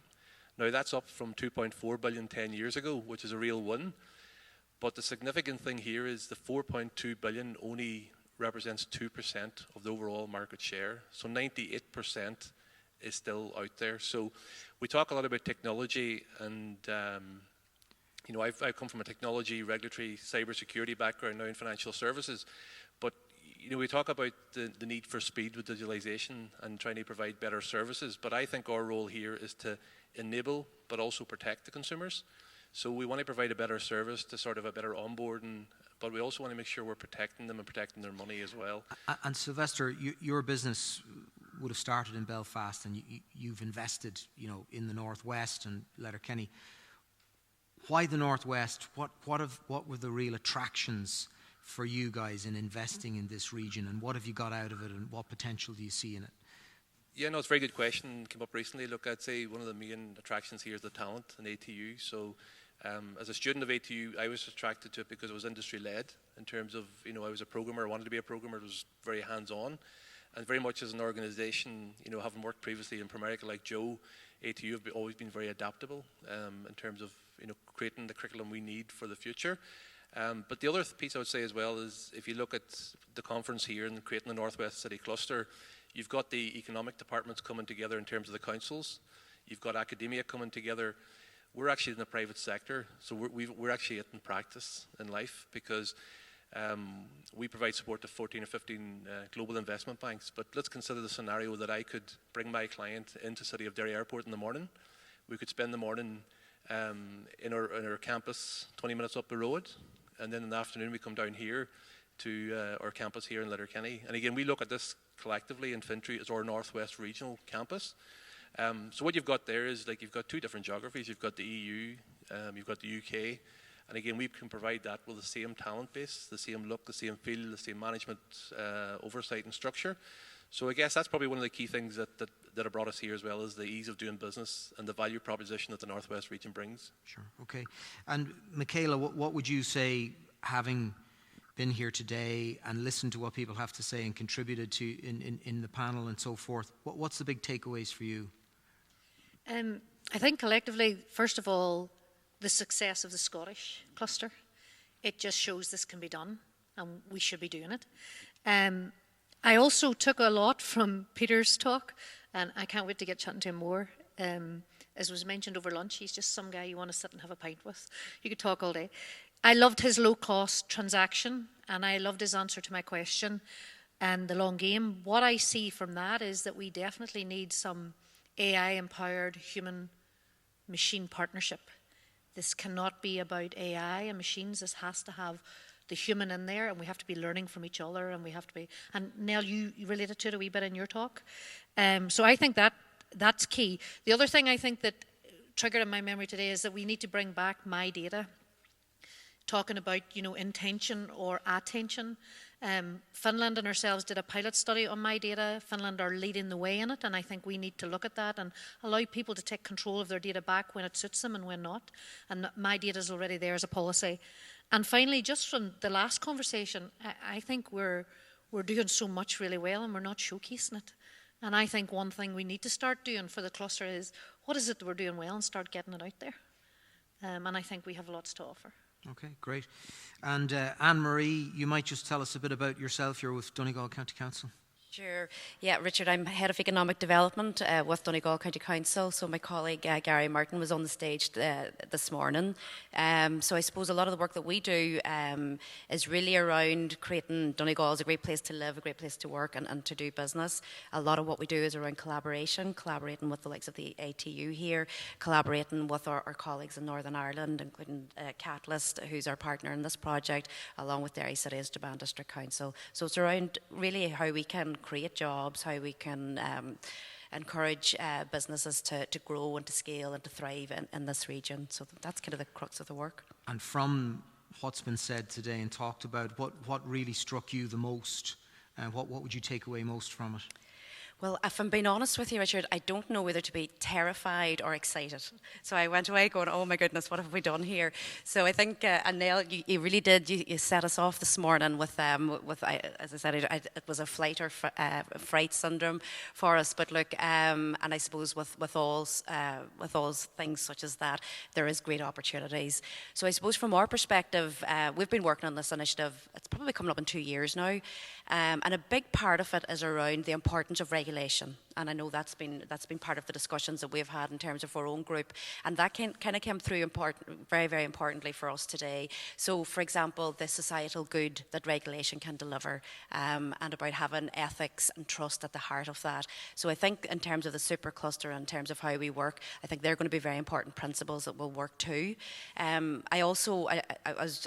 suppose I was really taken today as well by Peter's comments. And it's something that I didn't actually think of myself, but when he made the point that a location like this is a good place for a supercluster like this, because we're not in the cities, we are objective, you know, we don't have the hidden agendas maybe of the other multinational companies or the big players in various industries. So it gives that opportunity for that profound thinking. It gives that, you know, safe space, I suppose, for innovation. So that was interesting. It was probably an angle that I didn't think of before, but again, you know, it really does speak to what we're trying to do here. So I think those were kind of the key points for ourselves today. Absolutely. And Nell, one of the things that struck me about your own presentation was how far AI has come down the road already, how quickly it has evolved, you know, the girl with the flaxen hair image in the last 12 months. But there was that sense where you wanted to strike a balance between saying that this is moving so quickly, but models can be found to regulate it. How important is that, and how achievable is that? I think we have to try, even if it's difficult, even if it's a constantly moving target, to try to rein in the excesses of different actors using this technology. Some may use it in good faith, some in bad faith. Even the good faith actors will make mistakes. I think so long as we, first off, educate the public so that they understand the power and also limitations of these technologies, and release and iterate consecutively, you know, a little bit of legislation, have another think, you know, try to be proactive, think about the future instead of regulating in the past as much as that's possible. And it's not always easy, but there are people out there who can forecast and understand where technology is likely to go in the next 3 to 5 years, and step by step, piece by piece, improve it. And I think we've seen fantastic examples within, for example, the transportation safety sector, where there's been a progressive improvement over time. And I think gradually we will similarly shake down AI. One of the things that struck me, and it feeds into the whole wider debate about AI and where we're going with it and the opportunities and the limitations, there's this figure that I've heard quoted where somebody gives an example, and they say that if it takes 5 hours to dry 5 shirts on a clothesline in the sun, if you ask ChatGPT how long would it take to dry 30 shirts, it will come back and say it would take 30 hours because there's 6 times as many shirts. But of course, it will take the same amount of time. And the bit that's missing, which can be focused on in the development of AI, is what we might call common sense. But we get common sense from experience and from making mistakes. If the robot is going to clean up the house and AI is going to order the pizza, first of all, it made me wonder, what are we doing? I don't know. But are we ever going to make the mistakes from which common sense is derived, which gives us that perspective over the limitations of AI? In other words, are we actually abandoning common sense for the sake of convenience? And is that a danger?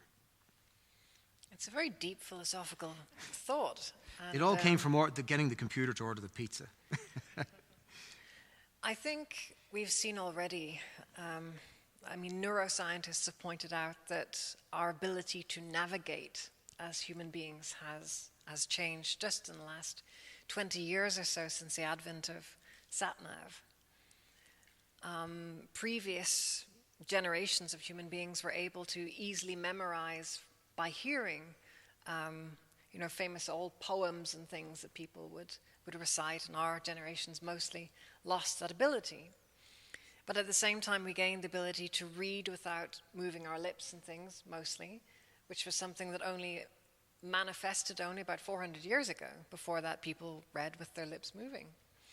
And so our brain does change in response to technology, and we can expect, therefore, that our third hemisphere, which is what AI really is, will alter the rest of our brain.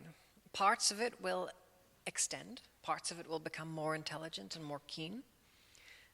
As you suggest, some parts of it may atrophy, and that's something that we should be careful of. especially because deep wisdom of a domain requires very deep knowledge and experience, right? That's where sort of wisdom bubbles up from. And we're starting to see in realms such as law, where juniors now are not necessarily given tons of books to read and jurisprudence to chew through as part of their training process, because now that's being done by machine. And so actually that training process for juniors becomes more difficult. So there will be trade-offs for sure. Okay, great. And just, Orla, in relation to one of the themes that came up several times today was around flexibility and innovation, and not only in terms of product development and in terms of regulation and responding to that, but also in terms of education. And I'm thinking about, and it was mentioned, about ATU's ability to be flexible. And looking at and listening today to what's required for this supercluster.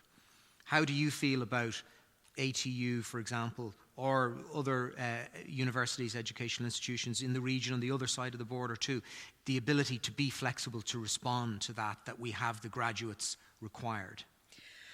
I'm very confident. Well, I'm optimistic. I'm even today now, just looking in the audience, I have Michael Margie, who's led a lot of the work here with his colleagues here in Donegal. But the thing to remember is that ATU is a big beast of a university now. And how effective we can be will be determined by how well we can harness all the strengths across the whole university to support this initiative, the same as we might have an initiative in Galway or Sligo or in Mayo or outside of our boundaries.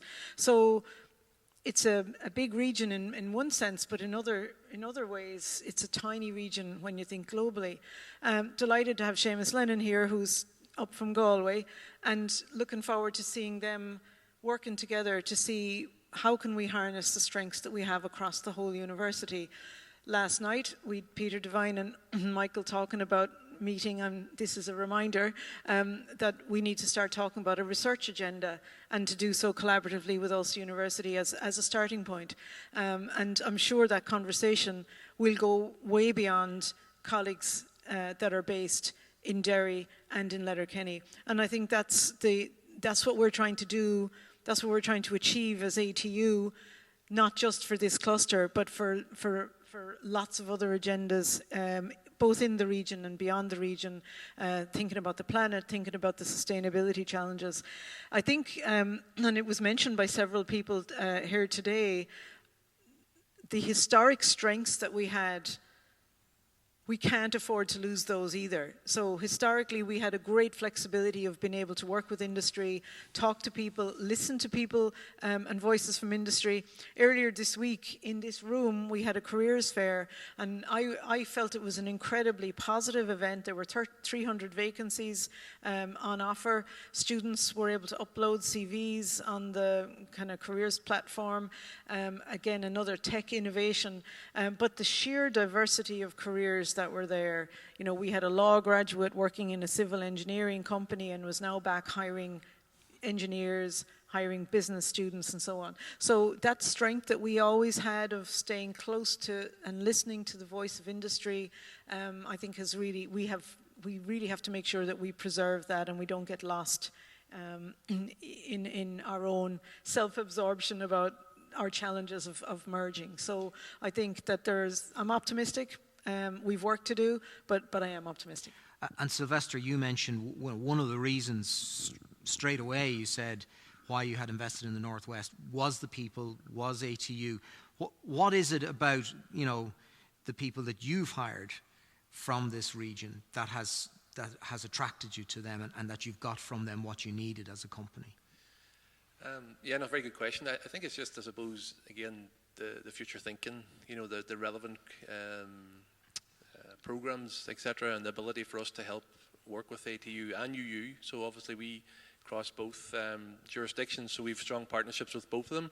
But I think it's about we're able to kind of say, look, this is what's happening in the industry, this is where we need to go. But as Dr. Orla mentioned, like I was here on Monday during the careers fair, there was a real good buzz there, So I think it's fantastic. I think it's just really down to the relevant experience that the guys have, and I suppose a desire as well to stay in the Northwest. Like, I was very privileged in that, you know, I graduated from Letterkenny, and I worked for over 23 years in this region, but for global companies. So I was able to spend a lot of time internationally leading teams and working with teams globally. So it's fantastic now to see so many other examples of that and opportunities for people to do that. So you can maybe study, go away for a couple of years, but come back and have the opportunities here. So there's a real, I suppose, element of this region where we all want to collectively, you know, make it better. So I think that's something that's quite unique to the region. And when I talk about the region, I'm talking about, you know, obviously the Northwest City region that we're talking about here. Just one thing to go back to about the AI and making decisions and that. So I suppose from a business perspective, we've had 10 years, you know, success as a company supporting many, many different clients. We see the same challenges across the multiple clients. So we're using technology to help us make better decisions and faster decisions, but not necessarily make the decision. And I think that's a really important thing, you know, across the industry, is that the technology is there as an enabler to help you learn, but maybe not make the decision just yet. So probably answer 2 questions for you there. Yeah, no, thank you very much. And Anne-Marie, just on that point, Sylvester's mentioned about people, you know, returning back to the Northwest, people who are from here. This has already, you know, been happening in recent years, I think, in the region a lot more, that people who've wanted to get home are coming home. There's more economic development, there's more enterprises, there's more entrepreneurs and more opportunities. Is that something that you see quite a lot of? And the whole question then of the attractiveness and quality of life in an area like the Northwest, perhaps compared to, you know, big cities, compared to other places? Yeah, no, absolutely, Richard. And I think probably COVID has been, you know, an important instigator of that, really. I think it was mentioned earlier today that gave us an opportunity to probably reassess a lot of our own values and in terms of what we were looking for. So, you know, I think COVID gave us an opportunity to have that trial period for people coming back and working from the likes of the Northwest. So I think in life in general, a lot of people are reassessing what's important to them, you know, and particularly when you kind of reach a stage in life as well, maybe in terms of, you know, you have a family or you're, you know, do you want your children to grow up in an area where you grew up yourself, or do you want, you know, do you want to grow up in a city? So I suppose even earlier this year we would have we've ran a relocation campaign just targeting that cohort of people, particularly in Australia, New Zealand and in Canada, with a view to, you know, highlighting the jobs that are available here. And these are people that probably went away probably 10, 13 years ago, and just to highlight to them that there are opportunities now to return home. So that's a big part of the work that we do, and certainly something we do see people coming back. And I think also over the years, there would have been what we called the brain drain from the region. And I think talking to the folks in the ATU and to the companies here, that's something that we've seen quite a turnaround in recent years. And I think that turnaround is firstly because the universities are accessible. So we have Ulster University on our doorstep in Derry. We have ATU here in Letterkenny. So it's accessible and it's affordable for young people and people looking to acquire third level education. And not only that, the jobs are here as well. So that's really important. So when people are coming out of universities, you know, the job is here. And it goes back to Orla's comment just in terms of the, you know, working closely with industry in terms of the skills. So that means that we're retaining the talent here in the region as well. So it's positive from that perspective. Great, thank you very much. I just want to throw it open to the floor. Anyone got any questions they want to ask? Anyone on the panel? Yep, we have a few. This lady here, we'll get a mic over to you now. Just here in the middle. Thanks.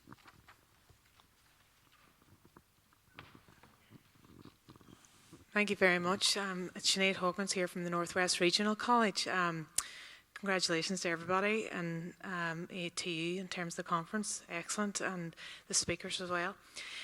Just considering the high levels of employment and economic and activity in the Northwest area, and particularly in Derry and Strabane, do you think, or anyone's in the panels, maybe to Orla and maybe to Nell, because she first talked about the AI and the link in, do you think this is in an area of RegTech in particular provides opportunities at lower level skills? So we're talking all about the higher level skills on the university here. So is this providing a great opportunity for a pathway from lower levels and the further higher education colleges and then on to university?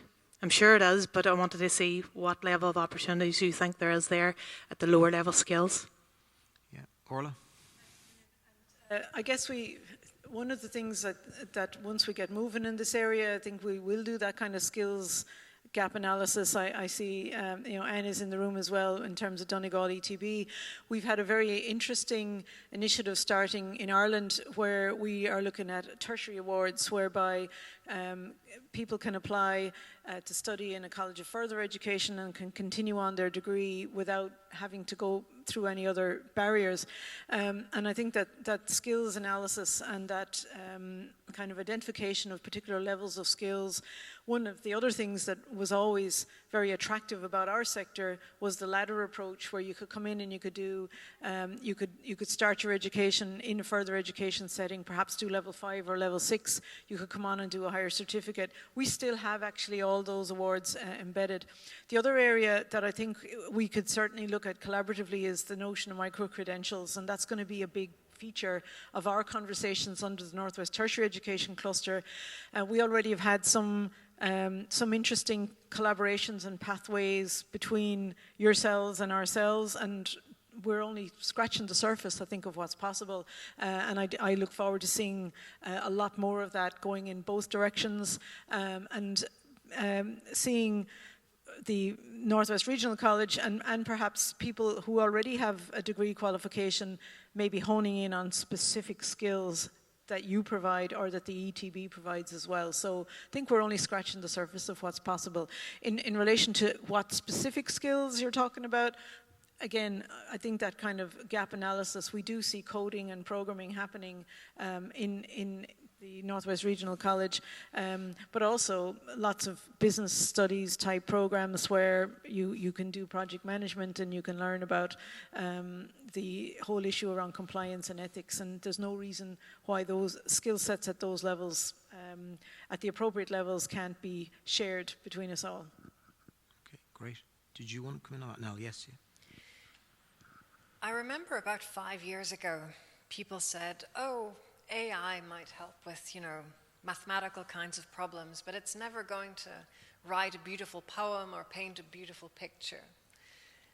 And today, that's kind of what's happened, strangely enough. We're still left with jobs that we hate, but all of the sort of higher aspirational creative work is actually being usurped by AI, at least at the sort of middle and lower levels, which is strange. In fact, some of that work is to some degree being defunded or is being made almost so cheap in a sense, which could be very disruptive for people's lifestyles and aspirations. I know many artists, of course, who have been devastated because their professional workflow has moved from, sculpting something beautifully in, as a, say, a 3D asset to nursemaiding or babysitting an AI system that does most of the work and takes out a lot of the rewarding factors of seeing a project through from its inception to its completion. I think there is a risk of actually a lot of knowledge work, creative work, being significantly disrupted by AI. But I think that things like nursing, care work, trades, even some kinds of manufacturing, those are probably going to stay for a very long time and not going to be replaced by machines anytime soon.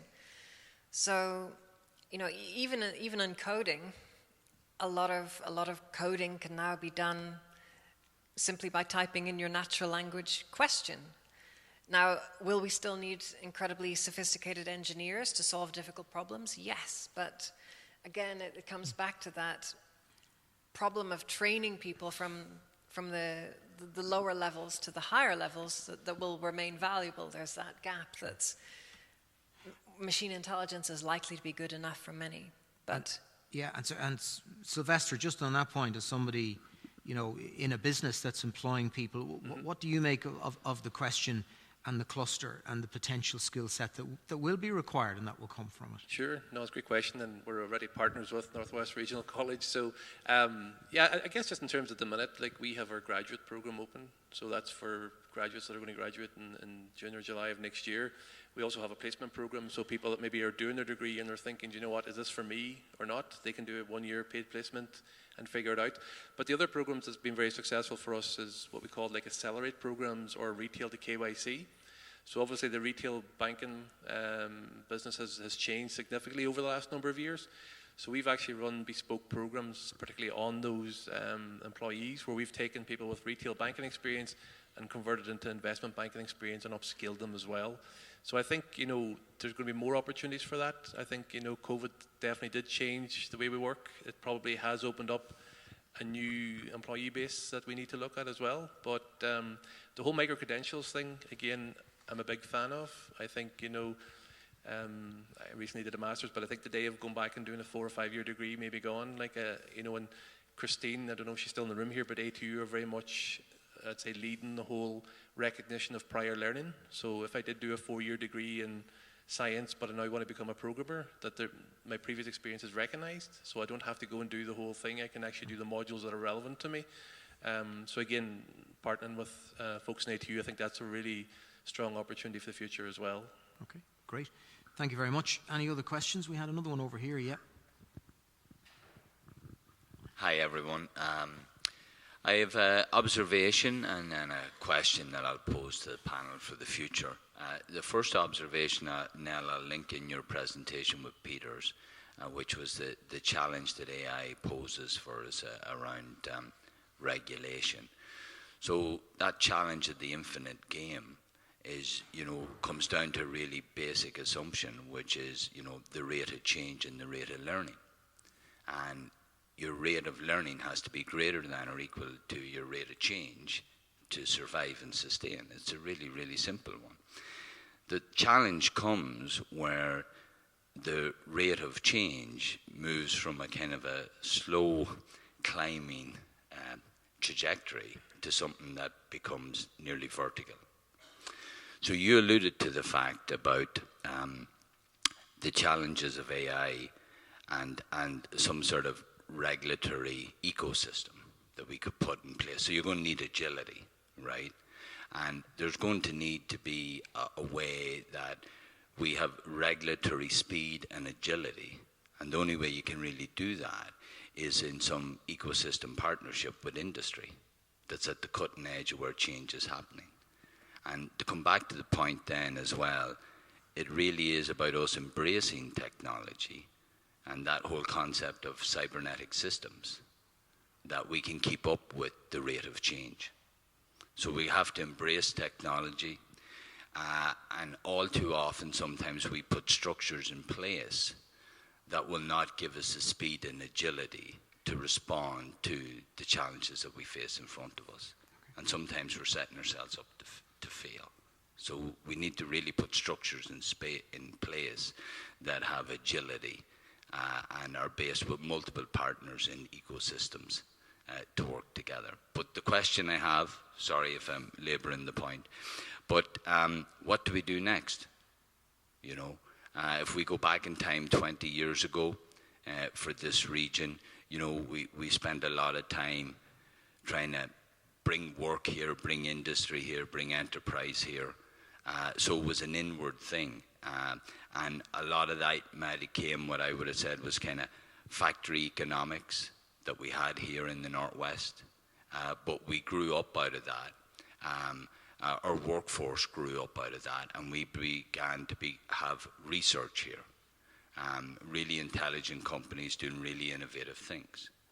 But now the challenge is we want to project outward as a cluster in terms of the regulatory challenges that are out there and the expertise that we have here. So what next? What do we do after having this conference? Yeah, what needs to happen next? That's the questions I put to the panel. Okay. Anyone want to take that? Ray, what's your take on that? That's a great question. Obviously, the first thing we need to do is to publish a document which can be used for a range of purposes. And I think one of the most important ones I would say is we need to establish channels to market, so to speak, and partnerships around that.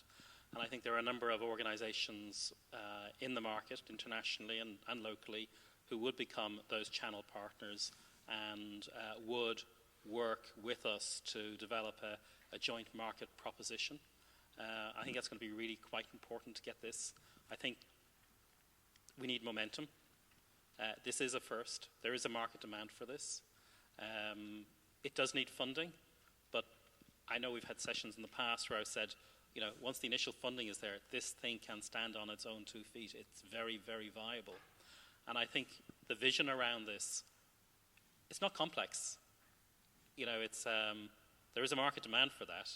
And I think we need to just go after those channel partners, and whether it's state agencies or whether it's governments or the private sector, in fact, it's going to be a combination of them all, and actually do something here. Like, you know, I've been thinking about this, like, you know, I have a target to add another 300 staff to my team here in Ireland. And like before this, I wouldn't have actually thought about putting them into the Northwest. I'd be thinking of Dublin or Belfast, to be quite honest. And actually, you know, after this, actually, I'd be proud and very happy to say, actually, let's invest here. And because, you know, this region is something which is, as a cross-border region, this once, you know, 1 foot inside the EU, one in GB, and the international connections can't be underestimated. And the fact that it actually works and you have a model, and there's nowhere else that I can see along the border that this works, or anywhere that there's such an international model. And, you know, I think there's some very strong messages here to go out to these particular channel partners or strategic partners, and to talk strategically about the opportunity here, which is needed, as I've said. So I think it's really a matter of getting on with it now. And bring more guys like Ray up to the Northwest as well. I think that might help as well. Thank you very much. Any other questions there? Yes, sure, Emery, yeah. And just to add to what that Ray has been saying, I think probably one of the things that we do need to do as well is to trial the concept as well, even at a smaller level, alongside doing what you're talking about, Ray, and even in advance of the building, which we are looking to secure funding for. But in advance of that, to trial actual concept, I think today for me was very much around validating the proposition, and I felt that we're certainly on that route now in terms of the proposition that we're putting forward in terms of the supercluster, validating that we can do it here, that it can be a hybrid model, that this location in itself is in itself a very valuable proposition. And I'm delighted to hear we're bringing 300 staff, Ray, so we'll look forward to announcing that. So I think that's probably one of the things we need to look at now is how do we trial this at a smaller level, just to test the concept, to see does it work, and to be iterative around that, and to take it from there as well. So, and again, we're also very keen to take up Nicola's offer as well in terms of collaborating with FinTech Scotland in terms of your own innovation lab as well. So it's about looking at how we can pull together all these strings over the coming months. Okay, great. We probably have time for, I'm just conscious of time, one more question. Have we got another question? No. That's okay. Thank you very much. Oh, sorry, Orly, you wanted to come in. No, I was just going to add there that all of the partners probably need to look at, there are a couple of things as physical infrastructure, perhaps to enable some of the activities. There's the relationships that are already there. Can we strengthen and deepen those? Can we add new partners and new players? And then after that, then we can look at what particular strength and expertise do we bring? And for us, it's probably three things. We've spoken already about skills, talent, training. At both undergraduate and postgraduate level, we look at research, but then the third pillar is around tech transfer, about that innovation space. And if you looking at Nicola's points and looking at other successful clusters, typically what you have is you have very strong education and training, you've got really strong research activities. Thinking about Galway and the MedTech that we talked about earlier on, you have Curram, the SFI Centre, you have the BioInnovate programme, which is about commercialising ideas, bringing them to market. A lot of that happens in the University of Galway, but then ATU provides an incubation space for a lot of those companies to help them actually reach market and to grow and become HPSUs. So that alone is a nice little environment before you ever add in the multinationals that are around that. So I think there's work for us all to do individually as partners here as well, and certainly we'll be focusing on those 3 pillars. Great. Well, I think on that note, I'm going to wrap up things. Thank you very much to Orla, to Ray, Sylvester, Michaela, Anne-Marie, and to Nell as well. And thank you very much for your contributions. Thanks.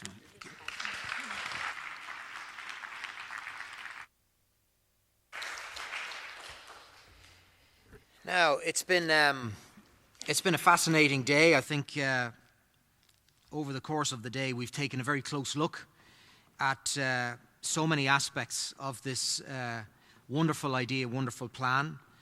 And I wanted to say thank you very much to everybody who has been involved. Thank you so much to all of the speakers and panelists who've been here. Thank you as well to the teams involved and the project partners, including Donegal County Council, ATU, Derry City and Strabane District Council, Catalyst and Alpha Innovation for their support and collaborative spirit.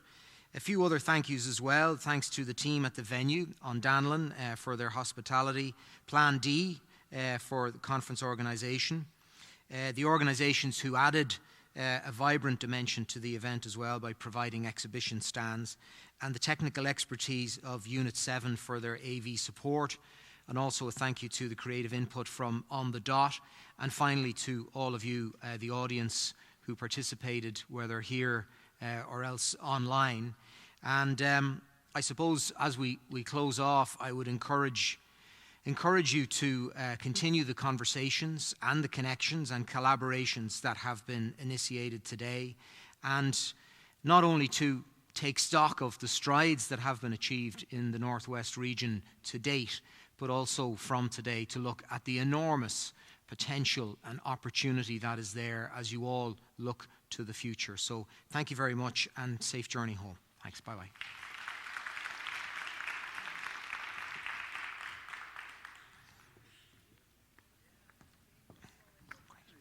Thanks very much, Michaela. Thank you. Oh, thanks very much.